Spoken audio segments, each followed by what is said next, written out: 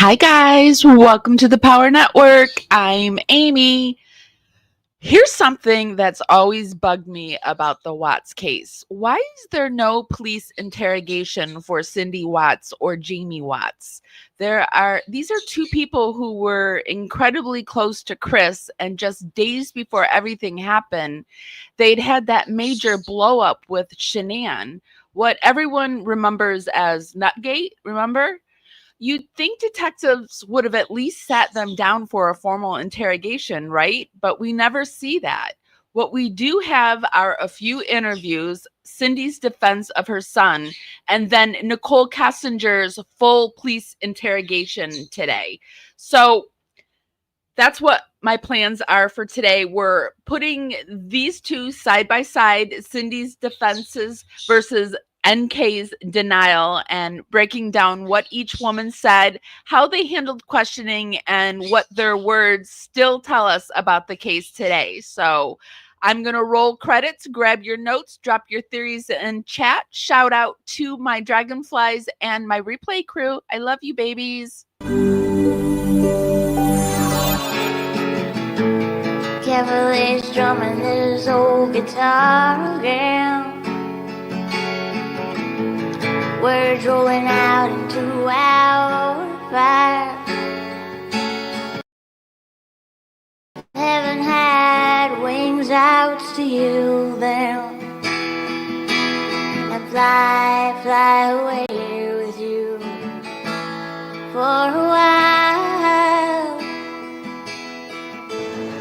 Hearing the essence of gratitude,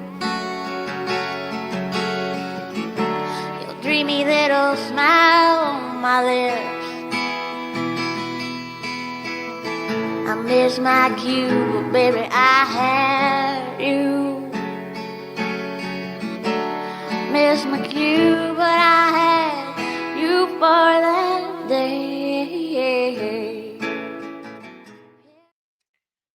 And you know what? I realized I forgot to say Happy Weird Watts Wednesday, because today is Weird Watts Wednesday. We're going over to Watts Island. We're going to be looking at Cindy Watts's interviews, some interviews that maybe you haven't seen before. Not your typical Cindy Watts interviews, but your other interviews, and like from interviews that she gave with content creators. I thought we would look at a few of those. When I planned this live today, I was going through the interviews, and I guess I didn't even realize until today, to this very day, that she never gave a police interview, and Jamie didn't give a police interview either. And so I was digging around trying to see if anyone was talking about the reason why these two didn't give police interviews, and I really couldn't come up with anything. I finally decided to go over to ChatGPT, and I asked, like, where are there any interviews out there that Cindy Watts or Jamie Watts gave to the police? Because I just thought it was really strange that we have all these friends and family interviews, but none of the two interviews. And don't get me wrong, I don't think they did anything. I don't think they had any involvement in it, but I just think that this is another glaring example of the failure of this police department, because where are the two police interviews of two people that were very important in this case?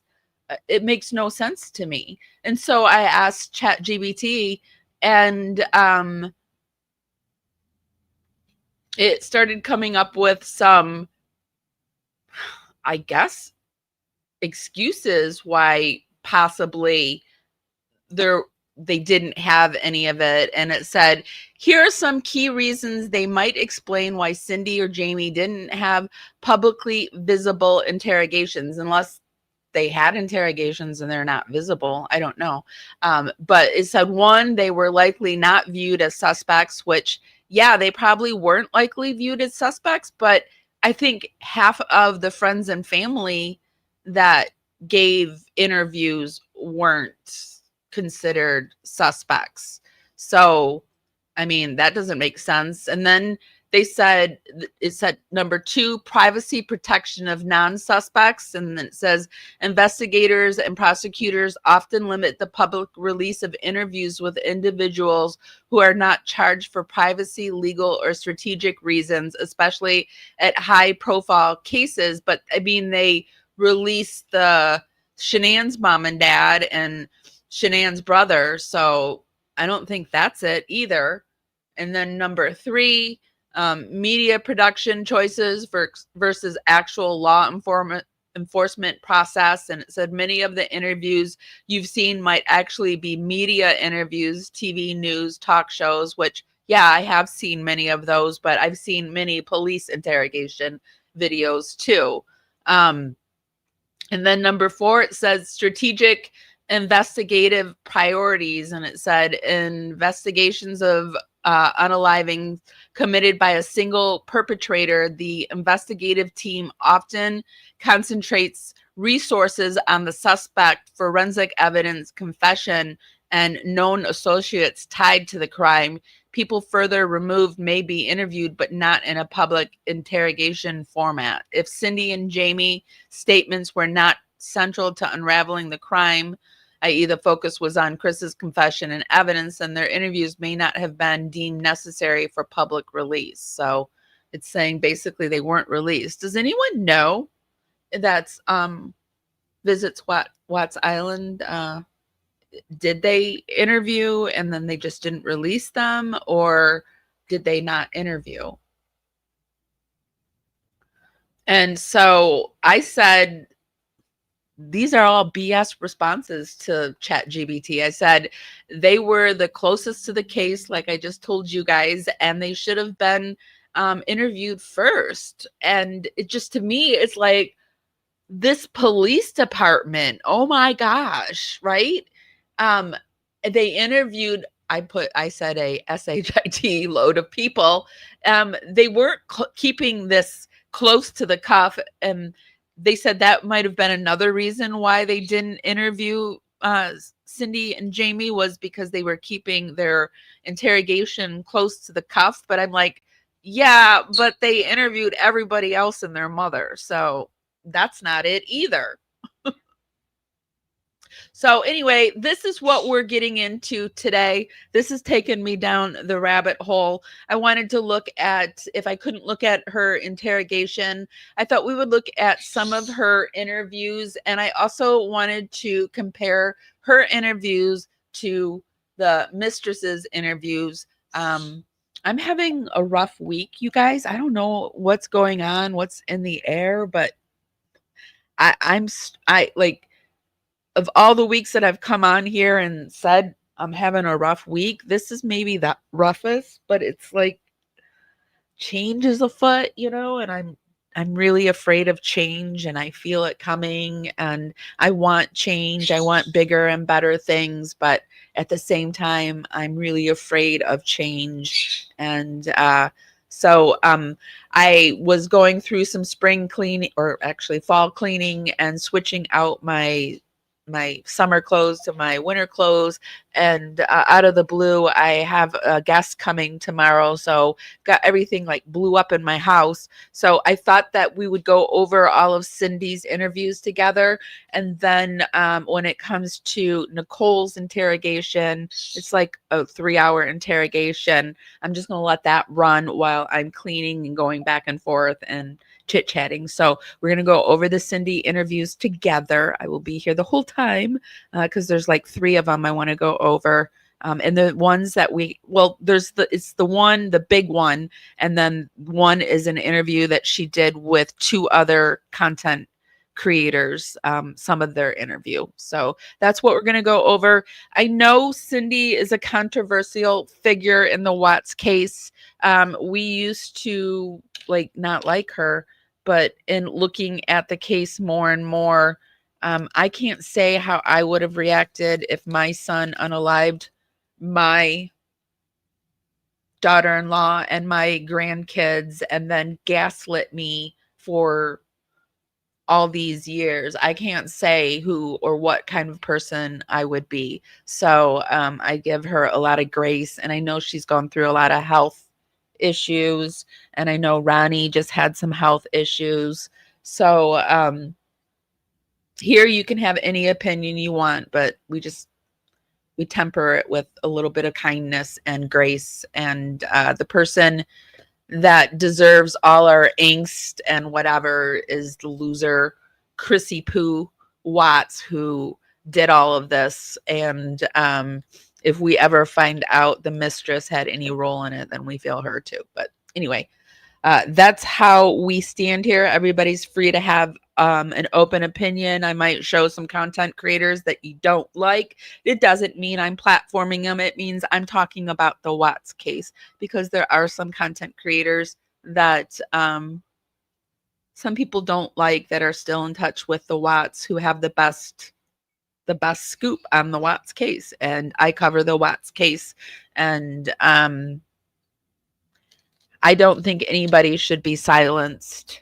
I don't think anybody should be deplatformed, unless, of course, they are stalking, harassing, showing up at people's houses, that kind of stuff. Like this stuff that's going on with what's her name? Lauren from, is it Headline Crime or something like that? Hidden true crime. We're going to cover that tomorrow. This is, it's insane. It's insanity. It's people trying to silence other people. And yeah, as a content creator, it sucks when other content creators speak negatively about you. But what can you do about it? It's a free world, and you've just got to let it happen, and unless it becomes like where they show up at your house. Like, that's when I heard this thing going on with Lauren, I was really interested in it, because I got to be honest with you, one of the things that scares me the most in this world is being stalked. Like, I don't want that to happen to me. And being a content creator, it's one of the scariest things. It is truly a scary thing, because you can be stalked, doxxed, anything, right? And in this day and age, people are kind of crazy. A lot crazy. So anyway, we're going to be covering that case. But with all that being said, let's start that algorithm dance party that I like. Just start warming up your fingers and dancing them right up to the hearts and thumbs up button. Helps us go out into the algorithm party out there. Bring more people back to the party. It's just a free way to help us out, and it's really, really appreciated. So let me get my stage together for you, and we'll get going. How's everyone doing out there? Like I said, I just had the worst week of my life. Like my Uber driver left me in the middle of nowhere. And at one point in the week, I was sitting on concrete crying, like just thinking, like, deep breaths. I don't think I can do this anymore. Deep breaths. I just don't think I have another rise in me. Deep breaths. Why? Why? Because, it wasn't even like just being left. It was like the cherry on top of everything else in the world. So really, how are you guys doing out there? I know, like, I'm not the only one out there that's struggling. I know, I guess I take a little bit of comfort in that. And also I feel horrible that you're also struggling, but really tell me, how are you guys doing? Because you need to be sure to be taking care of yourself, eating as best as you can, drinking some water, getting outside and touching earth. Yeah. So, okay, guys, this is the first interview. This is the classic interview that we're going to kick it all off with and take a look at the interview that she gave. Everything that we watched today, we'll put down in the YouTube show notes. We do this to cite our sources.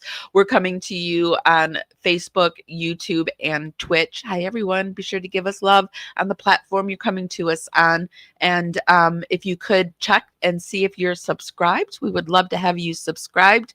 I checked the other day, and I think only half of you are subscribed. So that come back on a regular basis. So I would love to have you subscribe. It's a free way to help me out. If you're not happy with the channel, it's so easy to unsubscribe. And yeah. So this is the interview that she gave with 9 News. Every morning just crying, thinking this is not going to be what's going to happen every single day. It's just so hard to get through it. I just don't know how to get through it.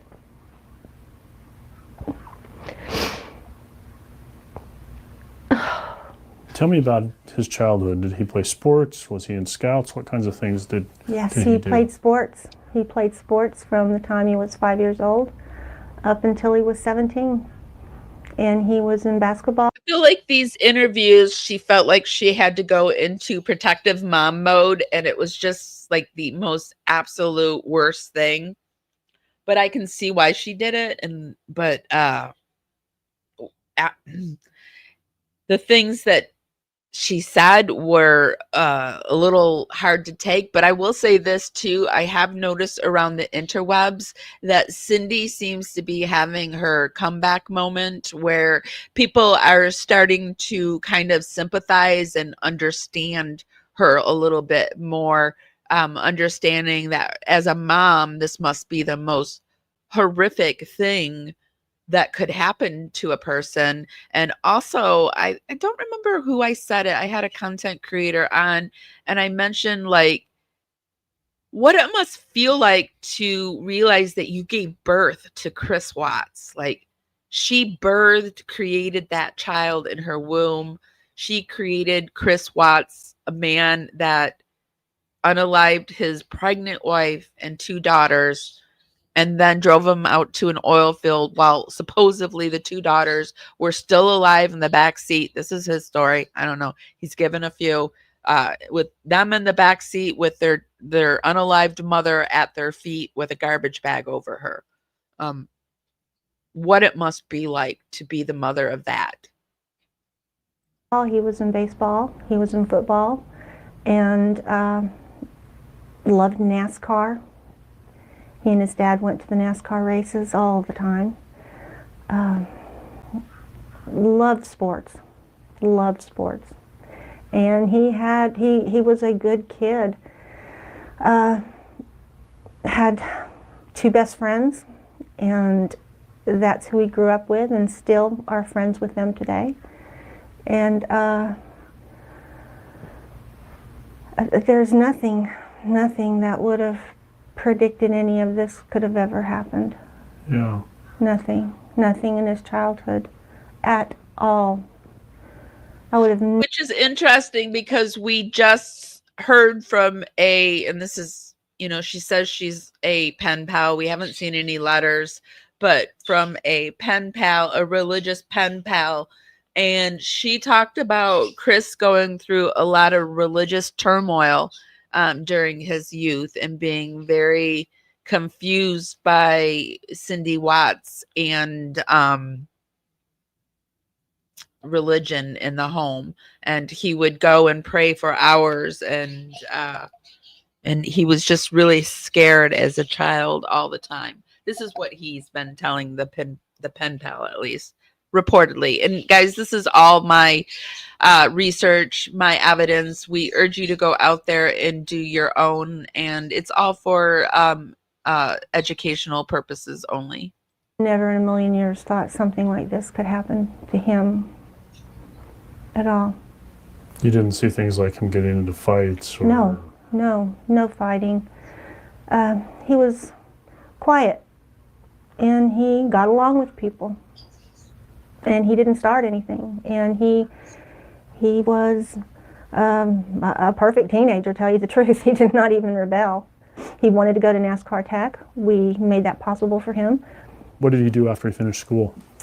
He worked at the dealership as a service technician and was making good money and loved it.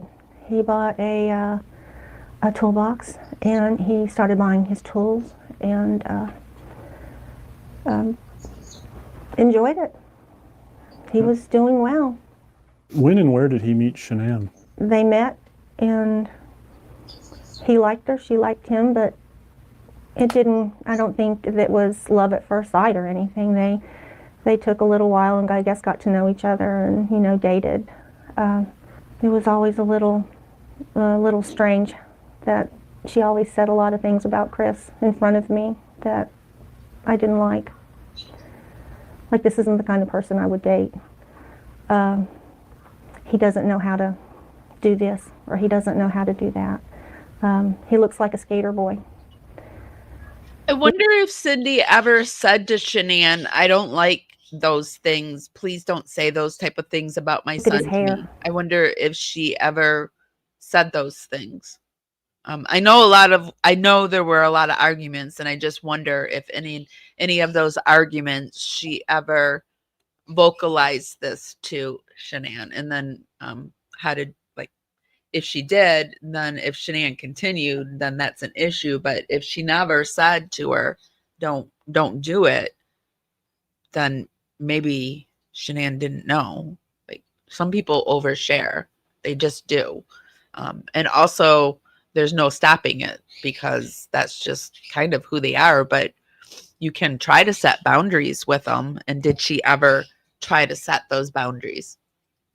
Look how much stuff he puts on his hair. It was just on and on and on, and I just got a bad feeling. And they got married in 2012. Did they get married in North Carolina? They did. Mm-hmm. How was that? We didn't attend. Really? Mm-mm. We didn't attend because Shanann and I just couldn't get along, and I didn't like the way she treated him. What do you know about their marriage and their issues? Oh, very little. Very little. You can only observe. I could only observe what I saw when I was around them. Christopher always seemed anxious, and he when she needed something, I mean, he would run. He wouldn't walk. And I think these are all Chris Watts issues, not Shanann issues. I mean, would I want to be with somebody that told me to walk, don't run, or whatever, or where I felt nervous all the time? Absolutely not. So I wouldn't. That would be a me issue. Yeah, Junie. I got the little bird with me, of course. So I mean, these are all things that she probably detested, but these are all her son's issues. And he would get it. He just always seemed to be right there at her beck and call. And did that seem because she's got these stories about Shanann before they were even married. So Chris Watts knew who he was marrying before he married her. I mean, I guess I remember the story I'm thinking in my head is this Power Ranger mask thing where they drove 3 hours to get to the party, and they forgot the Power Ranger mask. So she sent him 3 hours back to get it, to come back 3 hours. So that would have been, he was gone 6 more hours, which I would not want to be sitting with my, okay, Junie. In the very beginning, I wouldn't have wanted to have been sitting with, now I love my ex-mother-in-law, and I mean, I would spend days with her, but in the very beginning, I wouldn't want to be sitting there alone for 6 hours with my ex, or not, well, I mean, wouldn't have been my ex at the time, but like with a family I didn't know. It would have been weird. I would have been like, yeah, just like, don't, we don't need to go get it. But that's crazy. And that's crazy that he did it. Yeah, Junie, stop. Can we take your advice? To you? Very odd. It was very odd. He just seemed nervous. So how much did you see them over these last 6 years? Probably twice a year. We would go up there. Did you stay with them? Or? Yeah, we would stay with them and stay a week and then come back home. Tell me about Bella and Celeste. Oh, Bella was just like Chris, just like him, shy, cautious, conservative. Cece was a ball of fire. I mean, she was fearless, completely fearless. She just loved to run. So they were wonderful. It breaks my heart to know that they're not here. They were beautiful children, beautiful children. What did they call you? Mimi. Mimi? And about Ronnie, what did they call? Papa. Do you think Chris loves Shanann? Oh God, he loved her. Yes, I believe he loved her at first. I believe he did. But I think as the years went on, I think it just being in that kind of a relationship, which the social work. I think what it was is, yeah, he loved her. He really loved her. But how many people in your guys' life have you loved that thank God it didn't work? Unfortunately, they got married and they weren't the right people for each other. So they should have just got a divorce. A divorce. And people do divorce pregnant people. It happens. Even said that marriage should have ended a long time ago. Or never happened. Shanann's pregnancy, and what did Chris tell you about that? Was he excited? No, I don't think he was. I think it was a shock to him. And he said that they have been talking about divorce, that they are not compatible anymore, and he was not happy anymore. And I finally thought he's finally seen the light. I do wonder if they had talked about divorce off and on, because we have that elusive Benihana meeting with Shanann and the divorce lawyer, and I do wonder if there were whispers here and there of divorce when they would fight or whatever. And I take it Chris had never been in trouble with the law? Never. He's got one speeding ticket and didn't even know about that. Tell me what happened when they were reported missing. What did you find out? How did you find out? Who told you? I think Ronnie called me. Ronnie called me and said that they're missing, and I thought, I don't believe it. I didn't believe they were missing. I believed that she was going to punish Chris. She was just going to punish him, take the girls and just punish him. I had no idea of anything else. Christopher called and said, Mom, they're searching the house. I said, okay, that's fine. I mean, and I still was not worried. I was not worried. I just thought Shanann had run off with girls. So walk me through the sequence of events over the next few days. Did you and your husband travel to Colorado? Ronnie did. Okay. Ronnie did. And I mean, Christopher let everybody come in. Her phone is there. Her purse is there. Everything is there. But there's no kids and there's no Shanann. And I was not worried. I thought she has just gone off and I'm going to punish you for this and you can worry about me. But I mean, I guess in 1,000 million trillion years, you wouldn't think that your son did what he actually did. So I can see why she would think that, but I would be really worried. I'd be worried. I'd be really worried, but maybe I would be trying to force myself to think that she was so selfish that this was just like her to do something like that.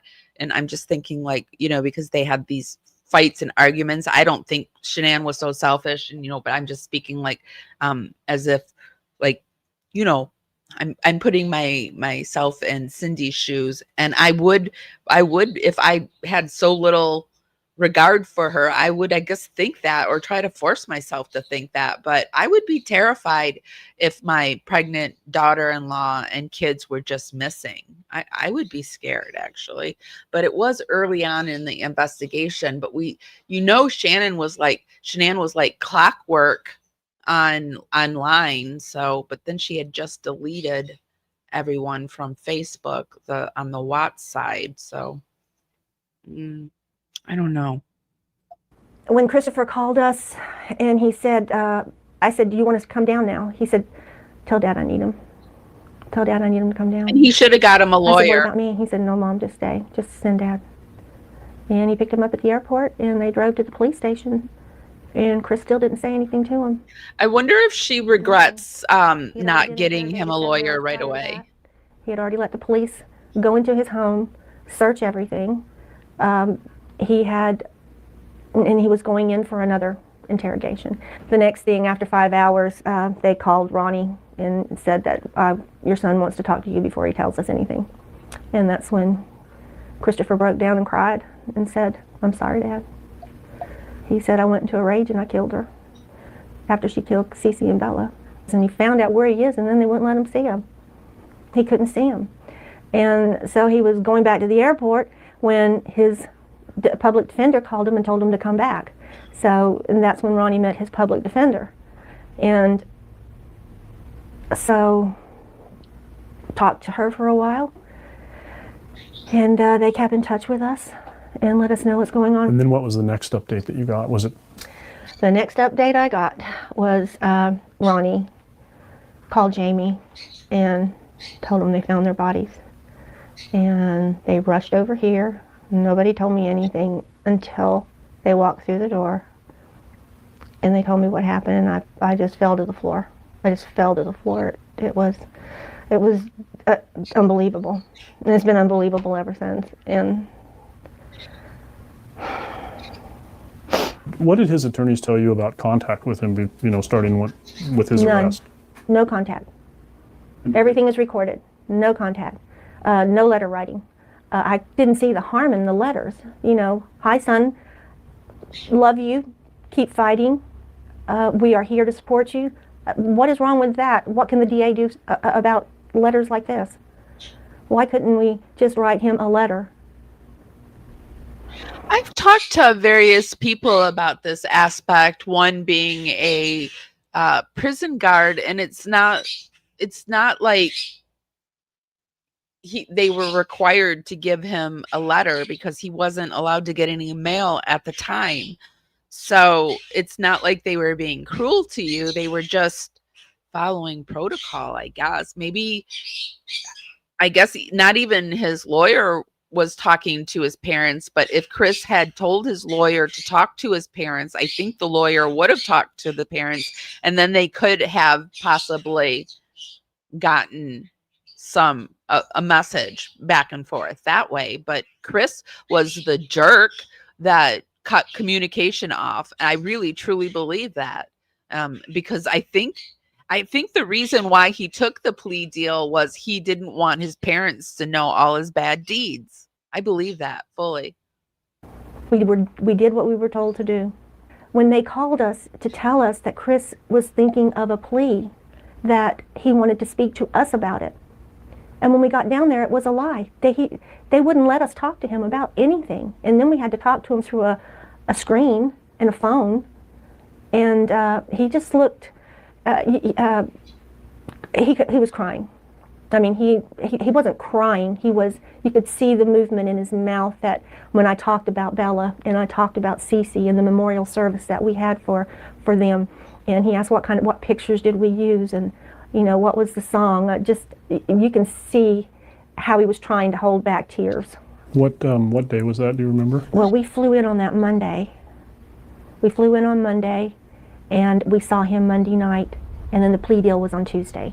So Monday night was when you wanted to talk to him about it? Yes, and we weren't allowed.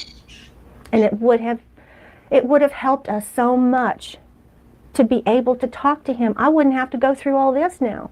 Everything just seems to be shrouded in secrecy. And just tell us what is going on. And let us ask Chris if it's okay. Chris should have told you what was going on. Okay, if you talk to us. And I can't stand when Chris makes that mouth movement like he's eating milk toast and he's like 80 years old and gumming a bunch of milk toast. It's so fake. I just don't like the way it was handled from the very beginning. I don't like the way it was handled. I want to save your life. That's all. We're just here. We're going to save his life.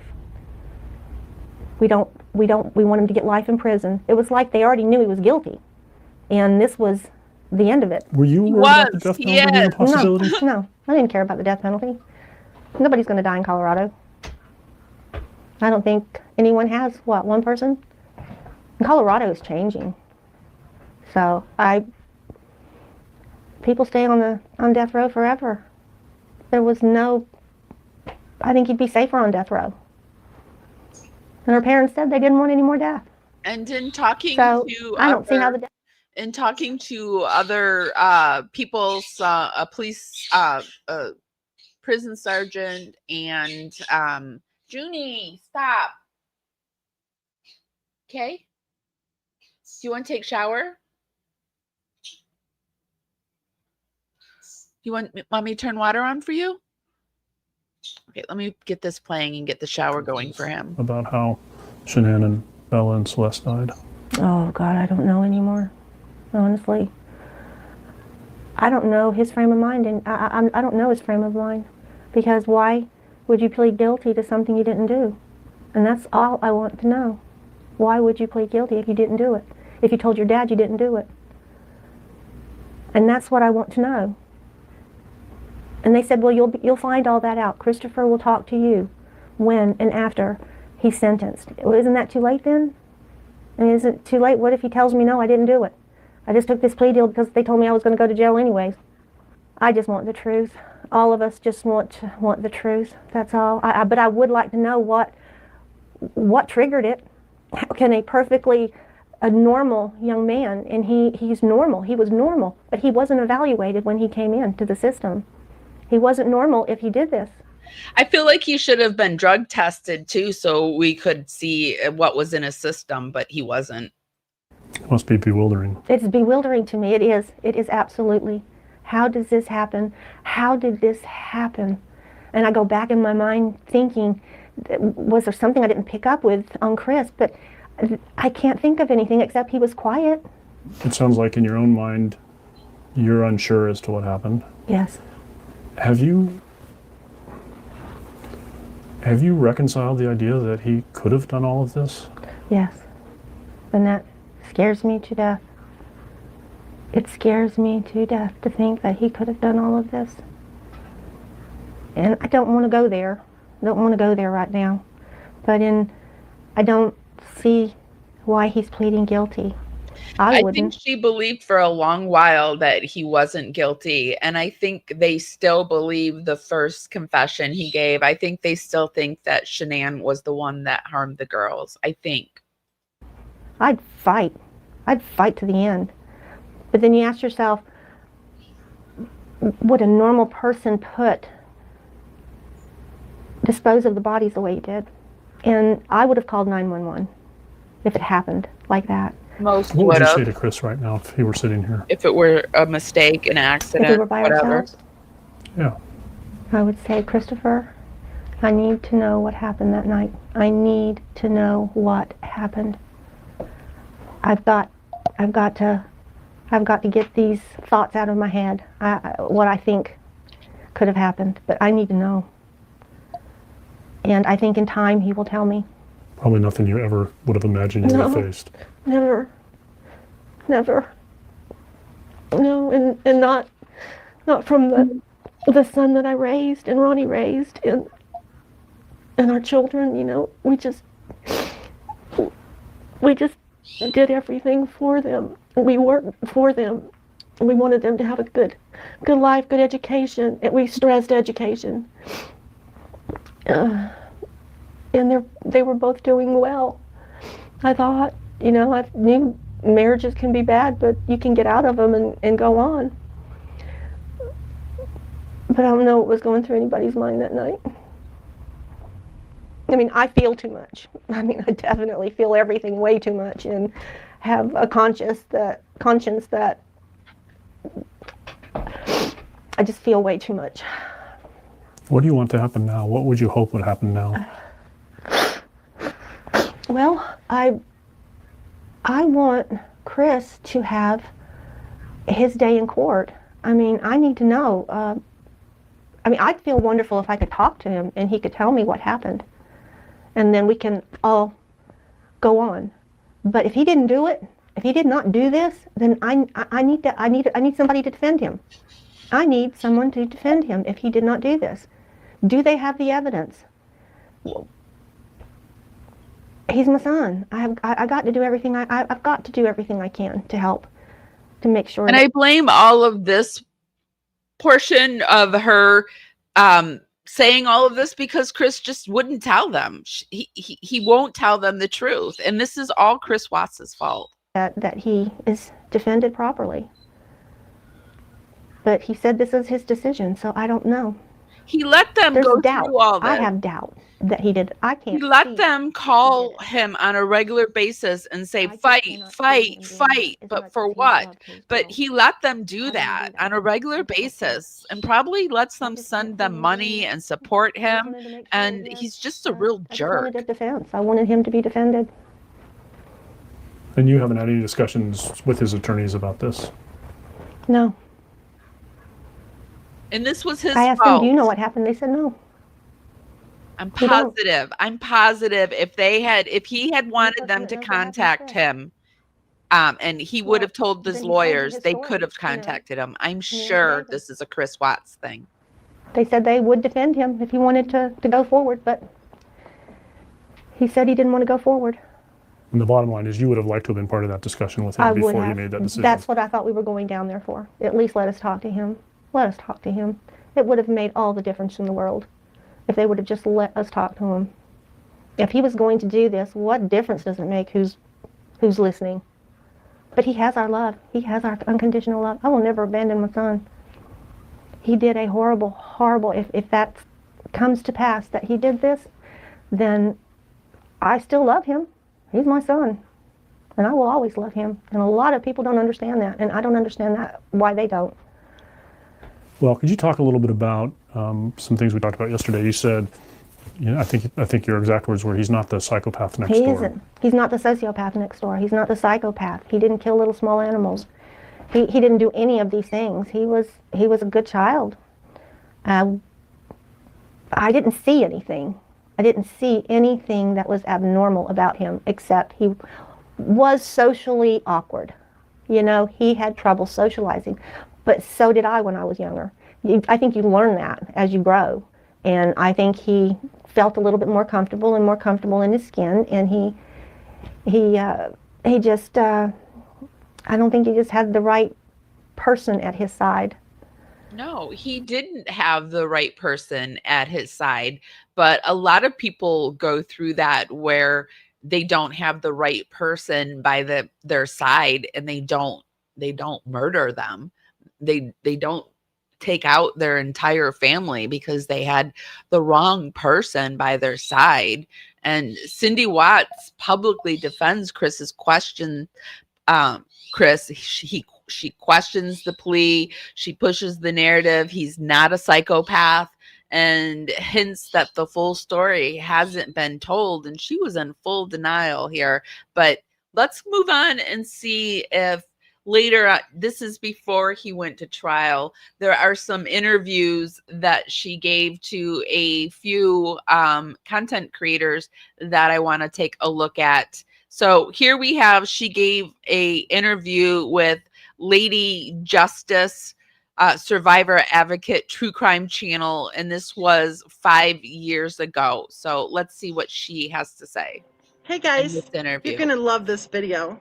We have a special guest today who will be calling me shortly and who has agreed to let me ask a few questions. And here's the phone call. Here we go. Hello? Hi. Hey, Cindy. Thank you so much for calling me. I really appreciate it.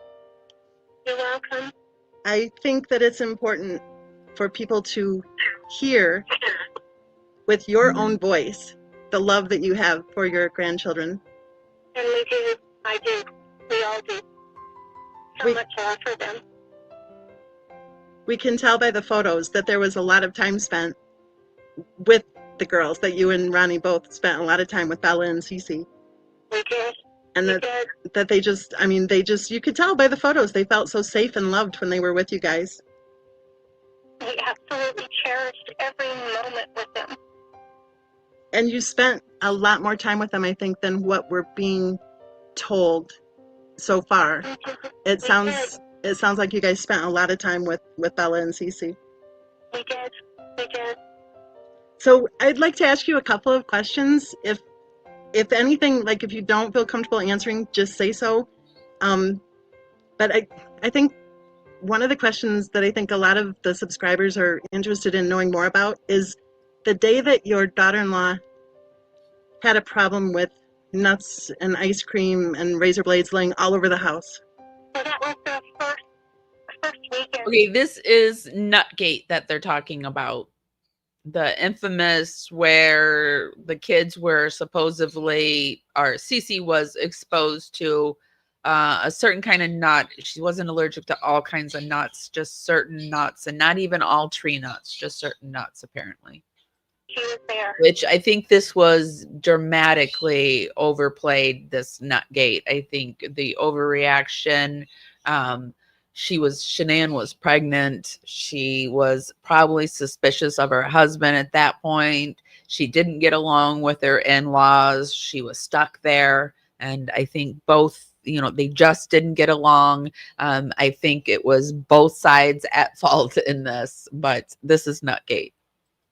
And we had a great time Friday, Saturday, Sunday, and it wasn't, let me back up. The very first day that they came, I showed Shanann and everyone to the room, and that Cece, she went straight to some chocolate that I had laid out that was from Christmas. I forgot I had it out there. And she got into it. And I was showing Shanann and to her bedroom.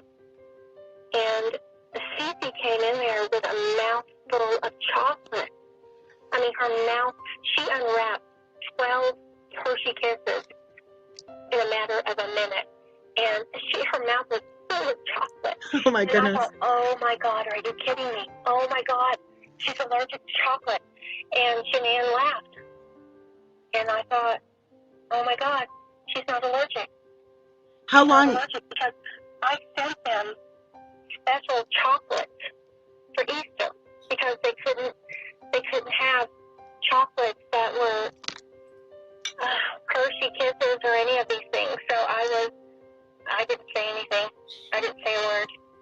So up until that point, you had been told by your daughter-in-law that Cece was allergic to chocolate? Yeah. And she had you sending certain types of chocolate that were on her approved list or something? Right. That's correct. So she had to kind of control what chocolates you gave her? Yeah. Or what candies, I guess. And that's why we sent special chocolate approved by Shanann for Easter. So she said I that... didn't know it would be Hershey Kisses. Hershey Kisses were something that anyone could eat then. But Cece had it all over her mouth. And she was the happiest kid in the world. Probably hyped up on sugar by then, huh?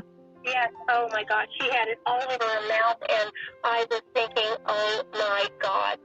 Oh, my God. I forgot. I did not put the Hershey Kisses up. And Shanann was laughing about it. And I knew then that she wasn't allergic. So she would let her have some chocolate, but not all chocolate. Is that what you're saying? No, I didn't think she could have any except a certain kind of chocolate. And it was a chocolate that... I don't know if it's a certain kind of chocolate. I think she was trying to limit, this is my guess, I don't know because Shanann's not here to say exactly, but I think it was certain chocolates are made in factories where there's tree nuts. I don't know. But it doesn't sound to me like Shanann went around. Hey, sir, do you want to come over here and say hi? Huh? Well, come over then. Come on. Come say hi. Sounds like Shanann. Say hi. Say hi. Just kidding. So anyway, yeah. So I feel like maybe that's what was happening. I don't think it was a certain kind of nut. It was just like if there were tree nuts if tree nuts were used in the processing in the factory. But I think it's been proven that in the Thrive that there was, like, on the packages, it says something about tree nut contamination or allergies or something like that. But also I feel like we're sitting here, maybe this shouldn't have been something put out there because Shanann's not here to defend herself, and like it's neither here nor there. But also I think Cindy was tired of being called all of this for this Nutgate, and I think the cherry on the top, and this is just me guessing, but the cherry on the top was when they started saying that there were razor blades sitting all over the place. I ordered on Amazon that was approved by her. So the expensive chocolate she could have, but not the everyday chocolate. Yes. Wow. Yes. What do you guys think about the chocolate situation? That's incredible, because I don't think allergies work that way, you know? I don't think they do either. But hindsight's 2020, I guess. Oh my goodness, that's incredible. So that she didn't grab an EpiPen and try to play drama. She didn't call 911. She didn't No. say, "Oh my goodness, she's allergic to chocolate." She stood there laughing. No. She just stood there laughing. I said, "Oh my God!" And then I saw Shanann laughing, and But perhaps Cece had these type of chocolates before, so she knew. To me, it would be surprised. It's shocking to me that she wanted Shanann to have a reaction. It sounds like she wanted her to have a negative reaction. of course, I knew then that she wasn't allergic. That's just incredible. And I think that at that point, then Shanann must not have realized that she just got caught in one of her lies. No, she didn't. She did not. So, okay, tell us the truth, Cindy. Did you have razor blades laying all over the house that day? No, there was one razor blade. It was to clean the stove, and that was it. Just to clean the stove. That stove top that we just got this stove, and you have to scrape it to get the stuff off. That was the only razor blade that was there. So that was like a scraper. It was a scraper. scraper? It was, the scraper. That was it. That was the only razor blade. There were no other razor blades except Ronnie's razor in the bathroom, and that was it. There were no razor blades. Did she say anything to you about razor blades laying all over the house when she was having her? No. No? Never. No one said anything. No one said anything about it. She did not. She did not. Now tell us about the ice cream. The stories we hear are there were peanuts or pistachios.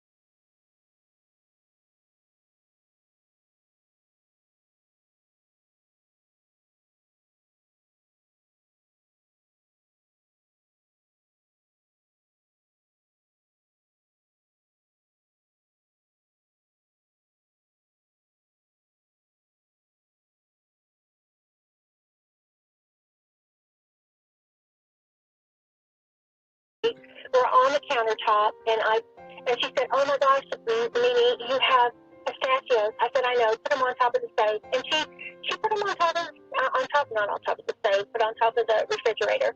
And that was the end of it. It was a bag that was unopened for my grandson. This is the bowl of nuts, that I had actually. on the countertop, and that was all it was. And there was no bags of peanuts, tree nuts, or anything out in the open. My house is small, so small that wherever Bella and Cece were, I mean, you knew where they were. I mean, they were right there. We have a very small house, and there is no way anybody could have gotten into anything, not even my refrigerator, without me knowing. Well, I was always right there. Do I think that some nuts were left out somewhere? Yeah. And I mean, my eye is always side-eyed with Jamie. I think maybe Jamie was doing some stuff to her and Shanann really didn't get along. And I think she liked to poke the bear. And so I can't prove it. I don't know for sure, but I think there was a lot of that. There was a lot of tit for tat going on, which is quite sad and like when it's between family members, it's intense. It's War of the Roses. And I think that's a lot of what was going on. Let's move forward in this interview. And like I said, I will put the link down in the show notes if you want to listen to the whole interview. We often don't listen to, well, we never usually listen to anything in its entirety when it's another content creator, just for fair play use, so that you'll go over and if you want to listen to it all. But let's move forward and see what else she's saying. And I wish, again, that we would have said, heck with what anybody thinks. I'm just going. What can anyone do? I'm going. I'm going to see him. But we didn't. We didn't do any of that. And I regret all of it. Every single bit of it. Well, and move it back just a little bit to figure out what she's talking about. What any of these people say, I'm going. But we weren't strong enough to do it.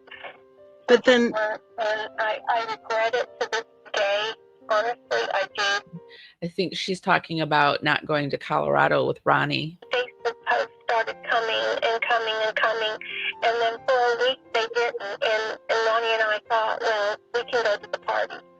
And then the day of the party, she started all over. No, she's talking about Cece's birthday party.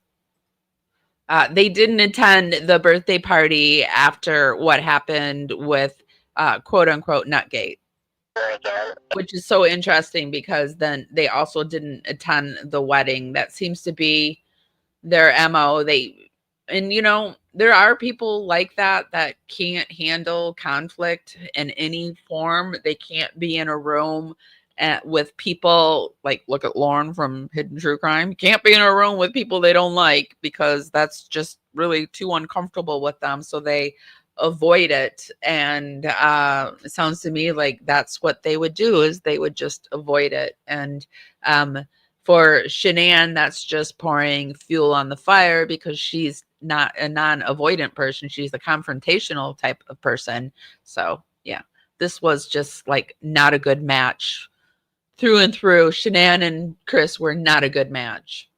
And they said, we're not going to be welcome there. We just need to stay away. I mean, I regret it. I regret it. I regret it. I wish we were strong enough to go there. I really do. I wish we could have said, I don't care what any of these people say, I'm going. But we weren't strong enough to do it. but then, And I regret it to this day. Honestly, I do. but then you did go to Myrtle Beach as planned, right? Yeah, we went to Myrtle Beach, and they were 5 miles away, and we were still not allowed to see them. And I wish, again, that we would have said, heck with what. Weird that you wouldn't go to the birthday party, but then you would still go to Myrtle Beach, even if you weren't allowed to be seen. Like probably the reason you weren't allowed to be seen, I'm guessing, is because you didn't show up to the birthday party. So it sounds to me like maybe you just went to Myrtle Beach because you had already reserved Myrtle Beach and you wanted to go do a vacation. So because like if you didn't go to the birthday party, why did you think that it'd be okay to go to Myrtle Beach? I think you just went to Myrtle Beach because you wanted a vacation, which I get it. I get it. I just say that though. We went to Myrtle Beach because we had paid for it and maybe we still had hopes we could still see them somehow, or, or something like that, which seems like the truth, but I don't know. I didn't go through it. So Anybody thinks, I'm just going. What can anyone do? I'm going. I'm going to see them. But we didn't. We didn't do any of that. And I regret all of it. aw. Every single bit of it. Well, I I think, do. Regret's got to be a real bitch in hindsight, especially in this case. I think at the same time with the way the term with domestic violence and child abuse is always walking on eggshells. I think that if you're worried, I wish we would have been there. I wholeheartedly disagree with her statement about the domestic violence. It is walking on eggshells, but this was a War of the Roses type deal where Chris Watts couldn't grow balls and say so. And so he played both of sides, and this is what happened. And he's still to this day playing both sides, which his family, his mom and dad, must be so angry to this very day that if the Rucheks call him, he will drop everything. He will drop his family. He will do whatever, and he will do whatever the Rucheks want him to do. And that's what he used to do before. And that's got to be real salt in a wound, right? I would have just said, I'm going to see those kids the first time at the beach. I wish we would have said that, but we didn't. And that breaks my heart every single day. My heart is broken every day for those girls. Every day. Every single day. I do believe this. I believe this with all my heart, that their heart is broken for those girls, because they did have a tighter relationship than it was led on. We knew that the Rucheks called and talked multiple times a day, but I'm pretty sure Ronnie also did the same. He was also really, really involved. Not to say that Cindy wasn't, but I had just heard that Ronnie was really, really involved, and that well, I mean, look at when he saw the girls, like Bella called him her best friend. And I mean, he's just like, he was Papa Ronnie. He was lovable. So, I mean, the girls loved both sides of their grandparents. I'm sure of it. And I'm sure both sides of the grandparents loved the girls. It's just harder to swallow the way that the girl's mother was Shanann. So, in the way that, like I believe Shanann deserves more respect than what she got. She's definitely not a perfect person, but who in this world is a perfect person? Like, who is? And she didn't deserve to be murdered. She didn't, by your son. And that's the people that are against her, that's the crux of the issue, that like it's a real hard pill to swallow. But then also, I think that the people that are on her side understand. They're the people that are the ride and die for their kids. Like, even when they do wrong, yeah, the kids deserve to be where they are, but they're not going to abandon their kids because they're their kids. And I have a lot of respect for parents that are ride or die. I really do. So I can understand both sides, and I think both sides poked the bear. I think both sides were at fault with Nutgate and what went on during the visit, and yeah. And It has not changed. it's so almost 2 years, it hasn't changed.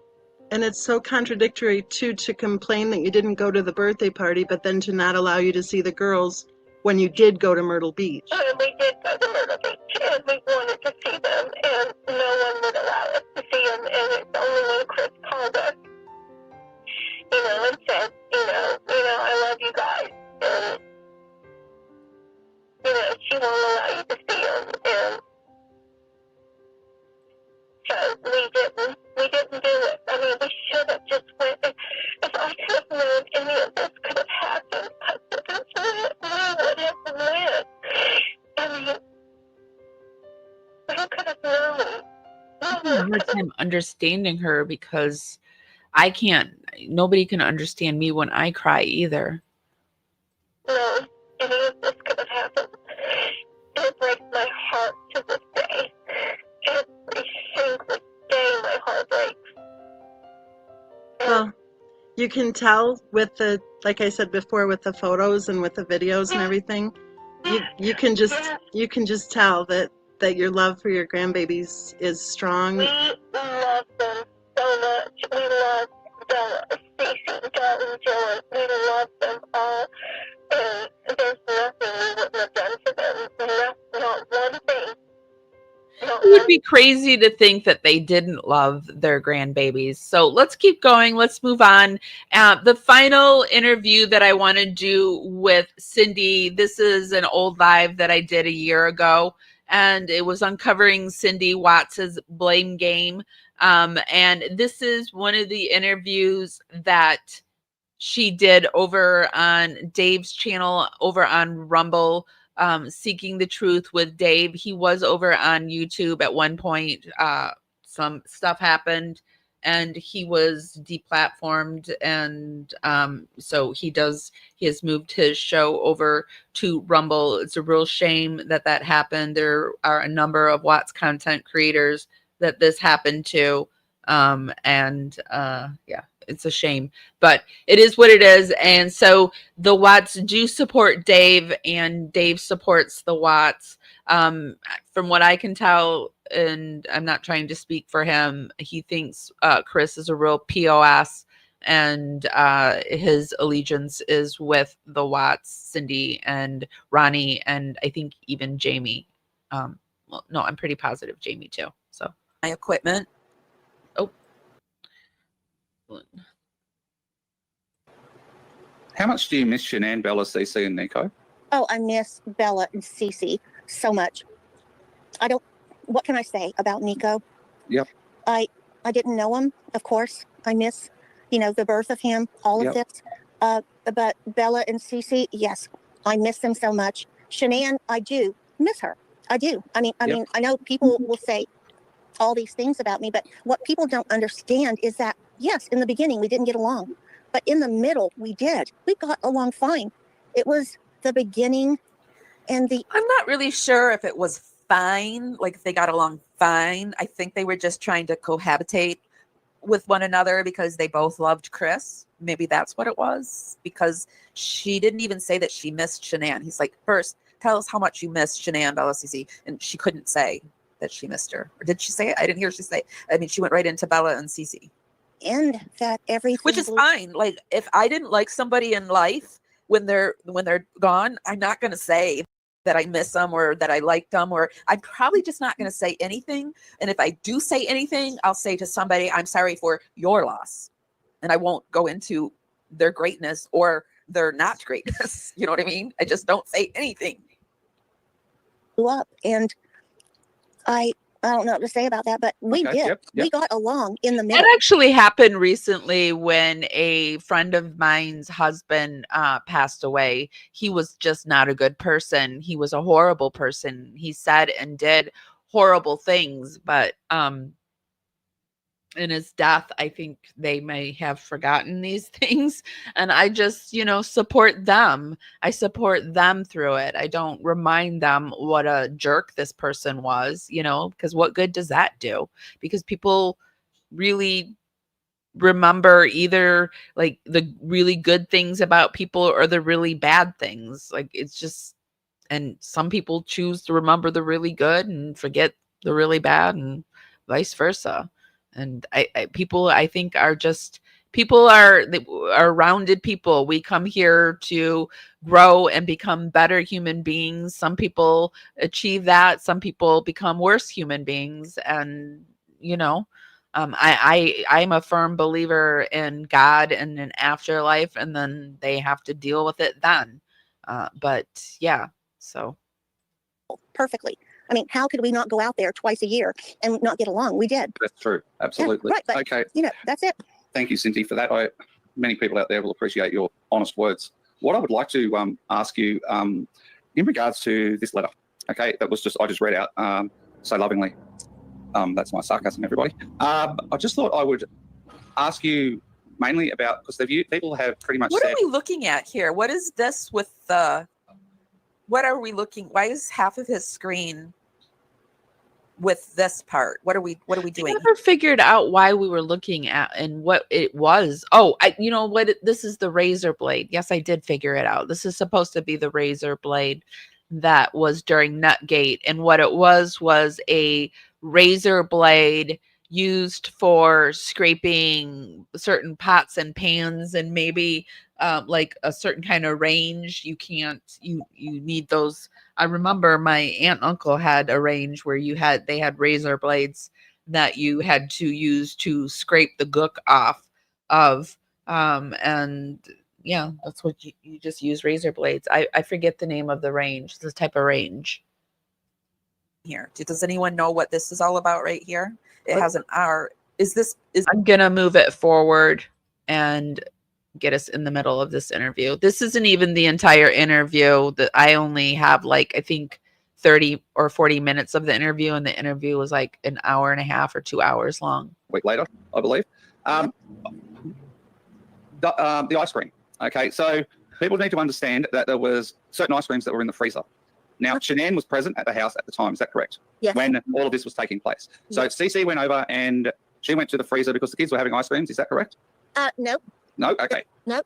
Can you explain the ice cream story to us, please? My granddaughter went and got an ice cream and was eating an ice cream. And Cece had a fit. I mean, she was screaming and yelling that she wanted the same thing that my other granddaughter had. And I did say, well, you know, sometimes you can't get what you want.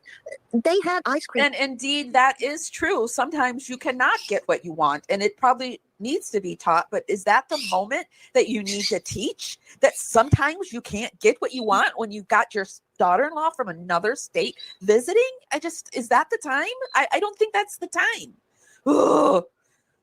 Let me just calm down for a minute, you guys. It just makes me so angry. This was my reaction a year ago. I'm not so angry about it, but I really don't think it's the time to teach such lessons. But I do think they like to poke Shanann, like they knew it would upset Shanann. And I don't doubt for a minute that Shanann didn't poke back. So like I've said, I think this was a back and forth poking. Let's see. It's the blade. Oh yeah. Oh, you already said that. Sorry. Sherry says, Cindy, you don't be gone all day when Shan is visiting when she's visiting from another state to be with you and the grandkids. I mean, and it was a weird thing too, leaving her alone all day, knowing that I don't think it was the fact that she expected her to babysit for her.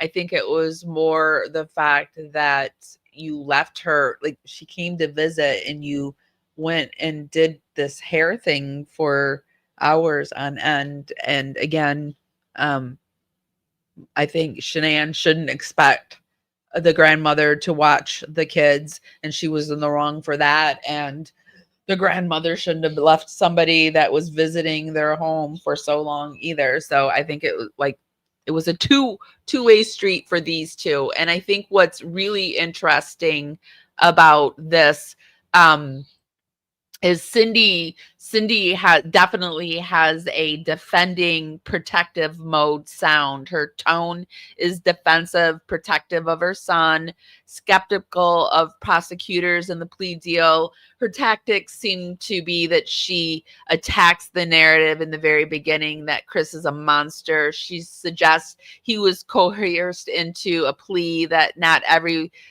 was investigated, which I completely agree with. Not everything was investigated. And the very fact that we're sitting here and we don't have a interview from the police for Cindy and Jamie, that's weird.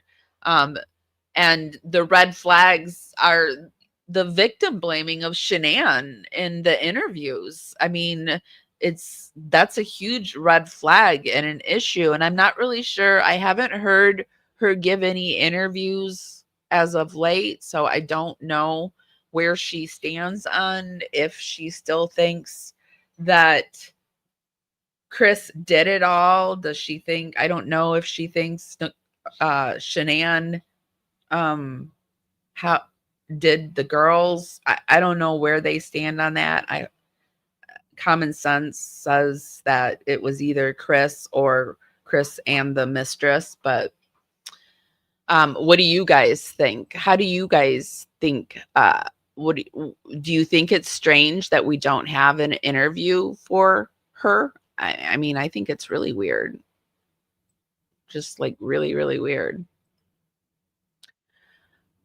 Okay, guys, our round 2 is we're going to be talking about the mistress and her interrogations, which we did get police interrogations for our Miss Nichol Kessinger.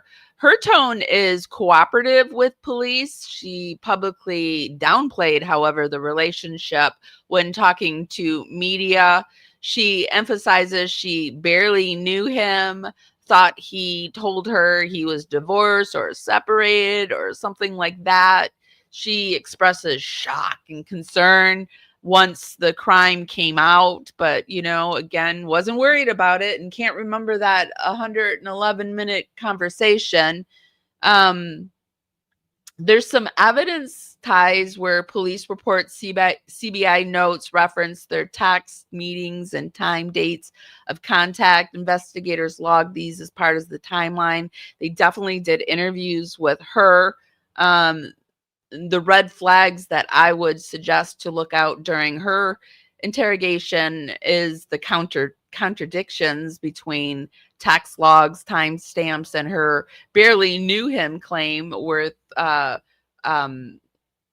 the fact that the interview that we're going to watch is the interview where her father, Dwayne Kessinger, was allowed in the interrogation, which makes no sense whatsoever. That a mistress of a man whose wife and children are missing, that mistress is allowed to have her father in the interrogation. I mean, that's crazy. But before we get into that, I want to say a quick thank you to today's sponsor, Wild Deodorant. Ditzy but wild. Okay, real talk. I may have just realized that smelling like a pumpkin spice latte doesn't count as hygiene. Good news, Wild Deodorant's got my back and my pits.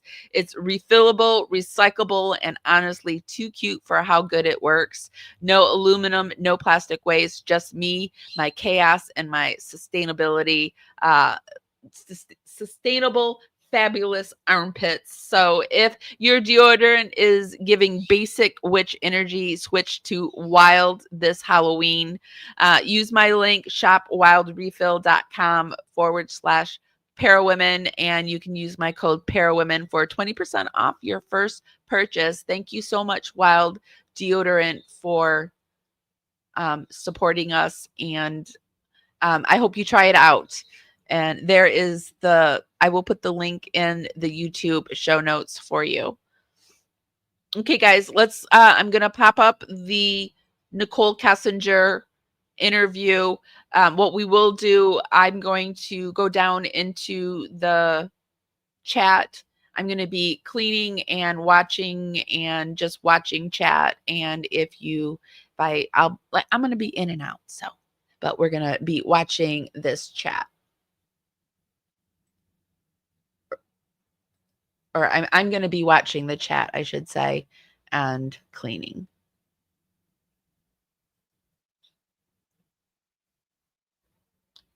Be sure to share this out into the algorithm. Check to see if you're subscribed. If you're not, please subscribe. And if you could kindly give this live a thumbs up, that would be wonderful. Thanks, guys.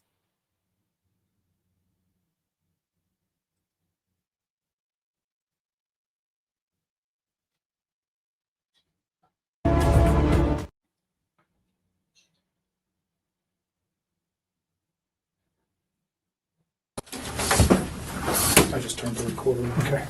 So again, this room is recorded, and video and audio. We introduced ourselves in the lobbies and earlier, so we're just going to do that again real quick. My name is Kevin Kovac. I'm with the Colorado Bureau of Investigation, and we're assisting the Frederick Police Department with this case involving Chris Watts. And this is Tim Martinez, also an agent at CBI. Sir, if you just introduce yourself. Dwayne Kessinger. I'm Nicole's father. Dwayne, what's your birthday? November 3rd, 1958. And home address for you, sir? 8801 West 65th Avenue. What city? And that's Arvada, 8004. And a cell phone or a home phone, or where? 720-982-4547. Thank you. And Nicole, can you just introduce yourself for the recording? Nichol Kessinger. Do you need all the other stuff? Yes, please. I live at 12255 Claude Court, Unit 612, phone number 720-656-9605. Claude Court, is that? I think we determined it was North Glen, right? Do you know your zip code? 80249. Okay, can you speak up just a little bit so the recorder, I know you're tired and you're stressed, and we won't be here any longer than we have to be. You've already had a conversation with people before. You came here on your own free will to talk to us. We picked you up at your request and brought you here. You can get up and leave at any time. You don't have to talk to us. If there's a question you don't want to answer, don't answer it. If you don't want to talk anymore, just tell me I want to leave. And I'm kind of in the way of the door, but you're not being interrogated as a criminal suspect. We're here to understand your relationship with Chris and what you know about Chris and his family, and events relating to Chris Watts. And do you know him as Chris or Christopher? Either one. Okay. So the phone number that you reached him on, can you tell me what that number was? I think I deleted that out of my phone too. I just like cut him out of my life. It's a 910 number. You guys have it. No, we gave it to Mark yesterday. Yeah, I probably You'll have it, have but it. just in case. I don't have it If I anymore. recited it to you, would you know it? Just the first three numbers. But you know it as a 910 number? Yes, that's what I do know. I mean, that's what I got. North Carolina or something. That's North what it Carolina. is. Okay, so let's just start with like a timeline of your getting to know Chris, how you guys met, where you met, all those things. And let's just run. And I'm not going to ask you specific questions unless I think it's necessary. I'll let you just tell me your story. I think it's a little bit easier that way. So I just want to know how you met him, where you met him, how long you guys were dating, and those kind of things initially. Okay. I think I met him sometime in June, probably early June. It might have been May. It was just talking at work. It was pretty casual. And he didn't have a wedding ring on his finger. And every time I talked to him, he didn't tell me that he was in a relationship. He didn't even mention his kids right away either. And then one day he told me that he had 2 kids. I was like, that's pretty cool. And started telling me about his kids. That sounded like a sarcastic comment. No, I thought it was kind of cute. I was like, oh, he's a dad. It was like right around Father's Day too. So whenever that is in June. Okay. Yeah. So I'm not good with holidays. he told me he had kids, and then it was Father's Day shortly after Okay. that. So that's what I do now. And I was like, I thought it was cute. And then he's telling me about him. He's pretty excited about him. And then he mentioned that he did have a significant other. And then he told me that those 2 were in the process of a separation. Did he mention the children's name or his significant other's name? I didn't know his significant other's name for a while. And then I think he told me his kids' names pretty quick, but to be honest with you, on an exact date of when that happened, I don't know. So in May and June, first of all, where do you work? I work at Anadarko Petroleum Corporation. I'm contracted to Anadarko Petroleum Corporation Okay, and you work out of an office setting where? in Platteville, Colorado. Okay. And Chris also works out of that location, per Yes. se. Yes. He's in the field, but he comes into the office with his team. So you work, what is your job responsibility? I do health, safety, and environment. Okay, so you work in the office and you take care of health safety for, Anadarko is an oil and gas company, right? Yes.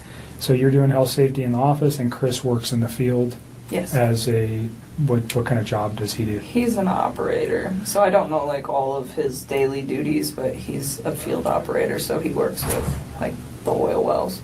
So he goes out and does work on those, whatever Yes.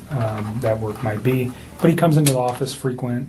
In the or- mornings, his team meets in the mornings. They're not all in there every day. Some days some of them are in there, some days other ones are in there, but in the mornings typically from like 6:15 to probably 7, somewhere around there. And is that where you met Chris? Yes. Okay. So can you just take us through kind of a little bit of the early part of how he courted you or you courted him? I don't know which one happened. How you guys got to know each other.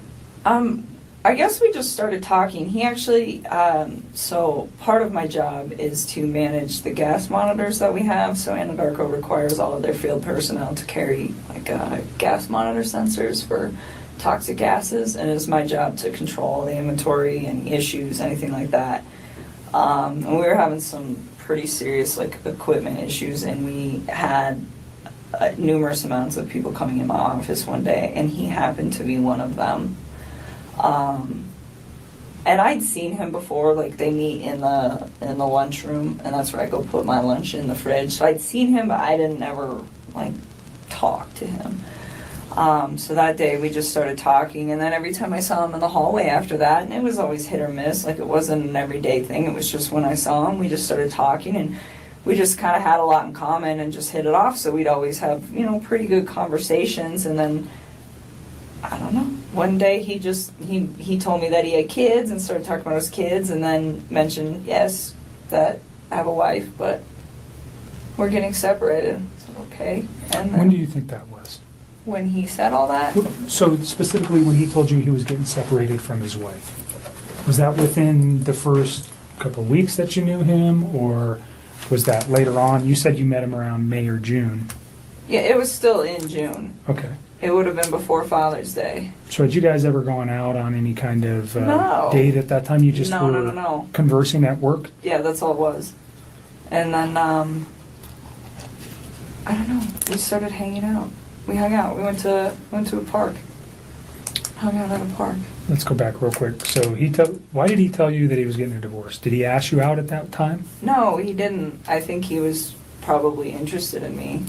And so, he talked to me a couple times via his work phone, and I was like, no. Like, it was still very, like, friendly conversation. But then when I realized, like, this man is interested in me, I'm interested in him, this is personal, so we got away from the Anadarko thing, because I really don't want those guys affiliated with any of this. And So you have a work phone that's specifically, no, I have one phone that I do both on. He has two phones. okay, so he had your phone, the 720-656. That's the only number that I roll with all the time. Okay, So he has two phones. all right. One of those owned by Anadarko and Yes, one sir. personal. Yes, sir. Do you know what his Anadarko phone number was? Okay. It's been so long, and I mean, I'm sure I could like look it up, but I tried to look it up for those guys yesterday, and I couldn't find it. Okay, we can find it, that's okay. Just wondering if you knew it. But at that point, we just like took it to his phone because I just felt it was like better that way. And we just continued to talk, and then Let me go back to the park. Where's the park? it's like down the street from my house. It's called East Lake Number 3. Your house Yes. in Northglen? Yes. And that was in the June timeframe. Yeah, like the beginning of July. It was like right around my birthday. It's like so sometime at the very end of June or the beginning of July. Okay. And that's the first meeting you had outside of work? Yeah. The basic conversation for a first date? I mean, we kept it pretty simple, I guess, you know. I don't even remember everything we talked about. We Sure. were there for a few hours. But Understand so if I ask about conversation, what I'm looking for, was he talking about his family during any of these meetings? Those are the kind of, I understand, whatever you guys were talking about, relationship, your life, your interests, those things, we don't need to know that. What I'm interested in is knowing is when he brings up his children, when he brings up his wife, when he brings up financial information, when he brings up his home, when he brings up anything that may have been, and it's been a few days, so you've had a chance to reflect on some articles that you may have read, and you know, unfortunately, that you're in a situation where somebody has been murdered. And that information, when you look backwards in your memory with the conversations with Chris, anything that he might have said that would be relative to that, and I'm not just, even if one day he was mad and he said, I want to do this or do that, anything like that. If he ever made any kind of statements that you were like, whoa, that was weird, or why would he say that, or why did he mention that? Do you understand what I'm looking for? No, I completely understand. I just feel like some of this happened so long ago that I can't tell you like the exact words of the exact conversation at the exact time and Sure. place, because it's like we had a lot of conversations. I mean, we talked every single day, so it's So if there's like a- I'm trying to help you guys with the stuff like the stuff that's more current. I can give you guys a lot more like detail and exact times. But when you're asking me about something that happened 6 weeks ago and exactly what was said, it's like, I mean, I'm sure I can give you a general idea, but to be honest with you, like to pinpoint exact words, it's not gonna happen. I'm not looking for exact words, just more, let's say 6 weeks ago, he said something that triggered with you last night. That's what I'd be looking for. Or something 4 weeks ago. And if you don't remember where it was or the specific words, that doesn't matter. Just he said something that was off the wall, or he said this or he said that, that has caused you a moment to pause and you go, wow, I wonder why he said that. Now knowing what you know today. Do you understand where I'm going with that? I completely understand. And to be honest with you, I mean, there were several discussions that we had about his current relationship and where it had gone and what it had caused. And he talked about his kids from time to time. But the thing is he was never hostile. It was never anything aggressive. Like even when he spoke of his wife and the fact that they were separating, it was never like ill. It was still very kind. It was just like, this is not working, and would explain why, but it wasn't anything out of the ordinary or anything that I think would scare me. And to this day, even after everything that I found out, I still look back at that and I don't see any red lights with the way that he spoke of his family. Okay. Can you just describe his overall demeanor over the 8, 10, 12 weeks that you guys knew each other? It wasn't that long. It was like 6 weeks that we were hanging out. Well, I guess we knew each other longer. Okay, but you met him in the office, and just his overall persona, who was he aggressive? Was he mellow? Was he calm? Was he outspoken? Who was Chris? I think he's an introvert. I would consider him to be like a pretty, I don't want to say he's a very reserved individual. I think he's probably more reserved around other people. I think he emphasized to me that one of the reasons that he really enjoyed talking to me is because he felt like he could get out of his shell. He said around most people he just like didn't really feel the need to like talk and converse, and it wasn't just in his home life, just in general. It wasn't something where he's an introvert. And he said with me, it made him feel like he could really just start talking about things that excited him. And I think a lot of that had to do with the fact that we had things in common. So with me, I think he was a little bit more outgoing, but even then, I would still consider him to be an introvert. I mean, not on the extreme end. If an introvert went to like 1 to 10, I'd put him at like a 4 or 5. So on the lighter side of introvert. Pretty even-keeled. Yes, like really relaxed, like all the time. He was never really like worked up about anything, just Mellow, chill, easygoing guy. Very much. Okay. And he was that way with you. Did he ever have any kind of? Did you guys ever have arguments? I mean, No. Pretty short relationship. No arguments during that time. No. Did he ever lose his temper at any time? Never. You guys never had a yelling match? No. So you never saw him upset or mad? No.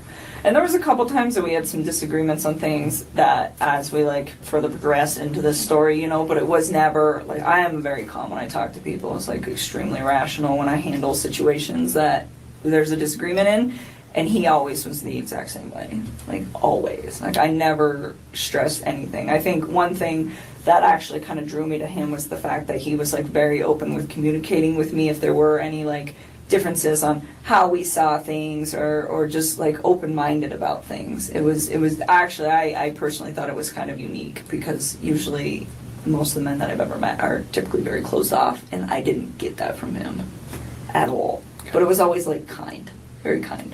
So no sense that this guy had a temper or Not at was aggressive, or he never lost his mind and yelled and said crazy stuff or anything like that?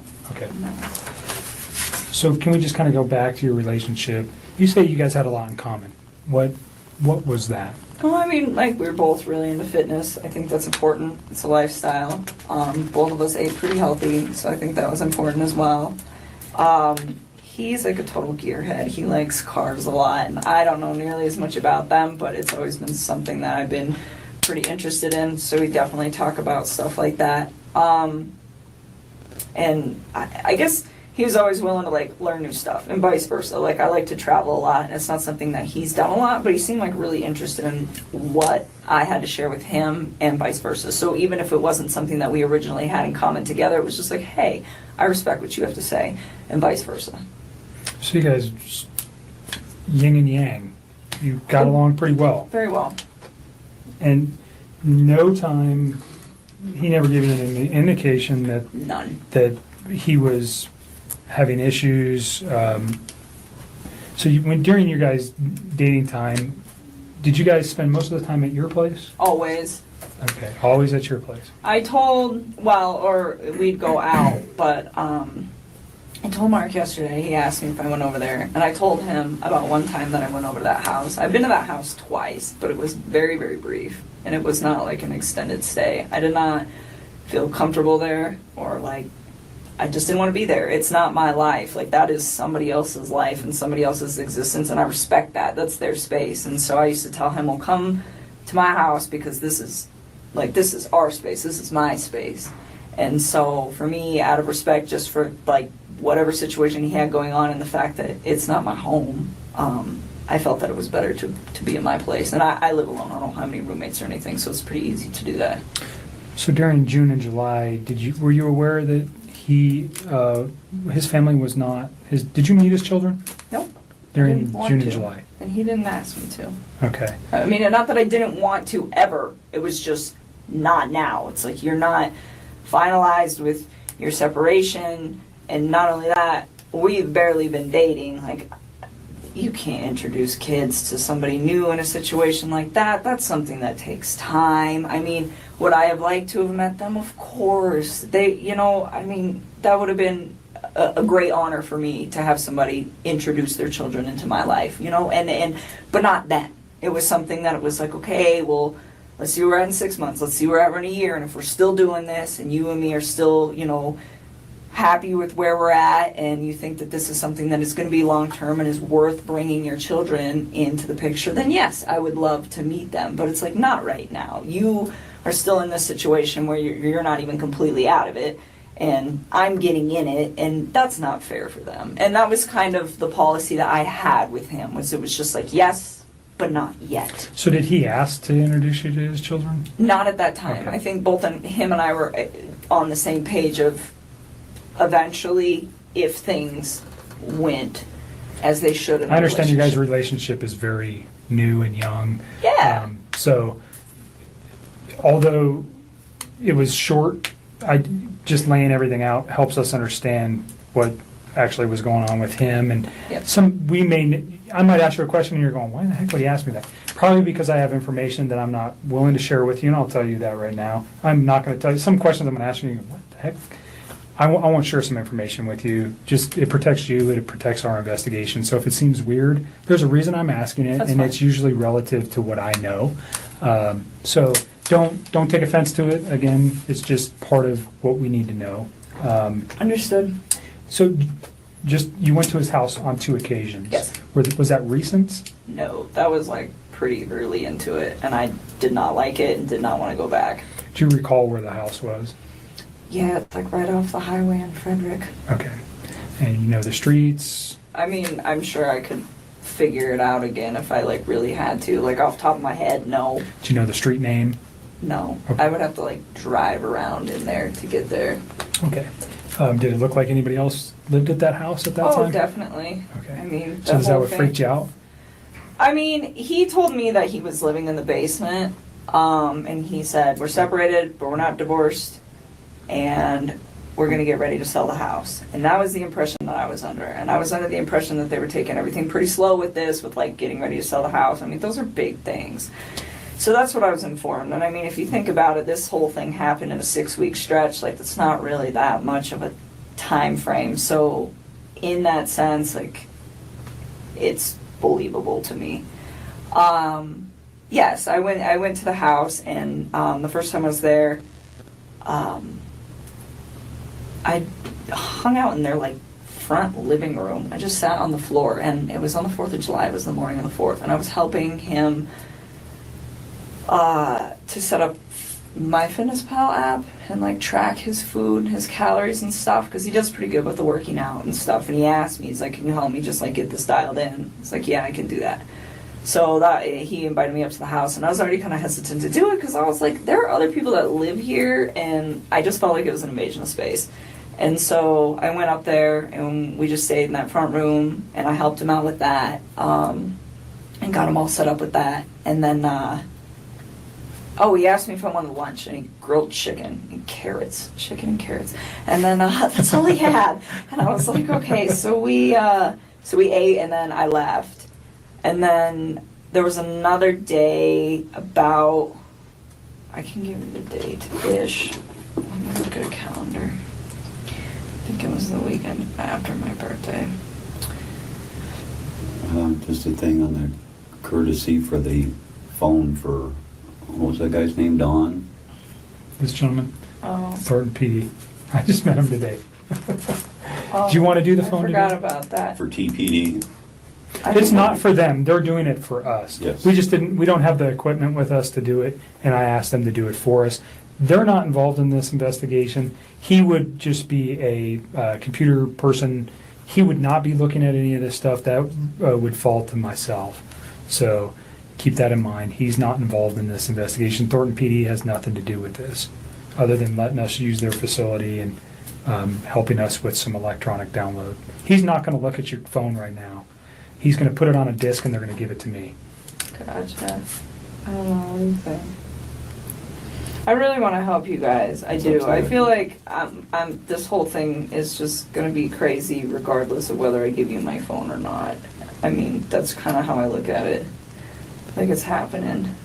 It's going to happen. Well, the text Media's just reiterate gonna- what you've been saying all along, so it's not like... Well, they do. That's the other thing, too. I mean, that's kind of a good backup. Yeah, I'll give I it think to 'em. you hit the nail right on the head. There's reasons why we want everything. It validates things that we know. I'm not going to come out and tell you that if you tell me something today, we'll validate it with your text messages, whether it's the ones we have Yeah, now I or the will- ones you're going to give us. I'll give Certainly. it to 'em. If you want to go get him. I want you to read this, is what I want you to do before you decide that, okay? So the second time I went to that house, I'm not sure what day it was, but it was the weekend of the 14th. Of August? July? I don't know if it was the 14th or the 15th. One of those 2 days. But we had went out and we stopped there just real quick on the way back. And we were there not very long, but that time I saw a picture of his wife and one of his kids. And I remember thinking to myself, like, wow, she's so beautiful. And I like took a step back and I was just like, this man has a gorgeous house. He has beautiful babies. He has a beautiful wife. He has an awesome job. Like, why would he want to leave this? And I remember talking to him about it, and that was the first time that I tried to actually say, what do you think about not separating from your wife? Like, what if you really try to work on this? And he had expressed to me that we've tried to work on this, and it's not working, so that is why we're separating. And I spent some time, like, just, you know, kind of, because it almost made me feel bad, where I was, like, to the point where I'm engaging in a relationship with a man who, the way he described it, is in a contractual agreement, but was not in, like, an emotional relationship with somebody. And for me, the way I would have preferred to do this is to have waited till that contractual agreement was also done, and he was done. And he could have approached me and said, I'm just had a divorce, you know, maybe we could take this slow, what do you think? But instead it was, oh, we're separated and we're working on a divorce. And that is the part that I feel bad about, because I should have waited on that and I didn't. And, you know, I was just like, well, they're already there. So, you know, but then being in a house, I was just like, why? Fix this. Find a way to fix this. Make it work, you know? And I was like trying to push him to do it, and he seemed pretty reluctant to do it. He didn't want to. And I don't know, we were still seeing each other fairly frequently, but I kind of like backed away so we weren't hanging out quite as much, and we were still close, but it was just like I really wanted him to try. Like I wanted to know that he tried and it didn't work, and then he moved on, not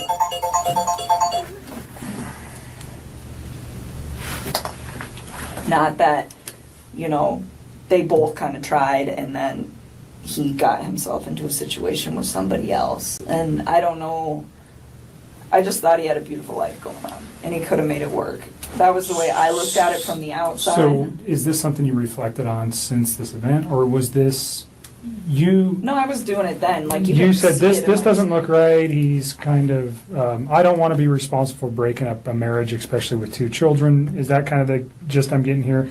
I didn't think it didn't look right. I mean, I think he was legitimately sleeping in the basement, and I didn't think that these two were, I mean, I think it was like, hey, we're both stuck in this house for now. We got to sell this. In the meantime, you live here, I live here. We sleep in different rooms, take care of the kids. That's just like kind of how I took that. And no, I didn't think it didn't look right. I just thought it just seemed like he had so much going on and it was just beautiful that I was like, why don't you just try this out, you know, and see if you can fix it. And he'd always be like, well, what about us? What about us? I'm like, don't worry about us. Like, that is more important. Like, try to see if you can like salvage whatever it is that you have going on with your wife. And you know, I always got the impression that he was a great father to his kids, like always. And so, you know, I was like, and be the dad that you want to be. I was like, and see if you can make it work. And he just, like, we kind of talked about it off and on for like a few weeks. And I was just kind of like, I don't know. Like, I think I was kind of like cold feeting about it when after I went over his house. And so this was like pretty early on. And then he told me that, he went to North Carolina. And he was like, I'm going to talk to her when I'm in North Carolina and see if I can get her to do this, to like try to like rekindle the flame.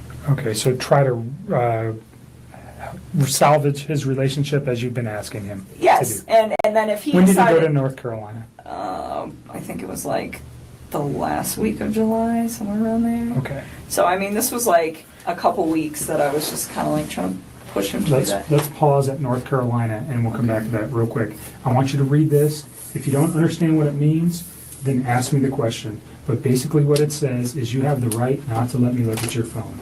I'm asking to look at your phone for the purposes we previously discussed, for the text messages and your phone log, and unfortunately the photos that are attached therein too. That information is only relative to this investigation. I'm not looking at anything else except for the conversations between you and Chris Watts and the phone data between you and Chris Watts for phone calls, for times and dates for those phone calls. And then the content of the text messages that are there. And we'll write that specifically down here. Understand that. I just don't want anybody to get some of those texts. Like, they have nothing to do with this case, and they're just like... Between you and Chris? Yes, they're just... So just tell me what you're... They're just kind of raunchy. Like, Okay, I don't need anybody... Everybody's an adult.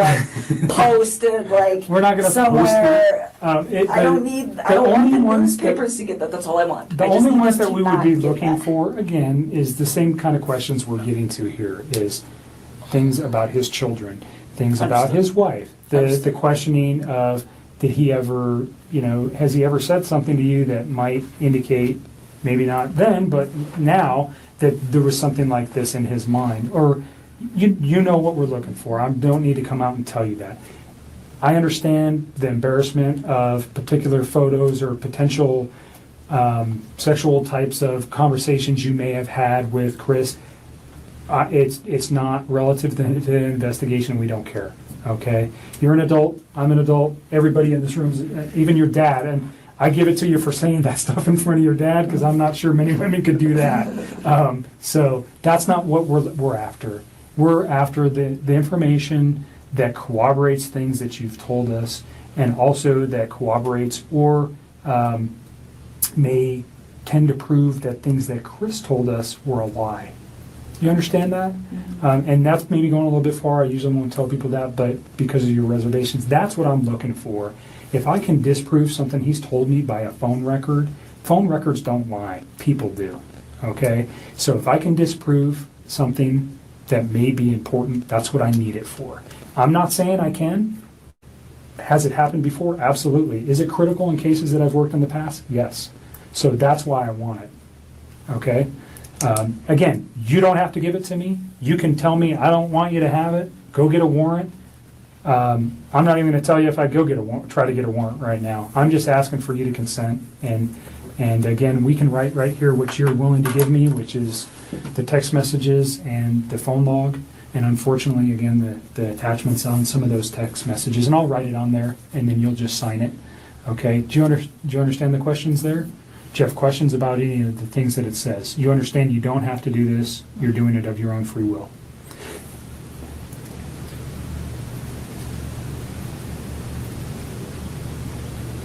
And I know you're tired, so if you want to let your dad read it too.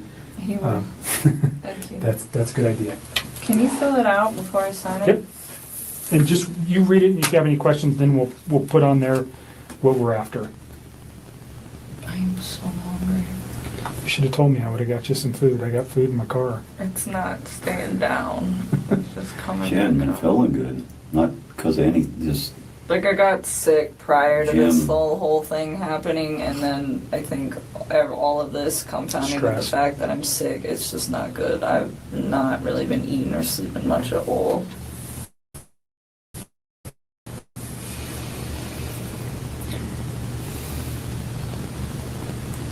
yeah. I'm with you. We definitely need to accelerate the case because the more it takes, the less sure that they are of situations. But on the other end, I think if you do just that only, You tell me what you're willing to provide to me, and we'll is that write it good on. enough? I just want like our text conversation, and then I guess our phone call records. So I'm going to put. So the time and date of the phone call records, and then our text message. Could we get photos of him? Huh? Could we get photos of him? Off of Would you that? mind if we got his photos that he sent to you? Oh, well, they'll be in that text message thing. So all his photos were sent. There was no apps or anything else you No, used that you no, guys no, were no, sending. no, It was no. all just text messages. Yeah, Okay. So it'd be an attachment to a text that he sent you. pretty much. But Everything is in the text and the phone call records, so like all of it. because we don't have it on tape, we discussed prior to turning the tape on Tuesday, which would have been the 14th of August. You had read some newspaper articles on the 13th and the 14th that regarded this case. You had also had a conversation with Chris at some point during the day on Monday. And on Tuesday, because of what you found, specifically what you said was, and don't let me put words in your mouth, but you found out that his wife was pregnant. And yes. And you did not know that prior. And you found that out via the newspaper articles, and that caused you concern. Well, I just realized that he was lying to me, and I was like, well, if you can lie to me about this, what else are you lying to me about? And it made me realize that maybe his wife was in danger at that point, and it was day two, and she still wasn't home. What did that cause you to do with your phone, though? Oh, what, when I deleted those?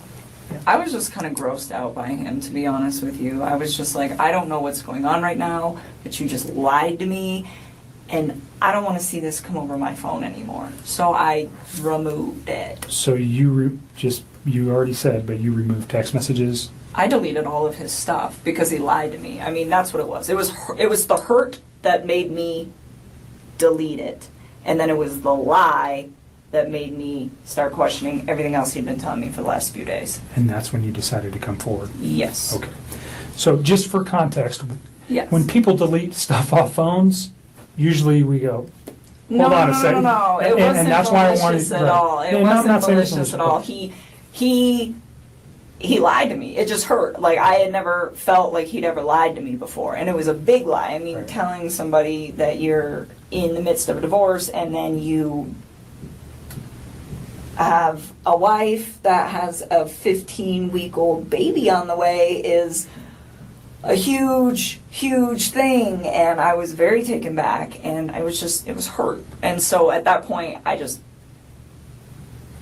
like deleted it. I had a few more quick things to say to him, and then I just got rid of him. That's literally what I did. I just cut him out of my life. It would have honestly been like a bad breakup kind of thing. Like, if none of this other stuff would have happened, that's what it would have been. That would have been the end of it. The information was not destroyed because there was anything in there that would be harmful to you or potentially to Chris at this point, but harmful to you in particular. That's not why you did it. No. You did it out of, excuse my language, this guy's an asshole, so I'm getting rid of him, and I'm getting this stuff off my phone. That was like me kicking him out of my life. Okay. And then, like I said, and then realizing that he lied, that was when I was like, okay, maybe his family is in danger and they're not coming back and they're not staying with a friend. Yeah, when did I go over there? Tuesday morning? Wednesday morning. Wednesday. I called you Wednesday morning. That's when we started discussing you guys need to get everything that it just...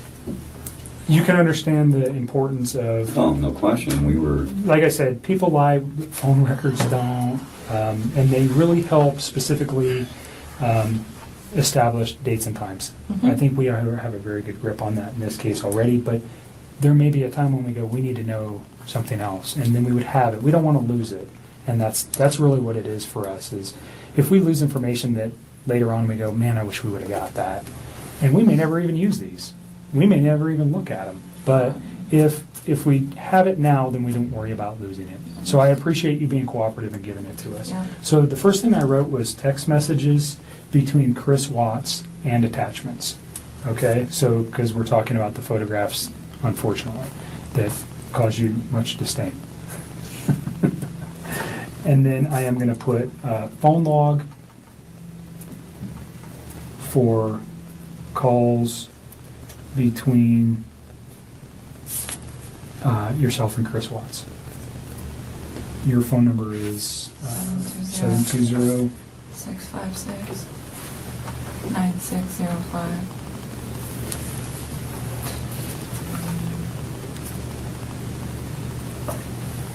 And this right now is located at, we're at the Thornton Police Department. It's going to be moved to so this is kind of, doesn't make sense, but we're here. It's going to be moved to the Colorado Bureau of Investigation. He's going to download it here, but I'm going to take it with me, just so you know. It's not staying here. Okay. They're not going to retain any of this. This comes with me. Okay? Is there anything else you want on there? I think that's about... That's it. I mean, I don't have social media. I don't really have anything else you guys can pull. Okay. Is there anything else you know of that could help us with this that is not on this sheet? As far as like data? That's on your phone? No. I mean, everything we did was like text and talk, pretty much. I mean, and like I said, any pictures that I had, like even if you were to restore all my regular photos, there's so many pictures in there and you wouldn't even know which ones were for him and which ones weren't. But any picture that I wanted to send to him, I sent via text. So if you guys go through the text and the attachments, you will have everything that wasn't said verbally and was done via text. But I think that's it. Like I don't have anything else. As far as like no Facebook, no Instagram, no Twitter, no LinkedIn, like none of it. So there was never any of that kind of correspondence. So I think that should probably cover everything you guys will need. Is there any particular messages that would help me so I don't have to look at, because whatever's on your phone, I don't know how long we're going to get back to, but let's say is there a particular date or time or message that stands out to you that would be relative to, specifically to the investigation into this case, that might assist me in understanding why something like this could have occurred? I'm still in shock that this whole thing happened. I Like can imagine.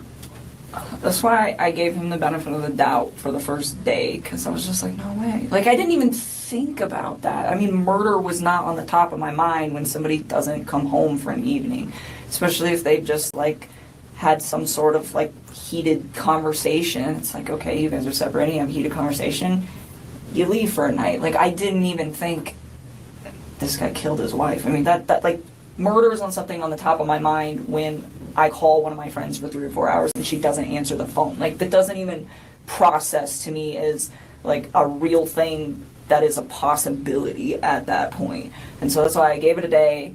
And then the second day I was talking to him, he was just like a hot mess, I could tell. And then with like the way he was talking to me, and then that's kind of when I cut him off and I stopped talking to him.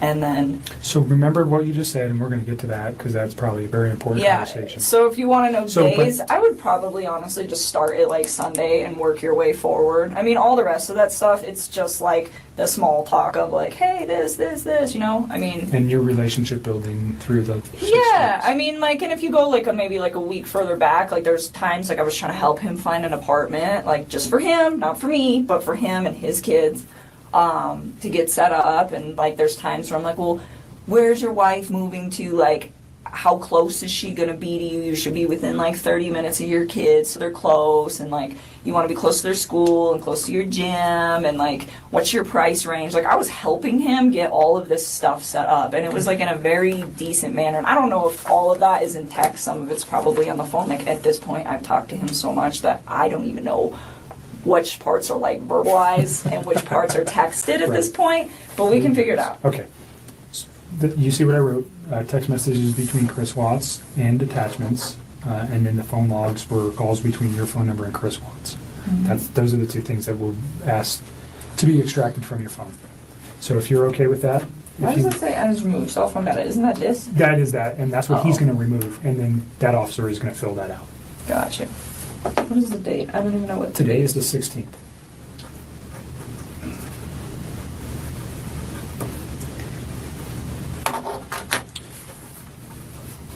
You want to add anything to this? If you give us your phone, we'll get him started. Yeah, we want to give you everything, but we also want to be protected in doing so. Is more of the Sure. was more of the thing. It's just And when he's done, we'll give you a Is copy there a of this. password or anything? Like, will it lock up after a Yeah. period of time? Yeah. Right here. That's what knows. and Make sure there's nothing written on the back. There's not. I checked before I read it off. Let's go back to North Carolina. Okay. He went to North Carolina and he was trying to rehab his marriage with his wife. He Do said. you he know was- her name at this point? Yeah. Okay. Are you okay saying her name? It's Shanann. All right. And do you know the children's name? Yes, it's Bella and Celeste. Okay. She went by, they called her Cece? All right. So he went to, were they in North Carolina They were already already? there. If you want something. I don't know if my stomach will do that. Yeah, they were already out there. He just flew out there to meet up. Do you know why they were there? They're all from there. Okay, so they were there They for... were visiting her family for the most part until he got there. And then they still were mostly visiting her family. Okay. Hey, do you know how long they had been there? A while, like weeks. All right. And he flew out to join his family there. Yep. Did you know specifically where he flew to? What, airport? No, what city? No, not off the top of my head. Okay. I'm sure if I thought real hard, maybe I could think about it, but I mean, come up with it, no, I don't know. All right. So he goes there, you said it was like the last week of July? I think so. I think it was like one of the last days of July. I'm almost positive. I think it was a weekday. Okay. Yeah, he flew out there, and I thought I had like convinced him to like try to make peace with her, and I was like, if you guys work on this, like, I'm out. Because what's the point? Like, I'm not trying to be with somebody that's in another relationship, which I know that sounds silly given the whole relationship that we had in the first place, but I really was under the impression that they were separating. I mean, it was like reiterated to me so many times that that's what I thought it was. And it made sense to me too, because like, he could pretty much call me whenever he wanted. Like, I was the one that would tell him like, hey, when your kids are awake, you need to spend time with your kids. Like, do that. And then after they go to bed, like, if you want to talk to me, you can talk to me. But it was never like this super, super restricted thing. Like, sometimes, like, right after work, if I was, like, still talking to him, I get kind of bummed out. And I tell him, just like, oh, it's frustrating sometimes, like, having to, like, wait. But at the same time, I was never like, this is horrible, or, it was always like, I understood why. But then once his kids were asleep, he never, like, had any... It was like he could do what he wanted. Do you know what I'm saying? Like, Sure. He was in his basement, and she's upstairs, and they're not speaking. So it kind of made sense. It wasn't like... And you guys were sneaky just at night. texting and... Or talking or whatever, Yeah. I mean, and it was like I said, it was at certain times, but that time, and originally it wasn't, but it was me that put that time frame on there because I thought he should hang out with his kids. Those 2 times you were at his house, did you see any evidence of that, him living in the basement? Did he ever show you that area or anything? I've seen it, yeah. I went down there and saw his little workout equipment, and there's a bed down there all set up, and the basement was all clean and organized and stuff. So, like a decent bed set up. So it made sense to me, like, hey, this is what's happening down here. So I saw it. Even though his family was in North Carolina for multiple weeks, it appeared that he was still living in the basement. Well, and he told me sometimes he would like go upstairs and sleep if like he was home alone, because I know she'd like go on business trips and stuff, but he's like, I don't like that bed anyway, so he didn't really like sleep up there. I was like, okay. Even when it was just him. So Okay. that was the impression that I got. And we were talking about North Carolina. Go back to North Carolina. North Carolina. So he still made very frequent communication with me when he was out there, and at one point he told me that they sat down and they talked about it, and he told her that he wanted to either fix things or like to try to fix things, and if she didn't want to fix them, then they needed to like move forward with the separation and like actually file for a divorce at this point was the impression that I got from this, and was what he told me. And so he said that she was like pretty receptive to just not trying. He was like, she seemed like she just wants me to go. He's like, when she has her mind made up, she has her mind made up, and that's what she wants. And he's like, she doesn't want to try anymore. And he's like, and neither do I really. And he was like, it's done. And he's like, and then the next day, I don't even know what days these were, sometime when he was out there, he told me, we're putting the house up for sale as soon as we get back. And I was like, well, that was quick. And he was like, it's her, she's ready to go. And I was like, okay. And so I left it at that. And then he got back, and I started asking him, like, what are you going to do? Because the Colorado housing market is fire, and you guys are going to sell this house, like, real fast. And I'm like, you need to start looking for a new place to live. And I'm like, where do you want to live? And I was really trying to help him out. I'm like, do you want to get a house? Do you want 3 bedrooms so you have one and each of your girls have one? I'm like, do you want to, you know, like do an apartment? Like, what do you want? You know, where do you want to live? Because he's in Frederick, but that whole area over there is just like a bunch of small towns, and you can kind of just pick and choose. Everything's kind of, you know, and so he told me, well, I like Brighton. And I was like, okay. And then he told me he wanted a 2-bedroom apartment, and he said he wanted 1 room for him and the other room for his 2 girls. And I thought it was kind of cute. Like, I remember telling him, I was like, yeah, me and my sister had bunk beds, like, at my dad's house. And I was like, when we were little girls, and me and my sister were the same age apart as him and as his 2 daughters, you know? So I told him, I was like, they're gonna love it. I was like, they might be, like, stuck in one room together. I was like, but they'll become, like, best buddies. And it was really exciting. Like, I liked helping him, and I just wanted him to, like, I don't know. This is what he told me he wanted. So I was like, well, I will help you do the research. But another thing that I really took care of was to be like, where is she moving to? I was never like, you know what, screw your wife, try to get full custody. None of that bullshit. It was always just like, you know, I'd ask him, I'm like, well, what kind of custody are you guys going to have? Because he at work, they're about to switch his schedule. So right now he's like on Monday through Friday, and they're about to switch these guys to 8 days on, 6 days off. That's tough. That's awesome. And I was asking him, I was like, are you gonna have your kids like on that set of days off? I was like, because that would work perfect, like 1 week on, 1 week off. And I was just like, you know, we just talk about it. I'm like, what is your plan? And he's like, we haven't figured out exactly what we're gonna do about the kids yet, but he told me, he's like, Colorado's a 50-50 state, and she's okay with everything 50-50. Like, he said that she was like on board with this because she wanted it too. Like, she was checked out of this relationship. So that was like how he made this sound, that it was like a very like kosher, we're done kind of thing. Did you ever give him like books or articles or anything to read about saving your marriage? Did you ever provide anything to him like that? About saving his marriage? Yeah, like how to recover a marriage or how to save your marriage. Or, you know, there's all sorts of publications and books out there. No, but I did tell him, and I don't know if I did this through text or phone. That will be something you guys will, I'm sure, figure out. But I told him a few times, like, I think that you should take the time to read some articles about what separation does to kids. You know, and I told him, I said, when my parents separated, we were literally like 3 and 5. We were almost the exact same age as these little girls. And I told him, I said, you know, I was so young when it happened that it didn't really have like a big negative effect on me because it was so small that I didn't really process it too well. I was like, but I do have cousins that their parents got divorced when they were like 10, 11, and I think that it hit them a little harder, you know, and he's like, oh, they'll be fine, you know, and I told him, I was like, even though they're small and you think that they'll be fine, I was like, I think you guys should just read about it just so that you guys are prepared in case, you know, one of these two starts having a hard time with the fact that you guys aren't in the same house anymore, you know, and I would tell him, I was like, you know, there's pros and cons to it, like, because he was like getting ready to do it, and it would be like, you know, it's kind of cool having 2 Christmases, and you know, like your parents get to go, you know, be happy doing whatever it is they want to do with their lives, and they don't have to be in a situation that's probably not good for the kids because it's not good for those two, you know. But at the same time, it was like, just read. Like that's what I always used to tell him. I'd always tell him to like, I tell people to read about everything. Reading is so good for you. So he, at this time, is telling you that, yeah, I am the guy trying to save the marriage and she doesn't want it. That's what he told me. So, and and then he was like, she doesn't want it, so I'm not gonna do it. And then it was like, we're filing for divorce, we're selling the house, and this was like all as soon as they were coming back from North Carolina, like boom, boom, boom, boom, boom.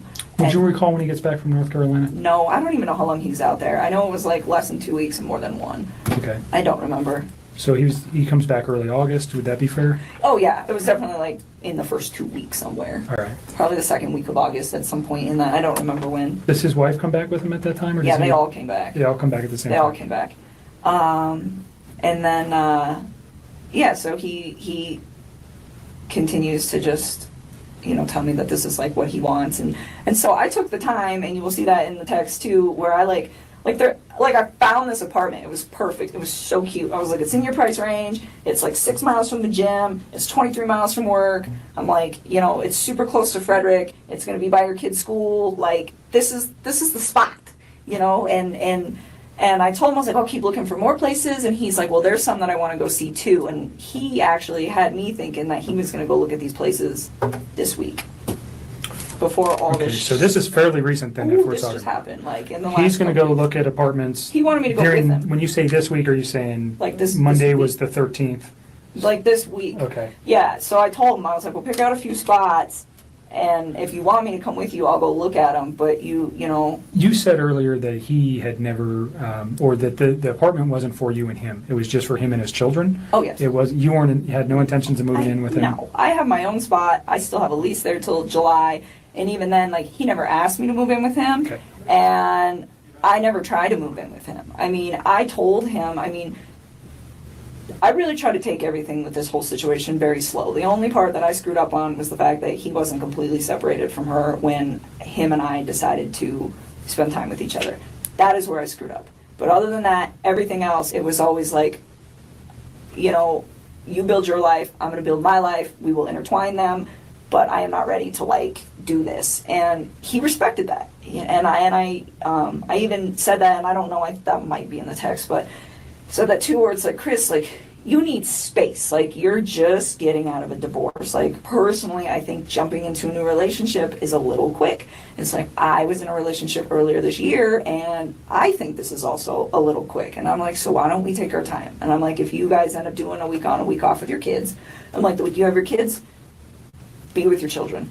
And the week that you don't, I'm like, I don't even want to see you every day. I'm like, I think we should spend like a few days of that together. I'm like, because I like my space, and I think you need your space. I think you need your space to like develop your identity again and like get it back, because I think he's just been like so wrapped up in this whole thing that he's got in his own life and his life that he doesn't remember probably what it's like to like be single or have time where it's like just him. Sure. And so I was just like, you know, like, embrace that. I think it's a beautiful thing, and I really try to like take it smart with all that. And it was the same thing with his kids. I was just like, you know, like, and we talk about things every once in a while where I'd be like, hey, if I ever meet, you know, because like I have a lot of house plants. It's a good example. So I have a lot of house plants, and I told him, I was like, one day if I ever meet your kids, I was like, I'm gonna show these girls how to like paint pottery and plants.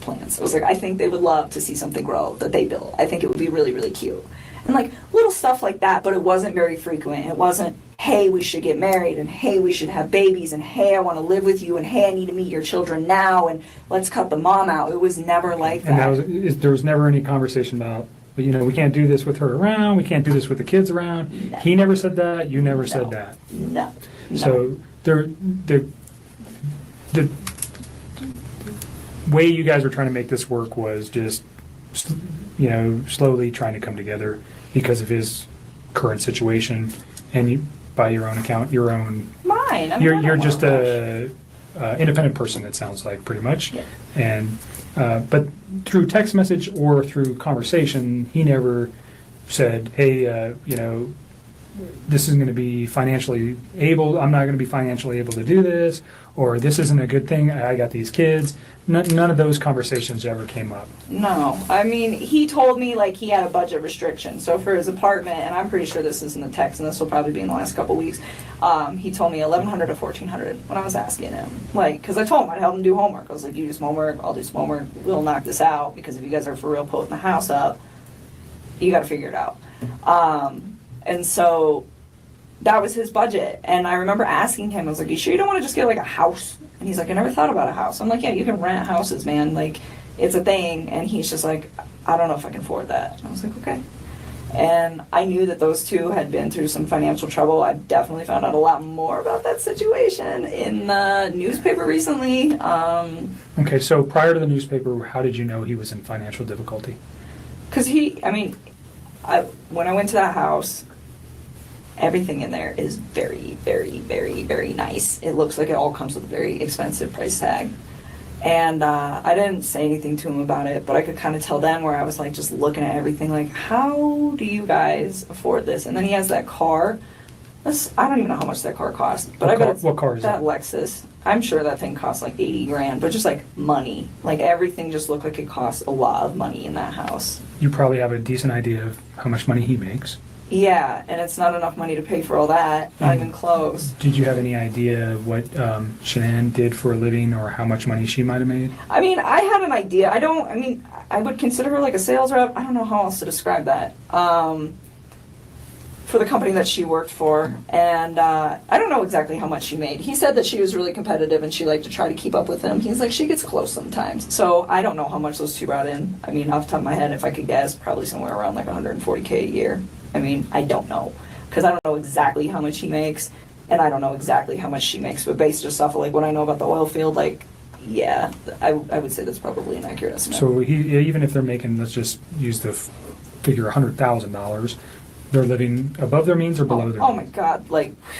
Way too much? Way Did he ever discuss with you any of those issues? I mean, a little. I mean, I didn't know about the bankruptcy or any of that until I read on the newspaper about that. But I think he was really frustrated with the situation. He told me, he's like, I feel like my paycheck goes in my bank account and I just watch it go like this. He's like, but it doesn't have to. He's like, she makes it like that.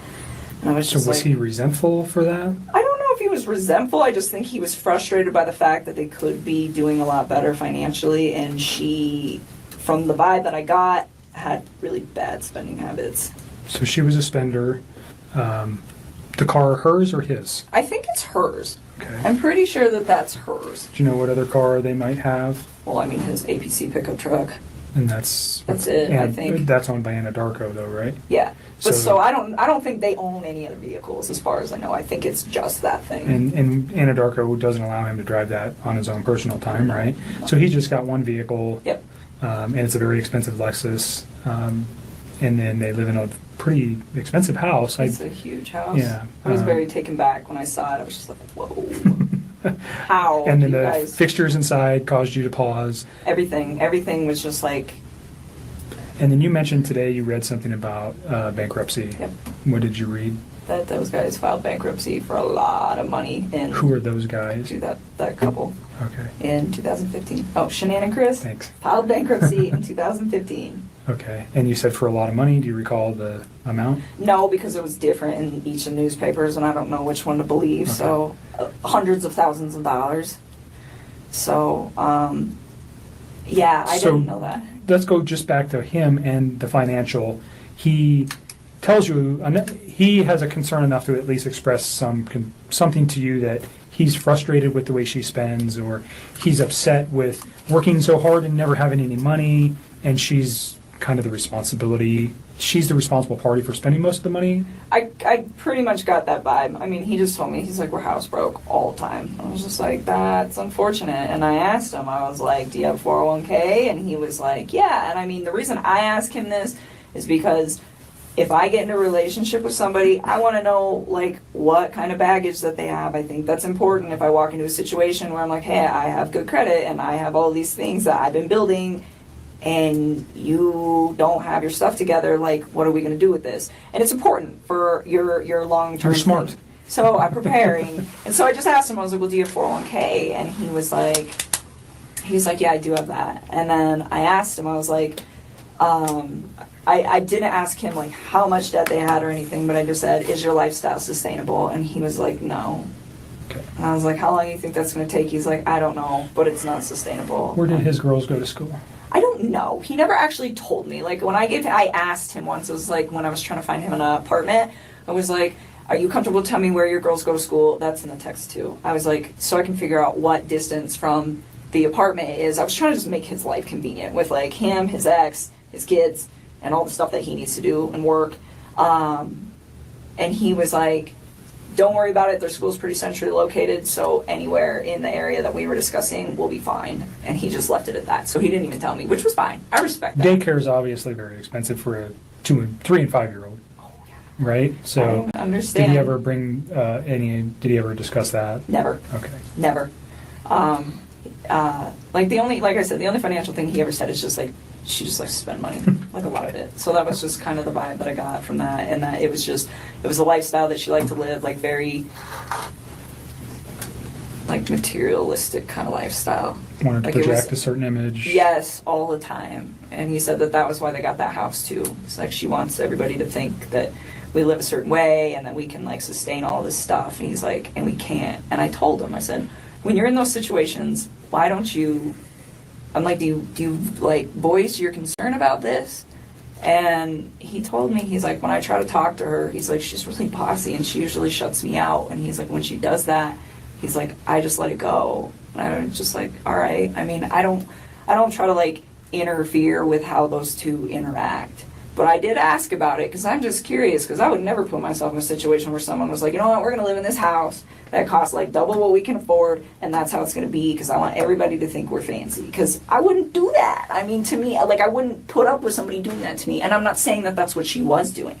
I mean, for all I know, he could have been completely lying about this. He could be the one spending all the money. Sure. You know? This is just what he told you. Exactly. So, I mean, that's as far as I can interpret it. So I can't be like, well, oh, she needs to do this and she needs to do that. But he voiced his concern where it's just like, financially, I'm in a very bad spot that I don't need to be in, but I'm stuck in. And that was kind of where he was at. So, but I mean, he was never like mean when he talked about her. He was never hostile, like nothing like that. He just, I mean, very calmly like, this is the situation. And I think the only reason that he even provided me with that information is because I asked. Okay. You said something about her being controlling or bossy. That's what he said. Bossy. In like all aspects of their life, or what, do you know exactly what he meant by that? How that affected him? I think he was just saying when he voices his opinion, it's not her.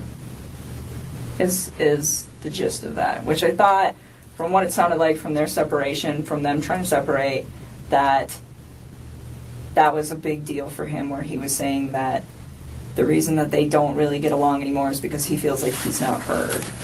He says that he comes home from work and he tries to talk to her and she'll just be like, 1 minute, I'm on the phone. Or she'll like scroll through social media and she like doesn't acknowledge him. And he said that he'd addressed it with her a few times and they're calm. He said they don't really like fight. Like they don't scream and yell. And he said he'd addressed it with her a few times and he said it just fell on deaf ears. He's like, she just seems like she's not interested anymore. And I think it made him sad because, I mean, he was like all about his kids and he seemed like he was trying to be all about her, but it just wasn't reciprocated. And I think at that point he was just like, they just kind of like fell apart. Okay. Just kind of drifted apart.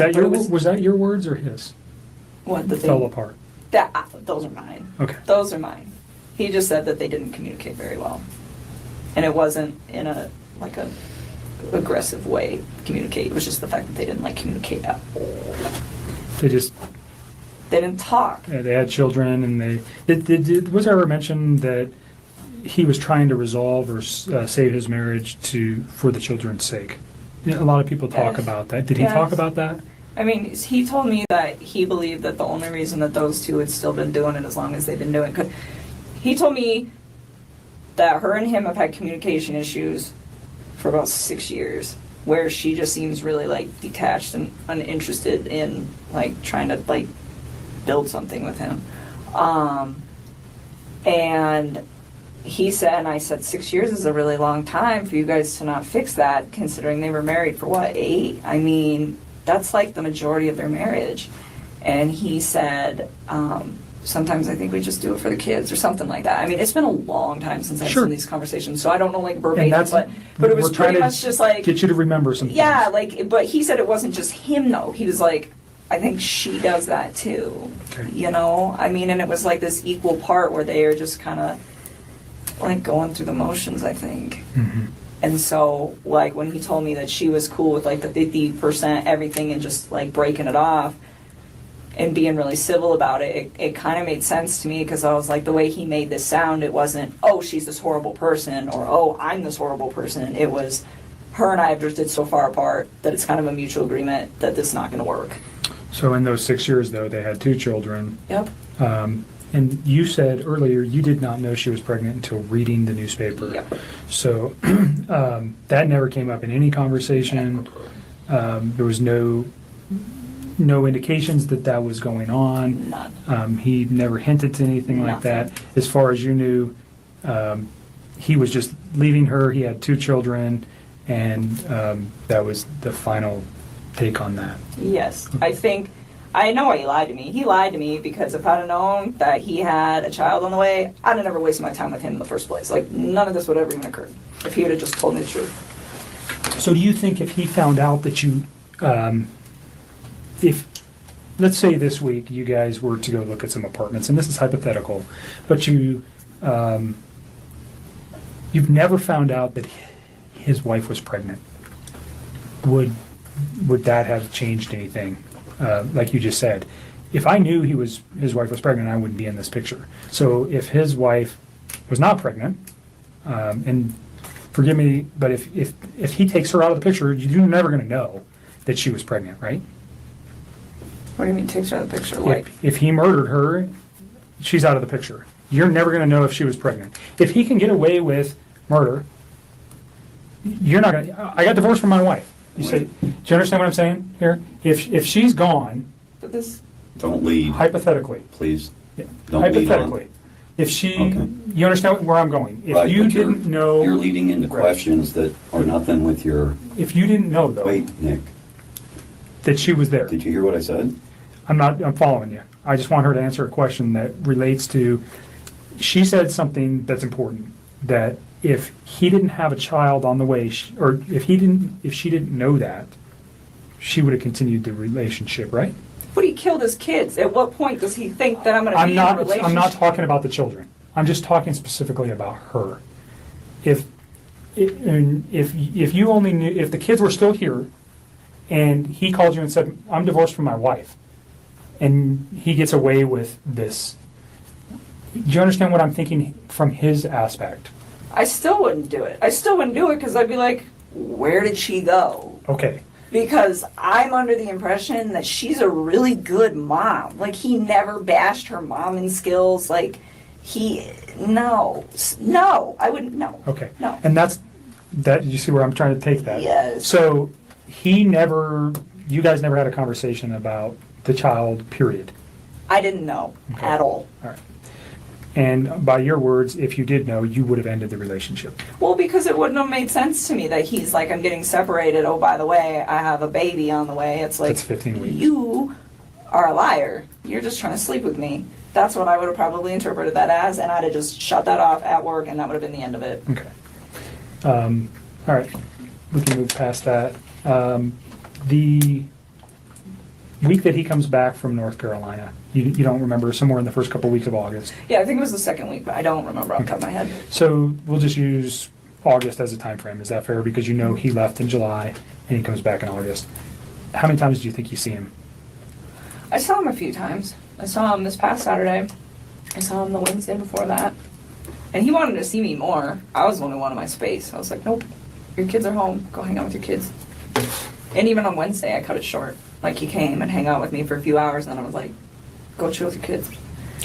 I was always like, Do really you respectful know of her. specifically where you guys went? Did you meet at your house? Did you guys go to any restaurants? Did you go to establishments? Where'd you go? Last Wednesday, he came to my house, and this past Saturday, we went to, where's the name of that bar that we used to go to? It's not the same, the Lazy Dog, but it's the one off of 144th and I-25. I think it's 144th, up there. And it's the Lazy Dog? Yes. Did he ever mention a Rockies game that night? No, I don't think so. But there was the Broncos were playing. Okay. Which we couldn't see because they sat us in really crappy spots, but it's okay because it's preseason. But, So do you recall what time you went there? no. I remember, well, kind of. So he had to get a babysitter that night. Do you know who that was? Somebody who's really young. I remember I asked him who his babysitter was, and he's like, we have two. This girl's only 17, but the other one's out of town. So this girl's going to stay, and she doesn't do overnights. So I got to be back by 10. And I remember her saying that, and him saying that. And I don't know what time he got to my house. It was between, I want to say like 5:30. It might have been 5, but I don't think so. Because I think the babysitter, if I remember correctly, showed up at like 4:30 or something. And he was like, I want to spend time getting my kids acclimated to her, and then I will come. So his children didn't even know her? Oh no, they knew her, but he was saying like he likes to like stay there for a little while. He doesn't just like walk out the door when they show up. It's like a transitional thing. And so that's why I'm saying I don't know how long it was. I want to say like 5:30, and then he had to be back by 10. So he left at like 9 something to be back by 10. So he picked you up. What was he driving? No, he didn't pick me up. He came to my house. We drove my truck. Okay. So he gets to your house. You know what he was driving to get to your house? Off the top of my head, I don't remember. I'm pretty sure he usually drives that Lexus. But he doesn't always park it in my complex because the parking, there's not good spaces. So where you guys pick me up at, a lot of times he'll just park out there because there's room. Okay. So that kind of works so that because there's just not a lot of room in my apartment complex. But off the top of my head, I don't know what he was driving. What kind of truck do you drive? I drive a Toyota 4Runner. Okay. So you guys take your 4Runner to the Lazy Dog. Yep. And you said they sat you in crappy location. It's Where just were you inside the bar? When you walk in, you just hang a right, and we were like one of the first two booths on the right when you walk in the door. It's just not it's a good spot, but just not for the TVs. And we actually went to the other Lazy Dog. We went to the one that you and me go to. Where's that at? Federal and 20th. It's 120th and Federal, and we went there, and they have a different menu, and I was like, I don't want to eat this food, so we should go to the other one. So initially you go to the 120th Yes. location. Did you actually get seated? Kind of, sort of. They were like cleaning off a table, and we were standing there, just kind of looking at the beer menu and the food menu, and I was like, I don't want this. And so we left. 6 o'clock? Probably somewhere around there, 6:30, and then we left and went to the other one, and we ate dinner. And you're in like first or second booth right to the right of the door. I'm just asking because if they have video, we want to be able to verify that. So that's why it's important. And you're there for how long? I don't know. Probably we didn't stay for dessert. So, I don't know. How long's the restaurant take? Like an hour and a half? I know, I've never been to the Lazy Dog. I don't know. Probably about an hour and a half. And then we went back to my house for a little bit. Hung out at my house for a little while. And then he had to leave. And then he left. Do you recall what time you left? Off the top of my head, no. I remember he was like going to be late to be back at 10. I think there's a text message where he starts texting me when he's home at his house. Okay. So you can probably figure that out. And I remember I texted him back and I was like, damn, that was quick. Or wow, that was really quick. He's like, yeah, I even had time to stop at the ATM or stop at the gas station, stop somewhere to get money to pay the babysitter. Okay. And I was just like thinking like, well, that was really fast. But I think he was still like a little late coming back, but nothing too drastic. So he probably left my house like somewhere around 9:30ish. All right. And you go straight home. He texts you. Well, I was already home. Right. No, he texts you. He goes straight home from your house and he texts you that he's home. Mhm. So that should be in your text message. It should be. I'm pretty positive that was not a phone call. I'm almost positive that was a text. Sometimes I get them flip-flop or I don't remember, but sometimes I know. I'm pretty sure that one was a text. Saturday, during your dinner, what kind of conversation did you guys have? I don't even remember. Oh,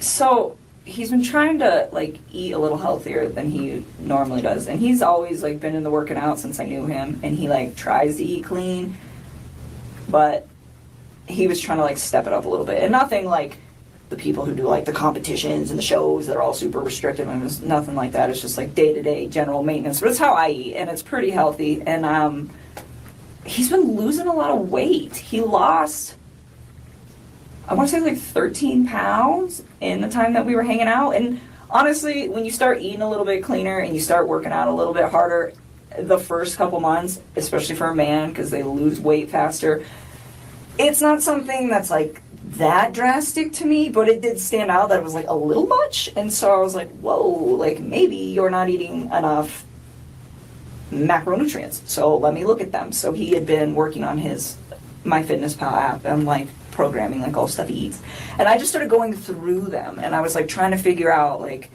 where his ratios were, and we actually spent a lot of time doing that because he had asked me to do it for him, because I just was at the point where I was like, if his weight loss slows down in a few weeks, he'll be fine, and if it doesn't, then his macros are a little off. It's not like that big of a deal like in the workout community. This is like a very normal thing. But Did you have any other outside concerns, like potential drug use, alcohol use, any of that stuff that led you to go, oh, he's lost an extreme amount of weight in such a short period of time? No, and I wouldn't call it extreme. It was just like, it was a lot. But I mean, when I first started working out, I dropped like 12 pounds in 2 weeks when I first started like hitting it hard with the diet. So the fact that he lost like that much weight, it wasn't, like I said, it was not a surprising amount. I just didn't want it to be like a sustained amount. But no, I didn't think anything weird of it, just because of like how interknitted I am with the like workout community, and I know like this is possible. But it just, the thing that concerned me about it, I guess, and it wasn't even concerned, but the thing that like kind of red lighted me like, hey, this might be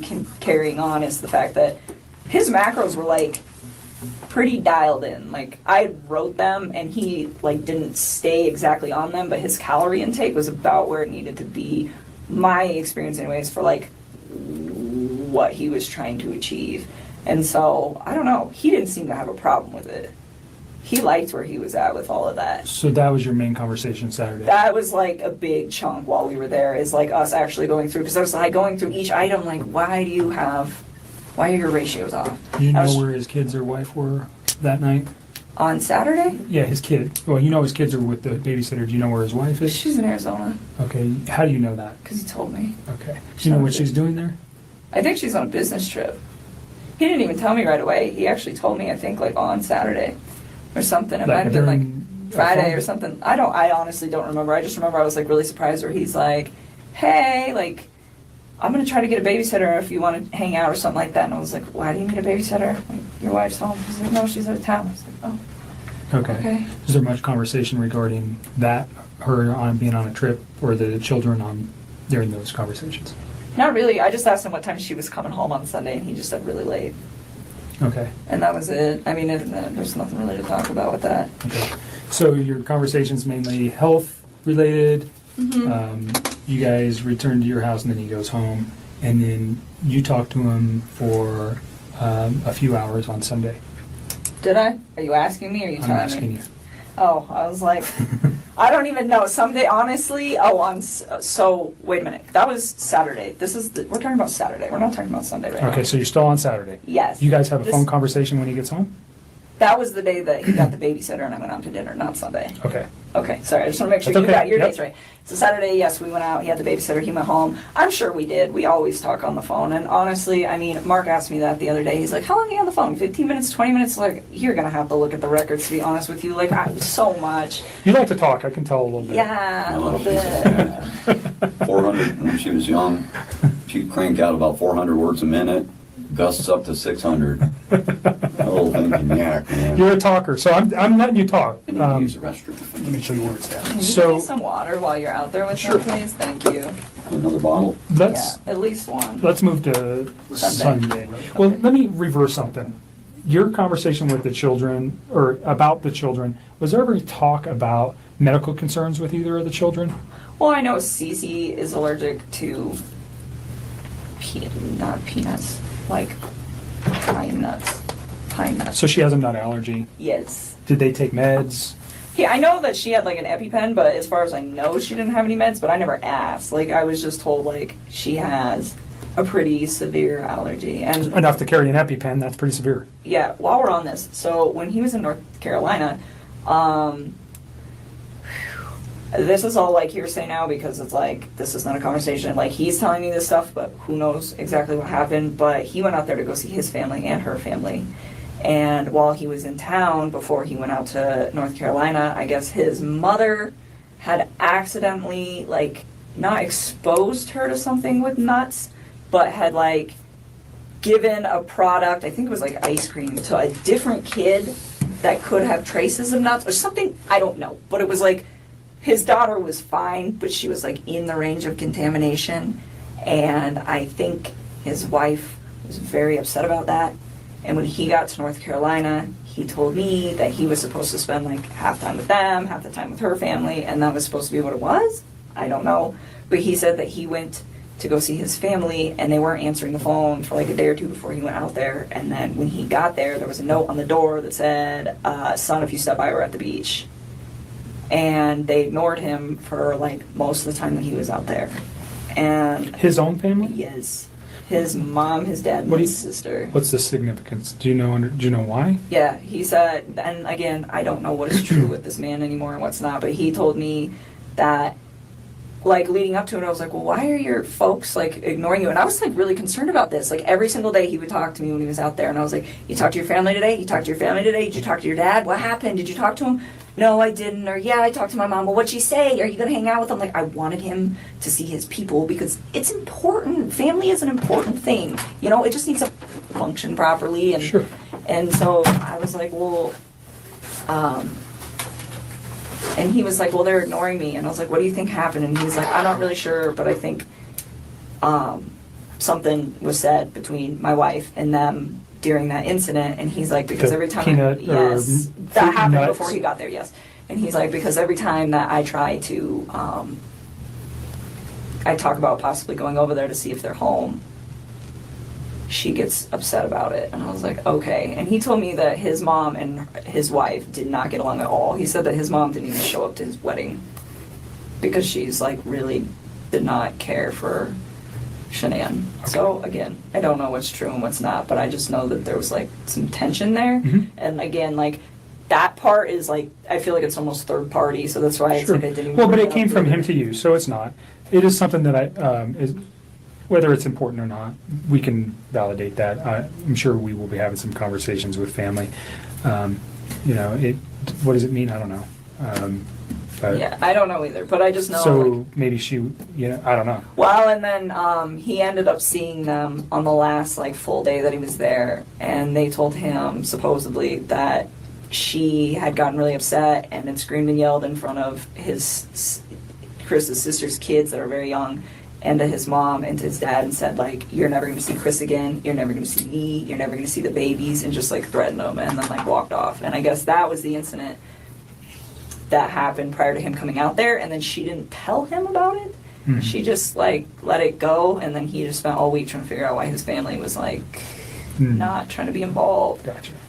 So again, I'm not sure. That was like it just feels really third party, so it's hard for me to like talk about because Sure. like, I don't know how That's okay. much validation. So there is and all that. beyond the nut allergy for CC, did you know of any other? Did she take meds that you know of other than carrying an EpiPen? His kids or his wife? No, his children. No. And now, well, if you know anything about his wife's medical conditions, if she had any. No, I've like read in the newspaper they keep saying, oh, she had medical conditions, and I'm like, is that a misprint? Are they talking about CC, or is that just something else I don't know? So you don't know anything about Nope. Shanann having any kind of medical problems? No. Okay. Covered Saturday. So there's a phone call Saturday night, actually, from, no, it can't be Saturday, it had to be Sunday. I wrote that down quickly. Sunday night. Is there anything else you think, let me just back up, from the Saturday where you guys had a meal at the Lazy Dog to prior for the 6 weeks that you guys were serious? And although your dad's here and I think you're probably pretty comfortable, your relationship with Chris can you describe your relationship? I mean, when he was with me, I considered it to be fairly healthy. It was open communication, and it was what I thought was honest. and it was very calm. It was respectful. We got along really well. He gave me my space when I needed it. I gave him his. And anytime, like, he wanted to take care of it, like, anytime that his kids could be in, like, his life for hours or days or whatever, whenever they were home, I made sure that I wasn't a presence in his life so that he could be the best dad that he needed to be. And, I mean, I thought what we had, it was very comfortable for me. I enjoyed it. I think he did very much as well. You guys, 6 to 8 weeks, 2 months, whatever it was, you guys had an intimate relationship during that time. Yes. Okay. So you're pretty serious. Did he ever tell you that he loved you? Yes, he did. Did you ever tell him the same? A couple times. Okay. Notwithstanding that today, because those thoughts may have changed for you, but on, let's go Sunday into Monday or Monday, did you still love him on those days? I think it was something where it was like I said it a few times and I meant it, but he definitely felt the urge to say it to me a lot more than I did to him, because it was just all very new to me, and it was like, take your time with this. Like, you don't need to like rush that, you know? Like, I remember when he was in North Carolina and he was like trying to patch things up with his wife, and he told me he loved me, and I was like, don't say that to me. Like, please go try to fit. And I mean, and that might even be in the text too, where it's like, don't say those words to me and then go try to make peace with your wife and lay in bed with another woman. Like, just don't do that. And I was like, it's not that I don't appreciate what you're saying to me. It's like, it just didn't sit right for me, you know? So I just feel like... Almost like an insecurity where you had to say that to you? Or? I don't know. I think he like... looking back at all this now, I don't think he was trying to fix things with her. So saying I love you to me seemed like probably something that he genuinely meant. Like, I love this woman, and regardless of where he was going to end up that night. But to me, in the way that I was perceiving things, he had told me that he was trying to fix things with her. So it's just like, this is an inappropriate time, and I wasn't mad at him. And I'm pretty sure that's in the text too, where it was very like calm, but it's just like, it's almost disrespectful, where it's like, please don't. I'm like, you know, if we get to that point where it is you and me, like, yes, you can say that, but not then. Like, that's... So you thought he was very genuine when he said that? Yeah, I did. I mean, and he wrote it. It's in all those cards I gave you. Not in all of them, but like the later ones. And thank you. When you said it to him, you said you meant it when you said it? Yes, I just didn't say as frequently as he said it. Like, sometimes he would say it, and I was just like...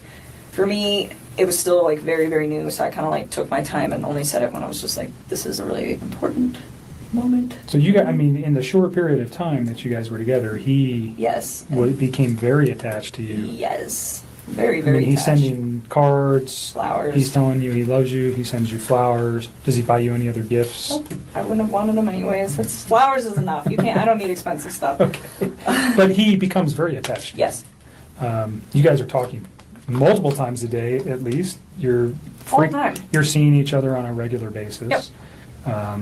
So it's a very, and his wife is not around, nor are his children. So there's a lot of time for you guys to build your relationship in this first four weeks or so. Is that fair? Yeah, and even when she was back, I mean, it was still like we were still spending time together. He was still spending time with his children, and I had my own life. Like, I mean, there was 1 week where I just like went out of town with my friends for my birthday. I wasn't even around the whole like last few days of June up until the 3rd of July. I was like gone, you know. And then there was another like last weekend I had a friend impromptu come in town from out of state, and I hosted her for a few days. And it's like I still did my own thing all the time. Like, whether he was there or not, like, if my friends were like, hey, we want to make plans, I would tell them, like, we're not hanging out today because I want to go see my mom or my dad. Did your friends know about him? Nope. Why? Because it's like he's with 2 women right now. They don't need to know about So that. if you had a boyfriend of 4 to 8 weeks on a regular... I don't know if you were married prior or if you had a boyfriend before, but if you had a steady boyfriend, you would have let people know. I think you told me before we got started that you just told your dad about Chris. No, I wouldn't have told them. I wouldn't have told people. It's too early. I mean, people... So you don't tell your friends, hey, I got a boyfriend? People come and go. I mean, dating scene these days is like, it sucks. I mean, so, no, I wouldn't. I mean, it would have to be something, even with Sean. I think I was with Sean for probably like 6 or 7 months before I brought him home to my family. I mean, I really, same with, that was the guy I was in a previous relationship with, but But this one, you were a little bit more, you said he's with 2 women. Was that one of your considerations for not telling anybody about him? Yes, well, I mean, it was like, okay, like this, to me, it wasn't going to be an extended thing. Like, if it got to the point where we were, like, dating for, like, 3 or 4 months and he's still talking about, oh, I'm going to move out and I'm going to sell the house, I think at that point I probably would have just been like, I don't think you're really, like, doing these things you say you're going to do. And I probably would have just, like, left, because at that point, it's not fair. It wasn't fair to me in the first place. It wasn't fair to her in the first place. It wasn't fair to any of us in the first place. You know, it wasn't fair to his family for him to have an affair. It wasn't fair to me to have him lie to me and make me think that everything is going to plan. And still to this day, I don't even know what's a lie and what's not. I don't even know if they were, like, filing for divorce. I don't know if they were putting the house up. I don't even know anymore what is real and what is not. But what I do know is it's just like, you know, that wasn't fair to me either, because if I'd have known not even all the truth, but, like, obviously some of it, I wouldn't have even engaged in any of this in the first place. And it just, I mean, and that's the part for me, just like on my personal level, outside of everything that is happening, that is gonna affect me long term. It's like, you know, I'm gonna wake up every day and know that, like, this mom and her unborn child and these 2 little girls are not around anymore, and it breaks my heart. It is so, oh my God. And then I have to think about, like, the consequences of his actions and how they affect everybody else. Like, all of these, her family's impacted. My name is about to be, like, slandered for probably a while. I don't know how long that's going to take to heal, but I would not be surprised if it's going to be hard to go out in public sometimes for a couple of years. And that really hurts me. I'm just like, this is a horrible, horrible thing. Like, how dare you, you know? And people aren't going to understand that. You know, they're going to say, oh, you know, you're the woman that had an affair with this man who took out his whole family. And I take a step back and it's just like, I didn't know. Like, he's so disgusting. I'm so ashamed of him and everything. And I just, oh, those little girls. They're so little. They're so little. We talked a little bit earlier about getting some help for these things, and we can provide that. Okay. At really no cost. Through the state. One more, we just want to make sure there's resolution. Absolutely. That's why we come to you guys to pound it down hey, until there's I'm nothing left. sorry that you're talking again today. I really am. I don't want to put you through any more trauma than you've already been through. There is reasons for everything that we're doing today and what occurred. And I'm sorry. I genuinely am sorry. These are not things that we like to do twice. It's the same thing with other types of victims from other crimes. We want to do it once and we want to be done. Unfortunately, we didn't know yesterday what we know today, and that's why we're here, because we need this video. And I am sorry, because I know it's hard to talk about it. But it's so sad, and she's pregnant. And, you know, on our end, we've been... And they're so cute. They're so little. Like, wow. Why? How? I don't even understand how you could, like, bring yourself to do that to somebody who's, like, that big.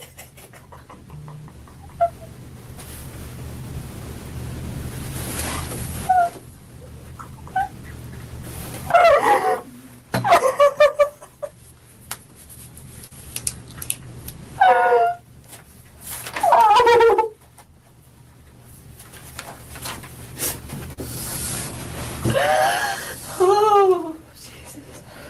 Take a minute. Do you want to step out for a minute? No, I just need to chill with my eyes closed for a second. I still cannot believe this is happening.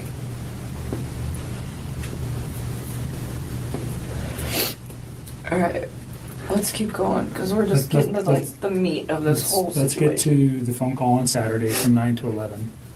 What did you guys, or pardon me, on Sunday from 9 to 11? Yeah, we talked a few times. So,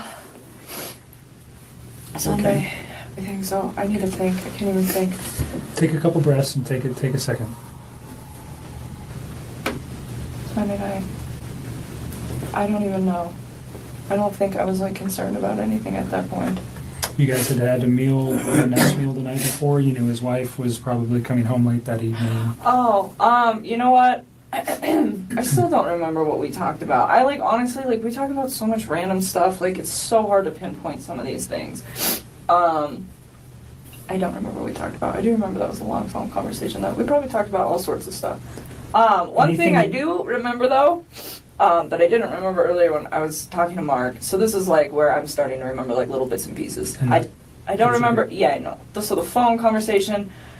I don't remember what was in the phone conversation. Probably nothing of relevance, to be honest with you. But usually he talks to me when he's down in the basement in his bed before he goes to bed and before I go to bed. And I could hear the TV on, which I thought was kind of weird. I didn't ask him. I just heard it in the background. And I remember thinking, and it was right before we got off the phone, I was like, why the hell is he up? And there's no TV downstairs. So I was like, well, maybe, I don't know. So no TV in the basement where he usually calls you from? Yeah, and I don't know how many TVs they have. I've never been in their bedroom. I went upstairs once and it was to their little playroom and I just looked at it and I was like, that's super cute that your girls have books. And that was it. And other than that, I have never been in any of those rooms in that upstairs. To me, it was just you don't know, ever. I had no, so I don't know if he has any other TVs. I'm assuming by how much other nice stuff they have in their house, it wouldn't surprise me. So I'm not quite sure what room he was in at that point. But I just remember hearing the TV and I was like, it was just weird to me because I was like, why are you watching TV right now? It is super late. And that was the only thing. And he had phoned you? Or were you guys already talking when the TV was going? Or I just remember I picked up on it later, but I don't think it was throughout the whole conversation. Okay. I just remember it being towards the end because I remember thinking wow, it's really late. Something I didn't ask you about the house because you'd been there twice, and it just made me remember. Do you remember how you guys accessed the house? That's a good question. So once through the garage, and I think once through the front door. I think the first time was through the front door, I think. And I think the second time was through the garage.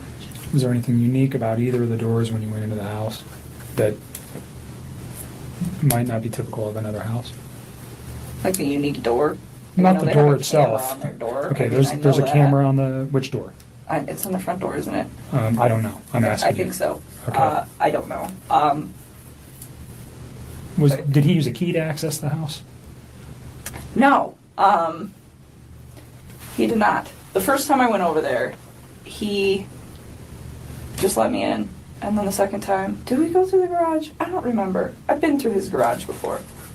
I went through his front door once, though, because I remember he had just cleaned, it was the first time I went through his front door, because he had just cleaned his carpets, and he had moved all the furniture out of the way, and the furniture was kind of in the way of the door. And he's like, the door doesn't open all the way right now. I'll move all the furniture back when the carpet dries. So I do remember that, just kind of offhandedly.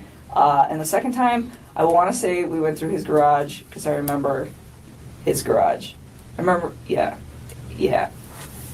So he was at the house when you went there. You were never there by yourself. He was at, yeah, or no. he took you there. The first time he was already there, Okay. and I met up with him. And the second time we went there together. So the front door, I asked if he had used a key. He let me in. Okay. So there's a, those keypads where you can enter an access code. Do you remember seeing that on his door? I want to say vaguely, but to be honest with you, I don't remember. He let me in that day. That So was he never so gave long you ago. he never gave you the code to access his home? No. Okay. Not at all. You talked about a security system. There was a camera on the front door. Was that just like a, what a Ring doorbell is that goes to your phone? I don't even know what it looked like. I only Okay. know that it existed either because A, I wasn't paying attention the first time I was over there, but B, because of all the stuff that's going on right now. That's the only reason I know Okay. it's in Did you remember existence. seeing any cameras anywhere in the house? No. Okay. Did he ever tell you about the alarm system or give you an access code to the alarm system?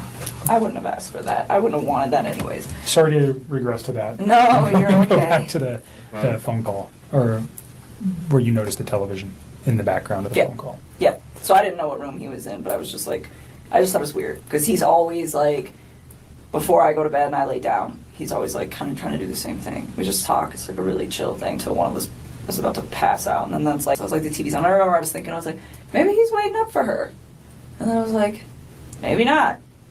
I didn't know. It wasn't something that like alerted me. It was just different from his Out of standard character for him. operating procedure. Because whether his wife is home or she's gone, he's always got kind of like the standard op when he calls me. So that's why it was kind of like unique. Okay. Because it doesn't really fluctuate when she's there and when she's not there. He's pretty like free reign with what he does.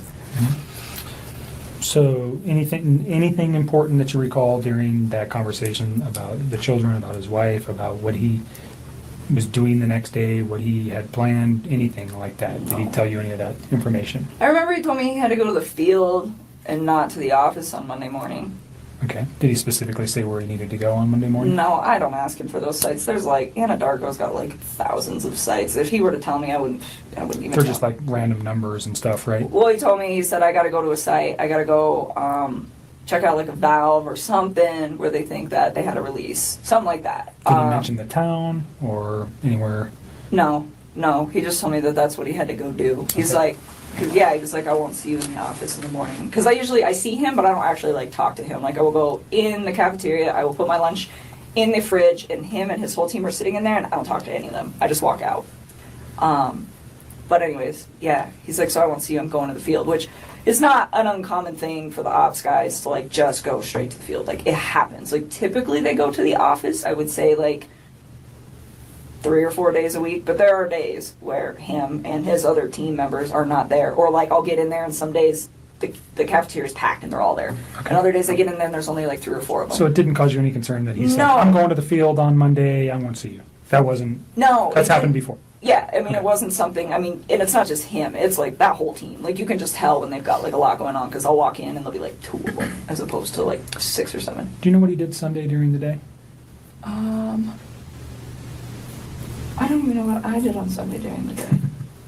I am so tired. Let me just think about this. Daniel came over Friday, I hung out with him Saturday, and then Sunday, When did Jim come in? Monday. Huh. Jim got here Monday. What did I do on Sunday? I am like drawing a blank. I'm really tired. I don't know. Can I get back to you on that? Did you guys have any conversations on Saturday night during your meal, what he might be doing on Sunday? I'm sure we did. I don't know why I'm drawing a blank because I haven't slept. If I say that he may have done something with his children, would that refresh Oh, yes. your memory? He went to a birthday party. Okay. Did you know whose house he was going to? Nope. But I know that they had a water balloon fight. Okay. He had one, or his children? His children did. Okay. He said he used to get really into it. He said he got like really interactive with his kids. He's like, some of the adults don't really spend a lot of time playing with the kids, but We I went always to the do. museum on what day, Saturday or Sunday? Sunday. Okay. That's right. So that's what I was like, was I hanging out with you? God. Very So memorable event, huh? me was, and him and my stepmother and my wife. sister Yeah. went to the museum, and What that's museum? right, the Denver Museum of Nature and Science. And they went to brunch prior to that, and I skipped brunch, and I went to the gym. You shouldn't have, it was good. I had to do core day. That was the last time I worked out, actually. That's so what I we did- did Sunday, okay. Yeah, so core day, and then we went to the museum, and then When did he tell you about the water balloon fight on Sunday evening during your conversation on the phone? I think so. Okay. So think you don't so. know whose house he went to on Sunday, No. but you knew it was for a child's birthday? Yeah, and he had told me about that in advance, really. So I don't know if it was Saturday that he had told me that he was going to go to that birthday, or like Friday. I just remember he was like, "I got to go to this birthday party." Okay. with my kids. Any other conversation that makes sense? I mean, honestly, at this point, I'm really tired, so I know there are certain things that I need to tell you guys that we'll get to as these days progress. Yep. But in all honesty, if it doesn't stand out to me now, Today? it probably That's fine. wasn't relevant. What about that 9 o'clock thing you were telling me on Monday? Oh, that he told me? Oh yeah, well we'll get there. We'll get there. We're still on Sunday. So we're on night. Sunday. We're gonna get This is to gonna be a long we're gonna night. get there to Monday. We're getting there. So Sunday night or Sunday during the day, you had your own personal stuff going on with your family. You never see him on Sunday. Is that accurate? No, I didn't see him. What did I do the rest of the day? I came home. I think I might have just chilled at my house. I don't remember. I think I cleaned my house. I don't know. I didn't see him though. Okay. And Yeah, Saturday was the last time I saw him. okay. Sunday, you're at home. you talk to him, we know you have a conversation in the late evening hours, and then you go to sleep on Sunday night. When's the next time you talk with Chris? Probably Monday morning. Do you know what time? No, I mean, so we used to like randomly text each other like throughout the day, but we both get really busy. So some days like I don't hear a lot from him, and some days I don't text him until like 2 o'clock in the afternoon because I'm just like busy. And I remember I didn't hear a lot from him that day, which was like, that's not out of the normal for either one of us during the day. But at one point I do remember he like texted me and he's like, oh, it's been a really busy day. And then like said some other stuff, which I'm sure you will find in my text. What he said, I don't know. It wasn't obviously anything that was like alerting to me. But that's what I'm saying. Like at this point, like I remember really key things, but if it's like a conversation that I'm like, I don't remember exactly what was discussed, it's because it was probably just bullshit. Like just talking to each other. Yeah. Small talk stuff. Yeah. But I remember he was busy that day and we didn't talk that much. And then I clocked out at 3 is what my time card says. That's what I was showing Mark the other day. And I got home to go meet my buddy. One of my good friends was coming over to my house. And he actually has a key to my house. So he was actually there when I got there. And who's that? My friend Jim. And so Jim came over and I got home. He was there. He had like just walked in the door. And I remember like briefly after he got there, I checked my texts. I mean, briefly after I met up with Jim, I like glanced at my texts and Chris said something about like my family's not home or like my wife and kids aren't home, like something to that effect. And I told Mark, because he asked me for a time, and I don't have an exact time, but I remember it was like right after I walked. That was a text message though. Yeah, it's in a text, and it's like, it was like briefly after I walked in the door, so based off how long it takes me to get home from work and when I clocked out, it's probably about 3:45 p.m.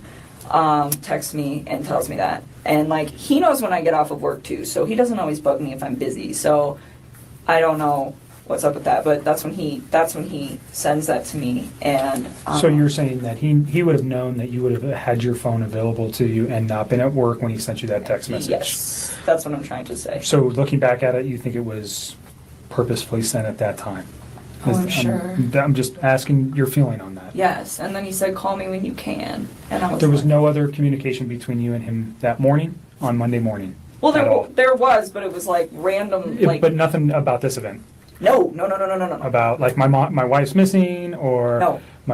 anything? Nothing. Okay. Nothing. And you knew he wasn't coming to the office because he had told you that Sunday night? Yeah, and then he goes, and so like they're only in the office for the morning. Like Right. some days it's longer than others, but I would say by a maximum of 7:30 every single morning they're all gone, and they don't come back unless they have like a meeting or something that they have to attend. So like not seeing him for the rest of the day is not like an unnormal thing. Okay. Like, but like I'm saying, like we don't really. The only reason we interact was kind of like by an off chance thing. Like I don't work with him. Mm-hmm. So he.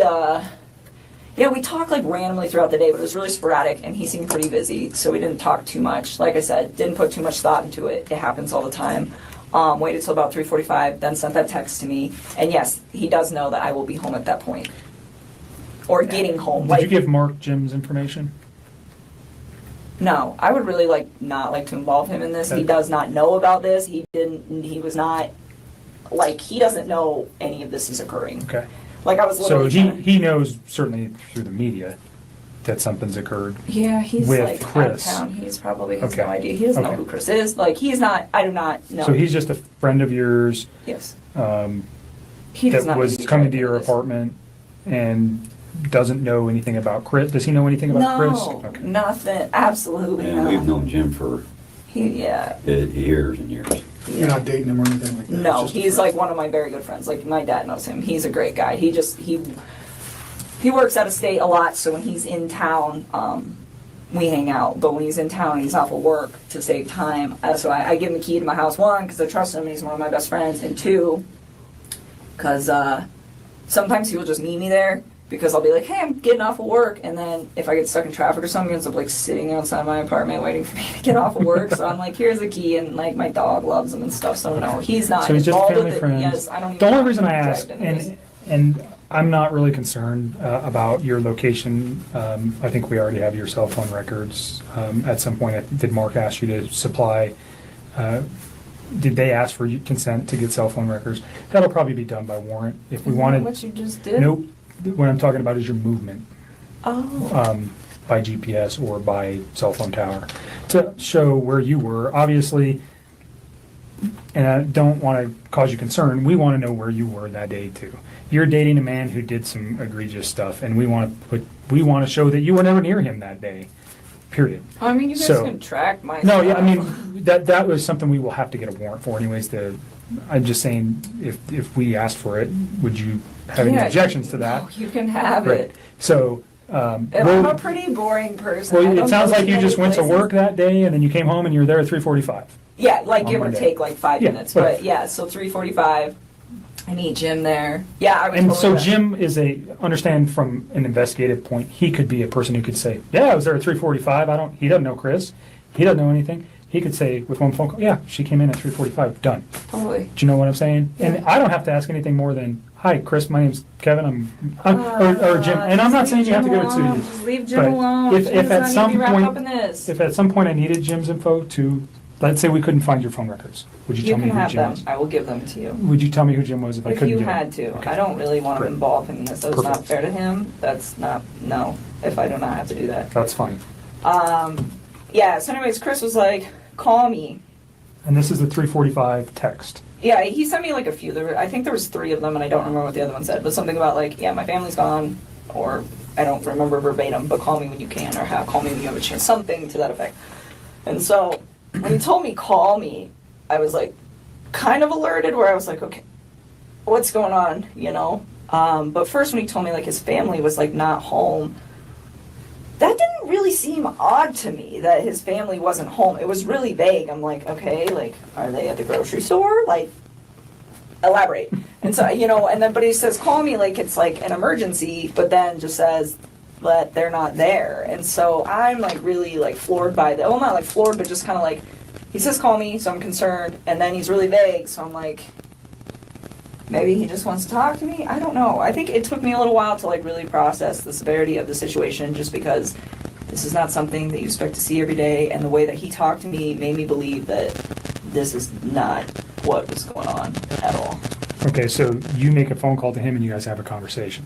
I did. I stepped outside. This is 3:45. Ish. I mean, well, like, I think I actually interacted with Jim for like probably a good 15 or 20 minutes. I mean, he's my guest. He's in my house. So I don't think I called him right away, but like, I mean, I'm trying to balance the fact that I have my friend here, and then Chris is saying that something needs to be addressed, but to me, it didn't sound like an emergency. I mean, it's all the time, like, people aren't home right now, you know, so it wasn't like, oh my God, I have to take this call. It didn't it's an register emergency. as being No, critical. no. I mean, it was the way he said it, and I was like, okay. So I remember hanging out with Jim for a while, and then I stepped outside, and I made a call, like, out on my back patio, and I called him, and he didn't answer the phone. And then he texted me back. Oh no, did he answer the phone? I don't remember. I think he missed my call, and then he called me back. Or he just answered. Either way, it was a very short talk to him where he was just like, I have to go. The cops are here. And I don't remember if he said that on the phone or over text. That's okay. I'm so tired. That's fine. You don't But need either the way, different- like, it's the just cops, the context. Yeah, I mean, you guys will figure it out. The cops are here. And I'm just like, all right.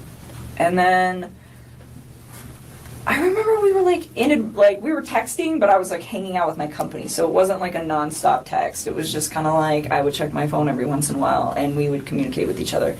And he was just saying like they weren't there, and that her friend Nikki was there, and that her friend Nikki had called the cops. And I'm like, why would this girl call the cops?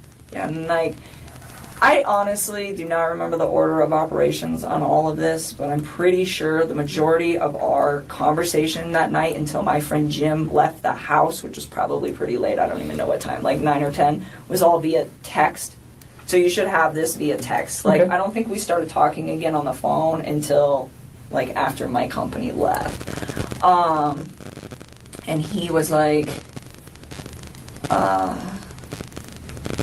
don't know, he just started like giving me details about stuff, and I don't remember what order, but he was saying like Nikki was really upset, and that the cops were there, and that they were like searching the house, and I was just like, what? You know, like what? Why? And he was telling me that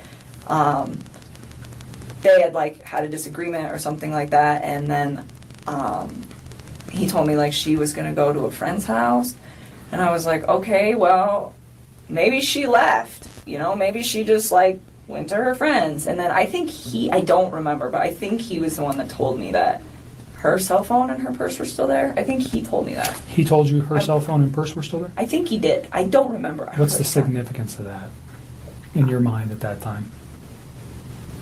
At that point, I thought this woman was really trying to get out of this house. Okay. That's what I thought, because he said that they'd had a disagreement, and I was just like, okay, well, I mean, I leave my cell phone at When home. he said disagreement, what did he tell you what it was about, or? Not at that point. Not at that point. So, again, like, you guys are going to have to check these texts, because it's all, like, my brain That's feels like okay. mashed potato right now. But I remember him saying that, and I'm just thinking, like, well, maybe she was in a rush, you know? Like, maybe she was just like, I'm going to my friends. I'm leaving my cell phone here because I don't want you calling me. I don't want anyone else calling me. I mean, there are days where, like, when I'm outside of work, I will just shut my phone off. I just do it, and it's, like, my way of getting peace. So to me, that, I mean, like, it was weird that it wasn't even that weird to me that she left her phone just because I leave my phone, but it was weird to me that she left her purse. But knowing the fact that that girl was, like, always on her phone, then yeah, I guess it is kind of odd. Like, she lived on her phone, I think, yeah. pretty much, is my understanding of her and a phone. So, I don't know if you knew that I did. until prior to the media stuff, or just from Chris. I did. So, did that strike you as odd? But you're thinking maybe she just left. I just thought she needed to, like, get away from the situation. I mean, that didn't seem that awkward to me, that a couple that is going through separation would be like, I need to leave. I just need some space. Like, it didn't even, like, process. I was like, okay, like, give her some space, you know? And on that note, too, when he was in, we're going to jump back for just a second. Okay. I had a thought. So when he was coming back from North Carolina, that was when he officially told me we're going to get a divorce and we're going to put the house up for sale. Like, he told me they were separating and they were, like, going to put the house up for sale, but they hadn't done it yet. And then when he got back from North Carolina, that was when he was like, it was like a sealed deal. Okay. And the reason that is of significance is because at some point over the weekend, I don't remember when, he told me that they were putting the house up. I don't know if it was they were putting it up on Monday, like the day they went missing, or if it was that they were calling the realtor to verify some stuff so they could put it up that week. Like, I don't quite remember. I just remember, like, the house was supposed to be, like, on the market, like, that week. Did he name a realtor ever? Yeah, he did, and I don't remember her name. It was a female. Okay. And I don't remember her name, like, That's at all. I was trying to think of that for you guys not too long ago. Company? You got the company name? No, he never gave me that. He, like, gave me her name, and it was the same name twice. He gave it to me once when he was in North Carolina, and then once the other time. Because I remember asking, I was like, who's that? Because he's like, I'm going to have her call so-and-so today to make sure everything's so good to go. And I was like, who's that? He's like, the realtor. It's like, oh.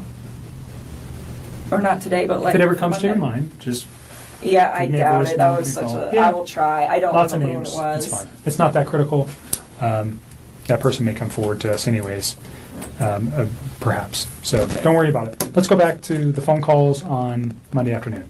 Yeah, so he's like texting me a lot of this information, and I'm starting to kind of freak out. And it's not like I'm freaked out like, oh, she got murdered. I mean, that is not what I thought. It's like, okay, like the way I looked at this, like, apparently his wife had been gone since midday, was when she got, like, reported missing. I didn't know that. Like, the way I looked at this, it was, I got home from work just now. I mean, he didn't say that, but I interpreted, I just got home from work. And my family is not here. So when we're texting for, like, a few hours, like, the cop thing was kind of weird. But he's like, Nikki insisted they call the cops. Nikki insisted they call the cops. And I'm like, okay, you know, and I'm just trying to figure out, well, like, what role does this woman play in this situation? Like, is she... Did you know who she was? No, I don't know any of his people. Like, this has been pretty, like, tight wrap for a while, which is probably a really good thing. But anyways, I didn't know, like, who she was. And so, like, I started asking him. I was like, well, where do you think your wife is at? And he's like, I think she'll be back tonight. Like, I think she's, like, out with somebody. And he was telling me that they'd had a disagreement. So I was like, well, I remember telling him, I was like, you should make sure that you have wait a minute. No. So all that happened. And then it starts getting kind of laid out. And I remember we talked for text for a while and part of this conversation, and then it moved to the phone. And I remember telling him, because he was like, I think she'll just be back tomorrow. I think she's just going to be gone for the night, like with a friend, you know? And Did like, he name the friend? no, he didn't. And like, because I don't think, he made it sound like he didn't know like what friend's house she would be at. And I remember talking to him and I was like, well, maybe it's that Nikki girl. And he's like, well, Nikki called the cops, so why would she be at Nikki's house? I'm like, I don't know, kind of throws her off the trail of where she's at, you know? And it's like, it sounds kind of weird, but it's like, he really made this sound like this woman was just like upset, left the house, and that was probably what he thought happened to her. And so I didn't really put too much like... Did he tell you the kids were missing as well? Yes, with her? I knew. Okay. I mean, which made sense to me because I was like, well, if you were at work all day... I mean, he didn't tell me he got home early. He didn't say that to me. So... I mean, it made sense, like, if she's gonna leave, they should probably go with her.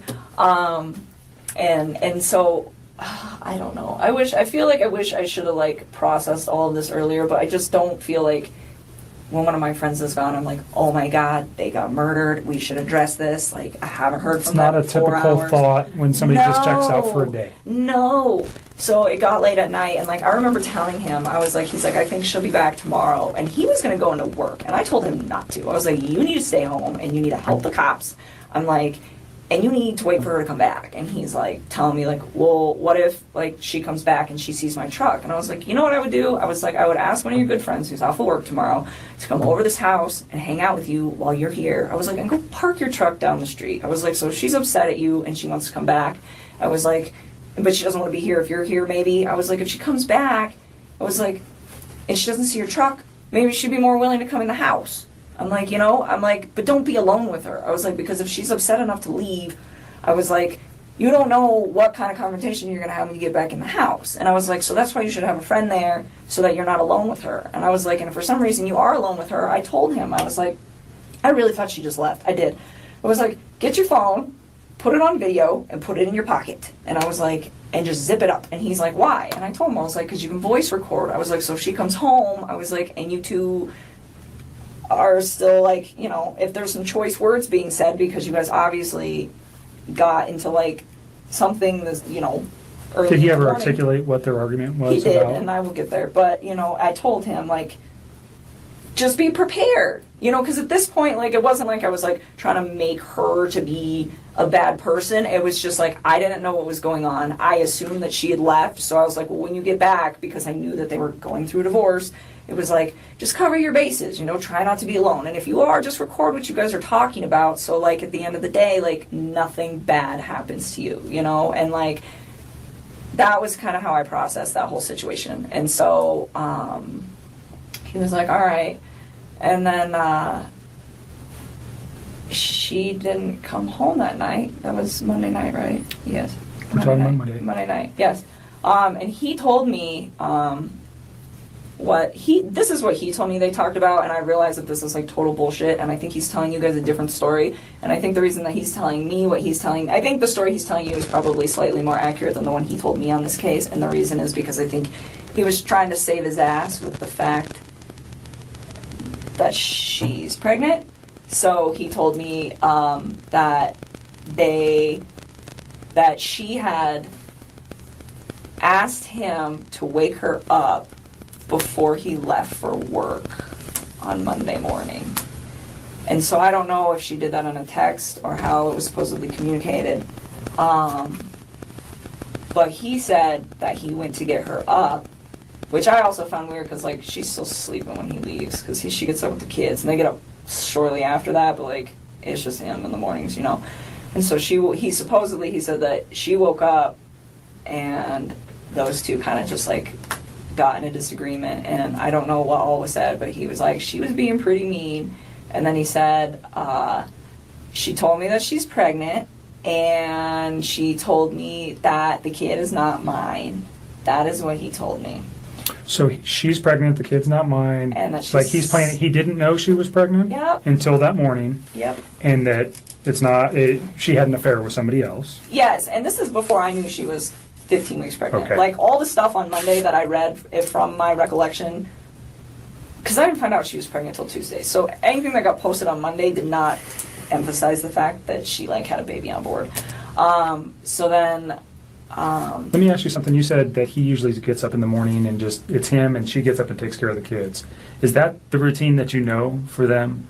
Or do you know him to get up and like prepare meals prior to him leaving the home? Well, he gets up and he like goes to the gym and he works out in his basement and like makes breakfast, and I don't know. Does he make breakfast for himself or does he make breakfast for his children? I don't know. I don't know. They're still sleeping at that point. Like, all I know is he, at one point in sometime in this whole thing, he told me that they usually get up at like 6:30, and she gets him ready and takes him to school and like does all the morning stuff with them, as far as I know. And then in the afternoons when he gets home from work, he kind of does more of the afternoon stuff. Okay. So it's kind of like a tag team operation that they have going on, but I think she does more in the AM and he does more in the PM. Right. Is kind of how I process that, but I don't know. Okay. So she's mean to him and then throws this out. Yes. That she's pregnant from another man. And I said, do you believe her? And he was just like, he said something about like, oh yeah, like she kind of looked like she was showing when we were in North Carolina, but I wasn't sure. And I'm like, so you think she's pregnant? And he's like, yeah. And I was like, do you think she's like having an affair? And he's like, I think she said that out of spite. And he's like, and I was like, okay. And then, and again, like, I think he's just saying all this to me to try to cover his tracks with me. Like, I don't know what he told you guys, but I bet it's probably very different. And I think that what he said to me, it was like directed towards me. Like, this whole bullshit little box lie that he had right there was like the lie directed. Did he say when the at me. argument started? Nope. He just said it was in the morning. He said he woke her up in the morning. Okay. Did he say when she came home? Did he ever let you know that? I think I want to say he said around like 2, but I don't know. Okay. And then he woke her for what purpose? Because she asked him to. Okay. So I was under the impression that he was asleep. I'm assuming this is how it like went, and what he was trying to tell me is that he was asleep by the time she got home, and she sent him a text and said, wake me up before you leave. And then he woke her up, and they got in an argument, and then he went to work. Okay. That's how I processed And the it. context of that argument again was just she's pregnant. And is there anything else that he shared with you? He did not elaborate on it, and I didn't ask. What were you thinking at that time? This was like on Monday. Again, at that point, I was like, I still thought she left. I mean, this was all on Monday. Like, I legitimately thought this woman left the premises with her kids and just wanted nothing to do with him for like 24 hours. So his story was believable that she was pregnant from another man and maybe she took off for that guy, or... He said several times, like, I think she just said that out of spite. Okay. Like, he thought she was with one of her friends. So he held true to that story. Pretty much. She's just leaving and she's with a friend. That was kind of what he thought. And that's kind of what he had me believing. And at the time, I wasn't really alarmed because it'd been like a half a day. Sure. And so then Tuesday rolled around, and... Did you see him at all on Monday? You said you didn't, No. right? I Earlier. did not see Okay. him. And I went to work Monday. Did he ever try to convince you to come see him or say he wanted to come to your house? No, not at all. We were supposed to go pick out apartments to go look at on Wednesday, so yesterday. But that obviously... Right. didn't So work. on Monday, he never tried to be convincing to get you to come up to see him? No. Nothing? Not that I'm aware of. I don't think so, because my buddy Jim was over Monday and Tuesday, and he knew Jim was over Monday and Tuesday, and that's why we were going to hang out on Wednesday. Okay. So no, he didn't ask me. So Tuesday rolled around, and she still wasn't around, and this is when I started getting kind of sick. Like, my friend Jim was sick on Monday when he came up, and I don't know, I just started feeling like crap as it was, and then I was just kind of having a hard time focusing and like thinking about what was going on, and I'd asked him a few times, I'm like, where's your family, Chris? Like, where's your family? You know, and he would tell me like, oh, I don't know, or I want him home. Like, I asked like several times, so I think I got different responses, but each time like he didn't know where they were, you know. And I'm like, she's still not home, and he's like, no. And I had also asked him to like, he said he had a friend Dave that was a cop, which I also find convenient that there's another Dave working in this case who's a cop. But I was like, well, Dave's off. Why don't you just have him like post up outside your house too and see if she shows up? You know, and he told me on Tuesday morning, he was like, I called Dave and asked him to sit outside my house, and he's going to do it. And he's like, and then my friend Nick is coming over later on this afternoon. And I was like, okay. Did you ever hear Nick's name before? I've actually heard that name a few times, like, around him. Like, there's certain, I never heard Dave before. Dave was new, but I've heard the name Nick a lot, so I don't know if that's like real or what, but if I was to guess like friends that he like legitimately has, I would assume that he was one of them. But yeah, because I know he's told me before, like when we first started hanging out, that Nick lived kind of in the area, and he's like he actually goes, he's a trail runner, and he's like he runs at East Lake number 3. So he lives in your area? Kind of. Okay. And I remember him saying that to me once. He's like, you know that park that we like hung out at? I was like, yeah. He's like, my buddy runs over there. We should not go to that park anymore. And I was like, okay. That's cool. And anyways,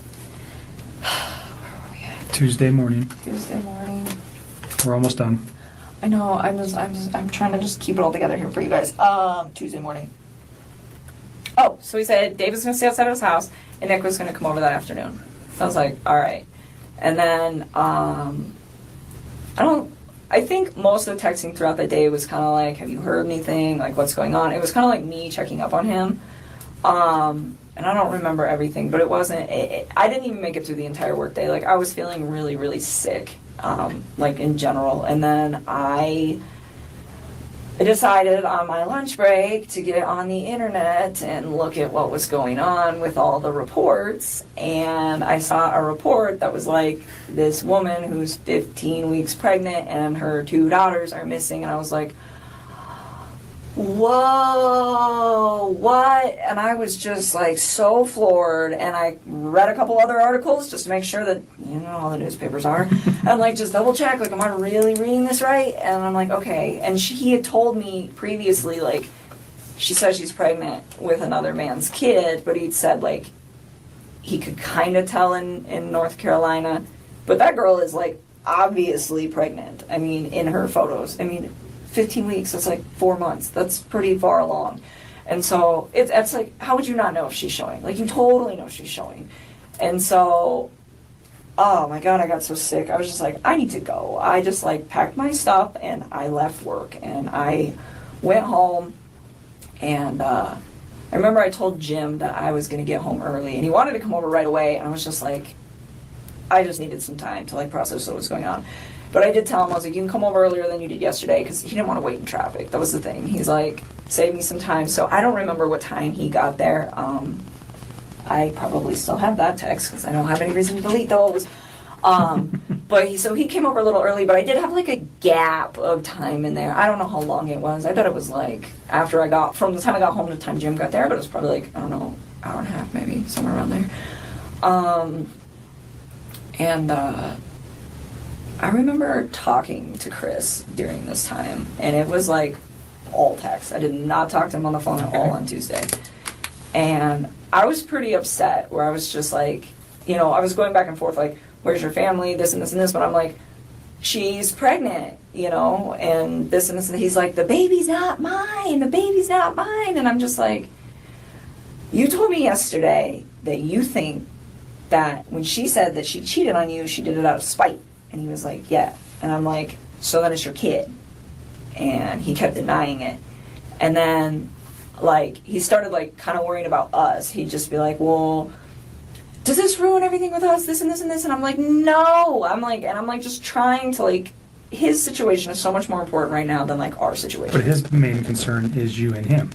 Kind of, sort of. I mean, and I keep, like, asking him, like, I'm like, and I told him numerous times, which is also in the text that you guys will pull, where I'm just like, you need to focus on finding your kids and your wife right now. And I was like, and you need to focus on finding all 3 of your kids. And I like kept like emphasizing to him like he had 3 kids, you know? And like I wasn't even like mad about it. I was just like, you need to find your family. Did he ever go look for them that you know of? I don't know. I don't think so. That like doesn't even like ring a bell to me, so I don't think so. Okay. But, oh, and I forgot something else that's really important. I'll add it in there too, but let me just finish this thought. So then, Tuesday, what were we talking about? Oh, yeah. So I kept telling him, I was like, Chris, I know it's yours. It's okay. I was like, go find your family, you know? And it's like, was I hurt? Yes. But at the time I realized like his situation with what he had going on was like way more important than like our situation. And so that's why I was just like I confronted him about it. And then I was like, you need to go find them. And like we talked about it for a little while. And then I was just like, I don't remember exactly how it went, but something along the lines where I was like, why can't you just be honest with me? I was like, stop lying to me. Like, stop lying. Did you have an inclination? You've talked to this man a lot, and during this Tuesday, Wednesday conversation, did you feel like he was bullshitting you? A little bit, kind of, yeah. I mean, because he was like, not Monday. Monday I did not. But Tuesday, yeah, that's when it all started to click. I was like, oh my goodness, because he was like, well, like, he just didn't seem as like concerned as he should be, and he was like super worried about shit with us, and I'm just like, so concerned about his family and overly concerned about your relationship. yes. Okay. And I kept like trying to put it on the back burner. Shame on me for bringing it up in the first place. I was just really taken back. Like, wait a minute. She's 15 weeks. Like, how would you not notice that? Like, I was just like, I was confused.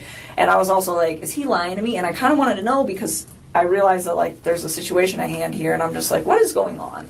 You know, and for part of it, it wasn't even like me trying to find out because I'm upset. It was almost like me trying to find out because I'm like, is there something else I'm missing here? Like, I felt like there was like pieces to this puzzle that I didn't know existed that were like not in place, and it was strange. And so, anyways, I told him, I was like, be honest with me. I was like, don't lie. And I don't remember exactly how it went, but I was like trying to emphasize, like, stop bullshitting me. So he told me the truth. And he told me it was his, and then he knew about it. Okay. I was like, okay. And then he asked me again, like, did that ruin everything? And I was like, no, it didn't. And in the back of my head, it's like, yeah, I'm done. I'm not dealing with that. Don't lie to me. But his situation is so critical right now that's like, I'm not going to like ruffle his mental feathers because they're already like really ruffled because of the situation. So like out of respect for his mental health, I just like dropped it. And I just kept telling him like, we're okay, we're okay, we're okay. But How many times do you think he asked you during these phone calls? Oh, it wasn't phone call. This was text. Pardon me. Text Tuesday. Text Tuesday. How many times do you think he brought up your relationship and if you guys were okay? Probably like 2 or 3 times. And how many times did he bring up concern for his children or his wife? I think he brought it up a lot too. I mean, he kept telling me that he was like worried about them. Okay. I mean, it happened. It wasn't like he was just like spaced out. I mean, he was definitely showing that too. I was just surprised that he was like also showing it for me, because at that moment, if I had some crazy stuff going on with somebody in my family, I would be putting all my relationship stuff on hold. Like, look, like, baby, I got to deal with this. Someone in my family is missing. When I find them, we will talk, and that would just be it. But that's just me. I mean, that's how I would address the situation, and that's kind of how I've been like gauging how I handled Monday, Tuesday, and Wednesday. Is like, what would I have done? Sure. You know, and kind of like that's why like I didn't contact you guys on Monday, because I probably wouldn't have done that for one of my friends. And not that I'm cold-hearted. It's just like that's just not how me and my friends work. So it didn't, you know. So there's extenuating circumstances that you wouldn't have known that caused her friends to be concerned. Mm-hmm. Just so you know, there's nothing wrong with you for not going, oh, something's wrong, and calling the police. The people that provided the information to the police initially had way more information about her than you do. So that's why they came forward. So I can see it, I can feel a little reservation that you're like, why didn't I do something? You didn't know enough. I think a normal person on Monday, a reasonable person is just going, shit, this woman's, whacked out relationship with her husband. She's got 2 kids. Now she's pregnant. She just takes off. So don't blame yourself for not making a phone call to law enforcement or going to the police. You didn't know anything. So I'm just trying to help you get past that. Don't worry about it. Okay. It's not, the people that came to us had way more info than you did regarding what was happening with her life. Okay. Okay. So don't beat yourself up over that. Please don't. Okay. And then, so Tuesday, after that conversation, I told him, I told him to delete his texts, because I knew he was like going crazy texting me, and I didn't want any of his friends to see him texting me, because I don't think they knew about me. It had nothing to do with you guys. It was just like, and you'll see him, The secrecy of your relationship. Pretty much. And I just like feel like he was like texting me so much openly, and he had friends there, that I was like, I didn't want them to see that. And so I was like trying to get him to slow down. And then I told him too, like, after he lied to me, I was just kind of like, I was done. And I was trying to find a way to like get away from the situation without alarming him or panicking him. So I told him like, everything is all good. I'm still here for you. And I feel bad because like I lied to him, but I like just try to keep him calm. And then I told him like, Contact me once they find your family. And then we'll talk. That was Tuesday? That was Tuesday. Okay.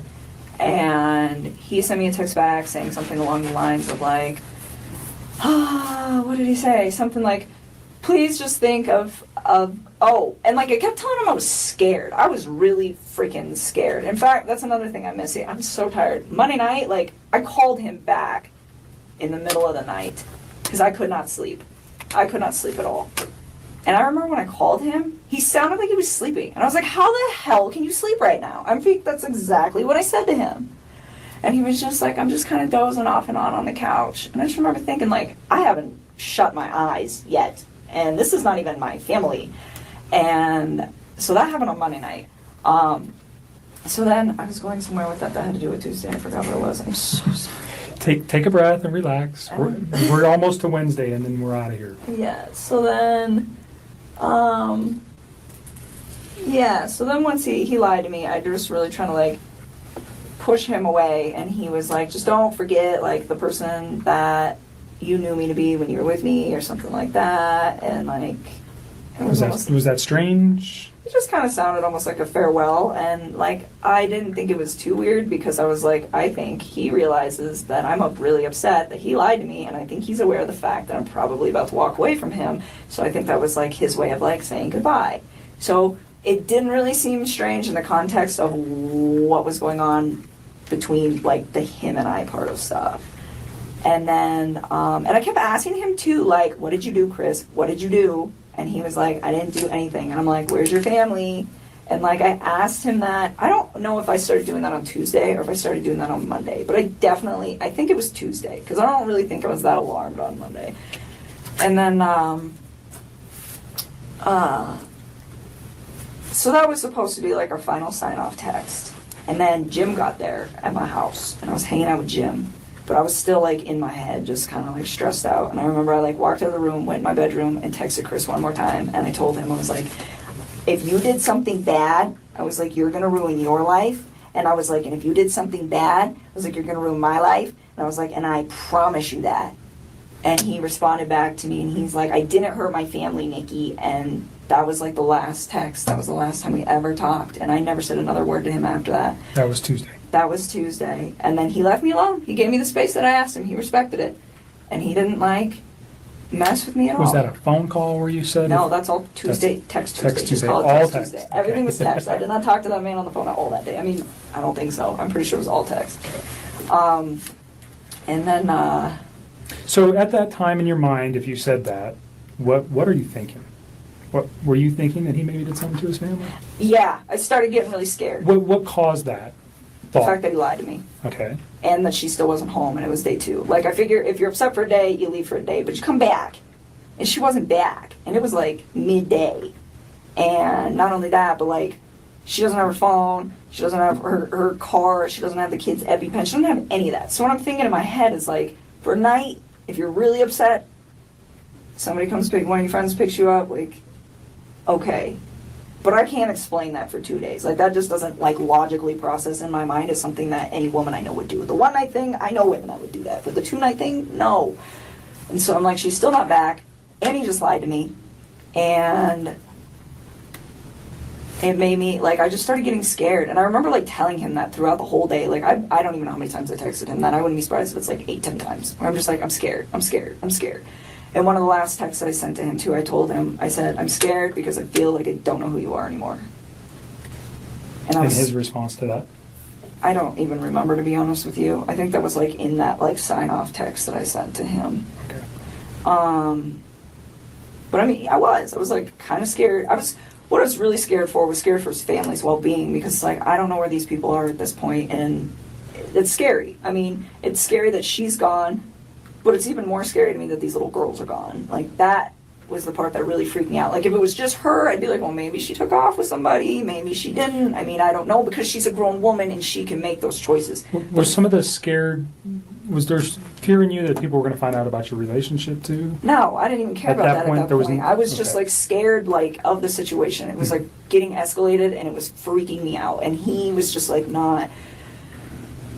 he was strange. So another thing, so that was Tuesday, and that was it for Tuesday, but I forgot some stuff on Monday that I did need to bring up to you guys. So Monday, when we were on the phone, at one point, he mentioned to me, I can't even believe I have to say this, she left her wedding ring here.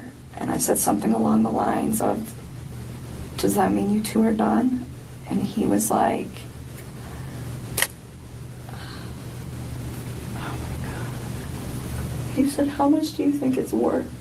And I was like, remember hearing him say that and being like, what the fuck? And I remember thinking to myself, like, I don't even know how to respond to this. And so I was like, I don't know, pawn it, man. And I was just like, I pawn jewelry all the time. I was like, I pawn jewelry a few times. I was like, it's not worth shit, though. And I was like, so I don't know if you really want to do that. And he's like, no, I think I'm going to get it appraised. It's a nice rock. And I was just like, okay. And it was, like, really awkward. And that was on Monday? That was on Monday night. And that, to me, was like, it was kind of strange. And then the Tuesday lying thing, like, I'm telling you, it started, like, Monday night. Him saying that was why I couldn't sleep, because he made the comment about the wedding ring. Okay. And then Tuesday, her still not coming home, and then him lying to me, and I was just like, oh my God, like, what if something happened? And it was, like, really hard for me to When you say, what if something happened, what were you thinking? Like, what if somebody took her? Like, could he possibly hurt her? And that was, like, the first time that I really, I think, genuinely considered, did this man hurt his wife? And it was, like, hard for me to grasp. And I thought about it a lot, and I waited for the night because I wanted to see if she would come home. And it was already pretty late, and I had company, and I was just like, let me just see how this plays out. And my buddy Jim left, I don't know, probably like 9 or 10. Probably it's like the same time he always leaves. And then I couldn't sleep again. It was really bad. And I woke up in the morning and I saw the interview that he had with the newspapers. And he just looked really different to me. How so? The light in his eyes is gone. They're like a different color now. It's like he has no soul. I swear to God. I saw it and I was just like, look at his eyes. I saw his mugshot. They're not even the same color. Like when you guys retrieve the pictures that are on my phone, look at his eyes then compared to now, like it's the scariest shit I think I've ever seen in my life. It freaked me out. I was like, that's not even the same man that I know. And it was really uncomfortable. But anyways, I saw that report in the morning and I was just to the point where I was just like, all right, like something happened. This woman is missing. Whether it was him or someone else. I know like a woman went missing not too long ago in Longmont. Like, I think it was like 2 months ago or something like that. And you guys, not you guys, but somebody there called off the search on her. I don't think they ever found her. So I was like, I don't know, maybe that's connected. Maybe somebody came and got her. Maybe he did something. I don't know. But I knew like it was a problem. And at this point, I was like, I'm in a very messy situation with this man. And I don't know what to do. And so I called my dad because he's like the only person that I trust with everything in the whole world. And I was just like, I have a problem. And I told him everything. And then I was like, we just discussed it. And it was like, we need to go to cops. Definitely. Because I figured you guys would find me eventually. But I was like, I feel like they need to speak to me. And I feel like I'm a very important person for you guys to communicate with. And so, you know, and again, I wish I'd have done it sooner, but it just kind of took the sequence of events of his lies and all of his bullshit falling apart for me to process that I needed to address the situation. And so, you know, and the time. And so that to me, and another thing he lied to me on, I caught him on Monday night, he was like, oh, it was right after the wedding ring thing. He was talking about, it might have been before, one of the two, but he was like talking about how, he like reflected on North Carolina and he was talking about how he wanted the separation and all this stuff. And I'm like, wait a minute. I thought you were the one trying to make peace with her and she's the one who didn't want it. He's like, no, I wanted it. And I was just like, okay. And another thing on Monday night, his breathing was like, oh, it was like his voice would crack sometimes. But I didn't like condemn him for anything like that because I was like, well, yeah, he's probably stressed the hell out. His family's gone. You know what I'm saying? Sure. So I don't know. So that happened, and then he never made any admissions to you about anything that he had done. Nope. He never said anything about doing, or at any time, not just in these days, but during your relationship, did he ever say anything about hurting his wife, his children? Never. And then on these conversations from Monday to Tuesday, did he ever say that, somebody did something to them, or did he ever give an excuse to you how this could have happened? No, I mean, Other than they just were going to a friend's house. Yeah, or he was like, yeah, I think she's like with one of her friends, she doesn't want to talk to me kind of thing. But other than that, no. I mean, like, he told me, like, yeah, she said she was with another man, but I think it was out of spite. Like, he never really, like, held that she was with another dude. Like, he never was like, yeah, she's with some guy. Like, she said it, but I don't think she meant it. Mm-hmm. It's kind of what he was, like, directing towards me. But no, I think that's why I gave him the benefit of the doubt so long. Like, he's always been such a civil, gentle man to me. And he's always been pretty calm and, like, level-headed when he talks about the differences between him and his wife. And, I mean, that's a sensitive subject. And he never, ever seemed like he was, like, aggressive about it. I mean, he was always just, like, chill. And he never talked ill of his children. He was always so bubbly about them. Like, those were his babies. So when all of this happened, I was just like, what the fuck? And so that brings me to a question real quick. I mean, I don't think anybody over the last 6 or 8 weeks knows this dude better than you. I really don't. You guys probably spent more time together than anybody. mm-hmm. Conversation, whatever, relationship. What do you think? What's the catalyst for this event? Have you had, and I know it's a hard question, but I want to get it out now, we're here. If there's a thought that you have that might lead us to understand a little bit why he might have done something like this. Like I said, I met Chris on Wednesday. So I don't know Chris. Not like you do. I've thought about this, and sometimes I think to myself, if I wasn't in that man's life, would his family still be alive? And I've thought about this a lot, and I think I could give myself different responses. But in all honesty, I think they might be alive, but not permanently. I do not think that this man just snapped. I don't think that he just met some fucking amazing woman and he was just gonna try to fucking murder his family and then think that I was okay with, like, building a relationship with somebody who did something like that. Like, at what fucking point, And not only that, like, I always try to say, like, when we get to a point where we've been together long enough, I would love to meet your children. Like, I never discluded them from anything. I remember coming back from Colorado Springs and I was like, oh my God, they got the Cheyenne Zoo down here. You gotta take your kids, and like you can feed the giraffes and they would love it. And like, I always try to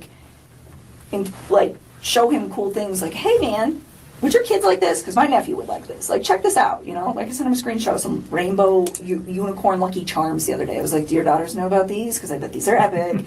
Like, little things like that where it's like genuinely, like, I care. I do. Like, despite how messy this is and how I'm sure I'm going to be portrayed in the media and everything, like, I care about, like, his well-being with his children and all of that. And so, for me, like, when I think of what was he going through his head, I find it really hard to believe that I am the catalyst for all of this.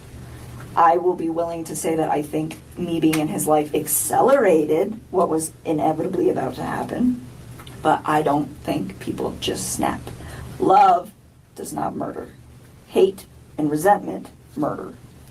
That's the way I look at that. I do not know what is the truth anymore and what's not, and I don't have all of the details.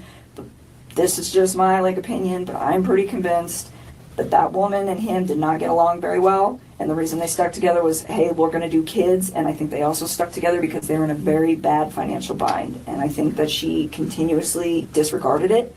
And I think he messed up because he was too passive to say anything to her about it and really address it. And it just got to the point where it's just like, you file bankruptcy and then what do? Just wait till you file the next one? I don't know. I don't know what their finances look like now, but from the way it made it sound, it's probably a pretty stark situation.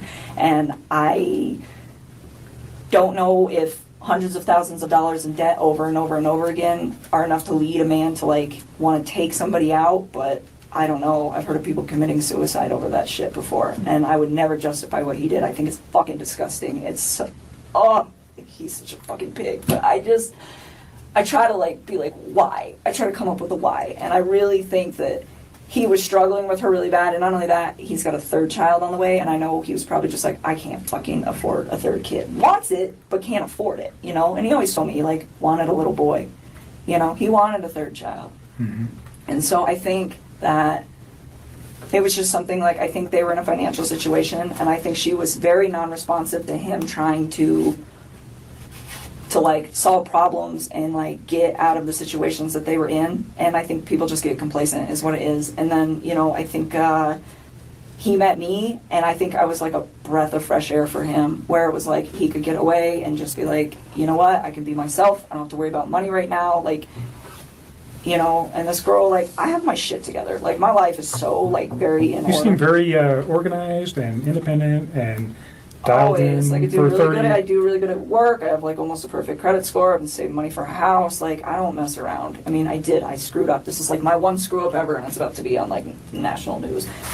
But, just very dialed in, and I think it was, like, a breath of fresh air for him to, like, be around something like that, because I don't think that he knew that that was like a real thing. And he had told me that like numerous times, like, I didn't know like women like you like existed. It's just like, all right, like I don't, and when he meant it, it was just like the way you run your life. And so, because he got married really young, you know, and so to answer your question, I think inevitably it was going to happen. I think it just got propelled faster. I mean, I don't understand what he would have achieved with, if he wanted to be with me that bad, what he would have achieved with me by doing what he did.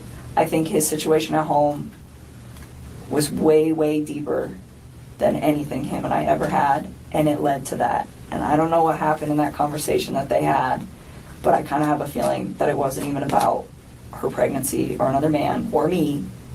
I have a feeling it was about money. So drilling down, you think money for him is the biggest downfall. You guys, I mean, beyond their relationship, really, I don't know that you know too much about the relationship or the particular issues other than monetary issues, financial issues. That sounds like what you guys talked about when you talked about their relationship. I mean, like, he told me other things, like they really didn't like sleep together too much, stuff like that, but I feel like a lot of husbands and wives don't do that. But it was like, well, of course you don't. That's why you're coming to me, you know? No, I think I just, like, me being in his life just pushed that forward. I honestly think that there's probably a good possibility that this would have just happened, like, further down the road. So did you see that before yesterday or Tuesday, or was that just kind of something that you have reflected on and you've thought about this now going, man, now that I see that in this guy, or just because of the lifestyle he was living, and if he didn't get removed from it, this was going to happen sooner rather than later, like you said? You know, if I was to reflect on anything over, like, the past few weeks, besides, like, the stuff in the last few days where you're like, hey, is there, like, any red flags? I would say, like, no. But one thing I did notice one time is we were sitting on my couch, and I was telling him, like, my house, I have a really beautiful house. Like, it's set up, like, really nice. But everything I have is, like, from Craigslist or Goodwill. Like, I have pieced it together, and it's all, or, like, marked down stuff. And I have pieced it together in a way, like, it's pretty, huh? It's a pretty house, but you would never guess that, like, everything I got is, like, super discount. And one day we were sitting on my couch, and we were just, like, bullshitting about some stuff. And I was telling him, like, oh, yeah, you know, like, I got this marked down in American Furniture because, like, the corner was dented, and, like, I got this one off a guy on Craigslist. And I put it all, and I was, like, telling him, I was, like, I put it all together. And I was, like, to me, I was, like, material things don't make a home. I was like, it's the energy and the love that you bring to the home. I was like, it's not about what it looks like. I was like, it's about what you, like, bring to it, like, mentally. And he, like, collapsed in my lap and gave me, like, the biggest, most genuine hug I think that man has ever given me. And he just laid there, and he was just like, you were so different. And I didn't even say anything. I just, like, put my fingers in his hair and just let him chill there. And I assumed that had to do with the finances. But it didn't, like, stress me out. It was just, like, this relief sigh where he just, like, dropped into my arms. And I didn't, like, really think too much of that event, except for that I was, like, this was, like, it was, like, a really genuine hug, like, collapsed into my lap, like, just so relieved. And I didn't really think much of it until, like, I started reading about, like, their bankruptcy and all this other shit. And I was like, oh. So I think it might have been bigger than he let on, because he never told me about his bankruptcy. Sure. You know, he just told me about his current financials, and he didn't even get that in depth, but I'm assuming they're trash. And so, yeah, I think her spending all that money and not listening to him, and him not standing up for himself in a calm and, you know, Just elevate. yeah. Last hard just question kinda- regarding this. Go ahead. And then I have just two cursory questions regarding something else, and then I think maybe Tim has a few questions for you. But I think what you say about the finances directly at his wife. Do you think that goes to the children as well? Because she took, did she treat them like that, like they were gold and they got everything as well that you know of? Or do you think there's a separate issue for why he may have done what he did to his children other than financial? That part I don't have an answer for. I can't fucking explain that. I don't even think there is an answer. I don't even think there's any sort of like computing up here that could possibly give a rational explanation for why that would have happened. I mean, the only thing that I've honestly thought of when I play the scenario over in my head is that maybe they woke up and saw him doing it in their mom, and he was like, fuck. Now I gotta do this too. I don't know. I'm like, why? Because they were like his like little lifeline, you know, he that was everything to him, you know, and I get like those two have problems. But he had a great relationship, but from what you're accounting is With his he kids. loves his children. Yeah, like that part, it's oh my god, that's the worst part of this whole mess. The worst part of this whole mess. We won't dwell. We don't have to dwell. on No. it. Let me ask you. But, so no, I don't have an explanation. That's the only thing I can possibly plausibly think of is maybe they saw it, but other than that, I don't know what the fuck. Okay. Who's Charlotte? Are you asking me who's Charlotte? Like one of my friends? Mhm. She's like a really good friend of mine. Why?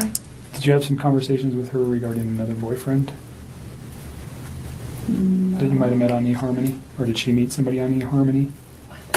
No, she's engaged. Okay. She's engaged. So there's some text messages that we got off your phone, obviously. And the only reason I'm asking this is because if he found out maybe you had another boyfriend, you understand my line of questioning, that looked like maybe you had another boyfriend.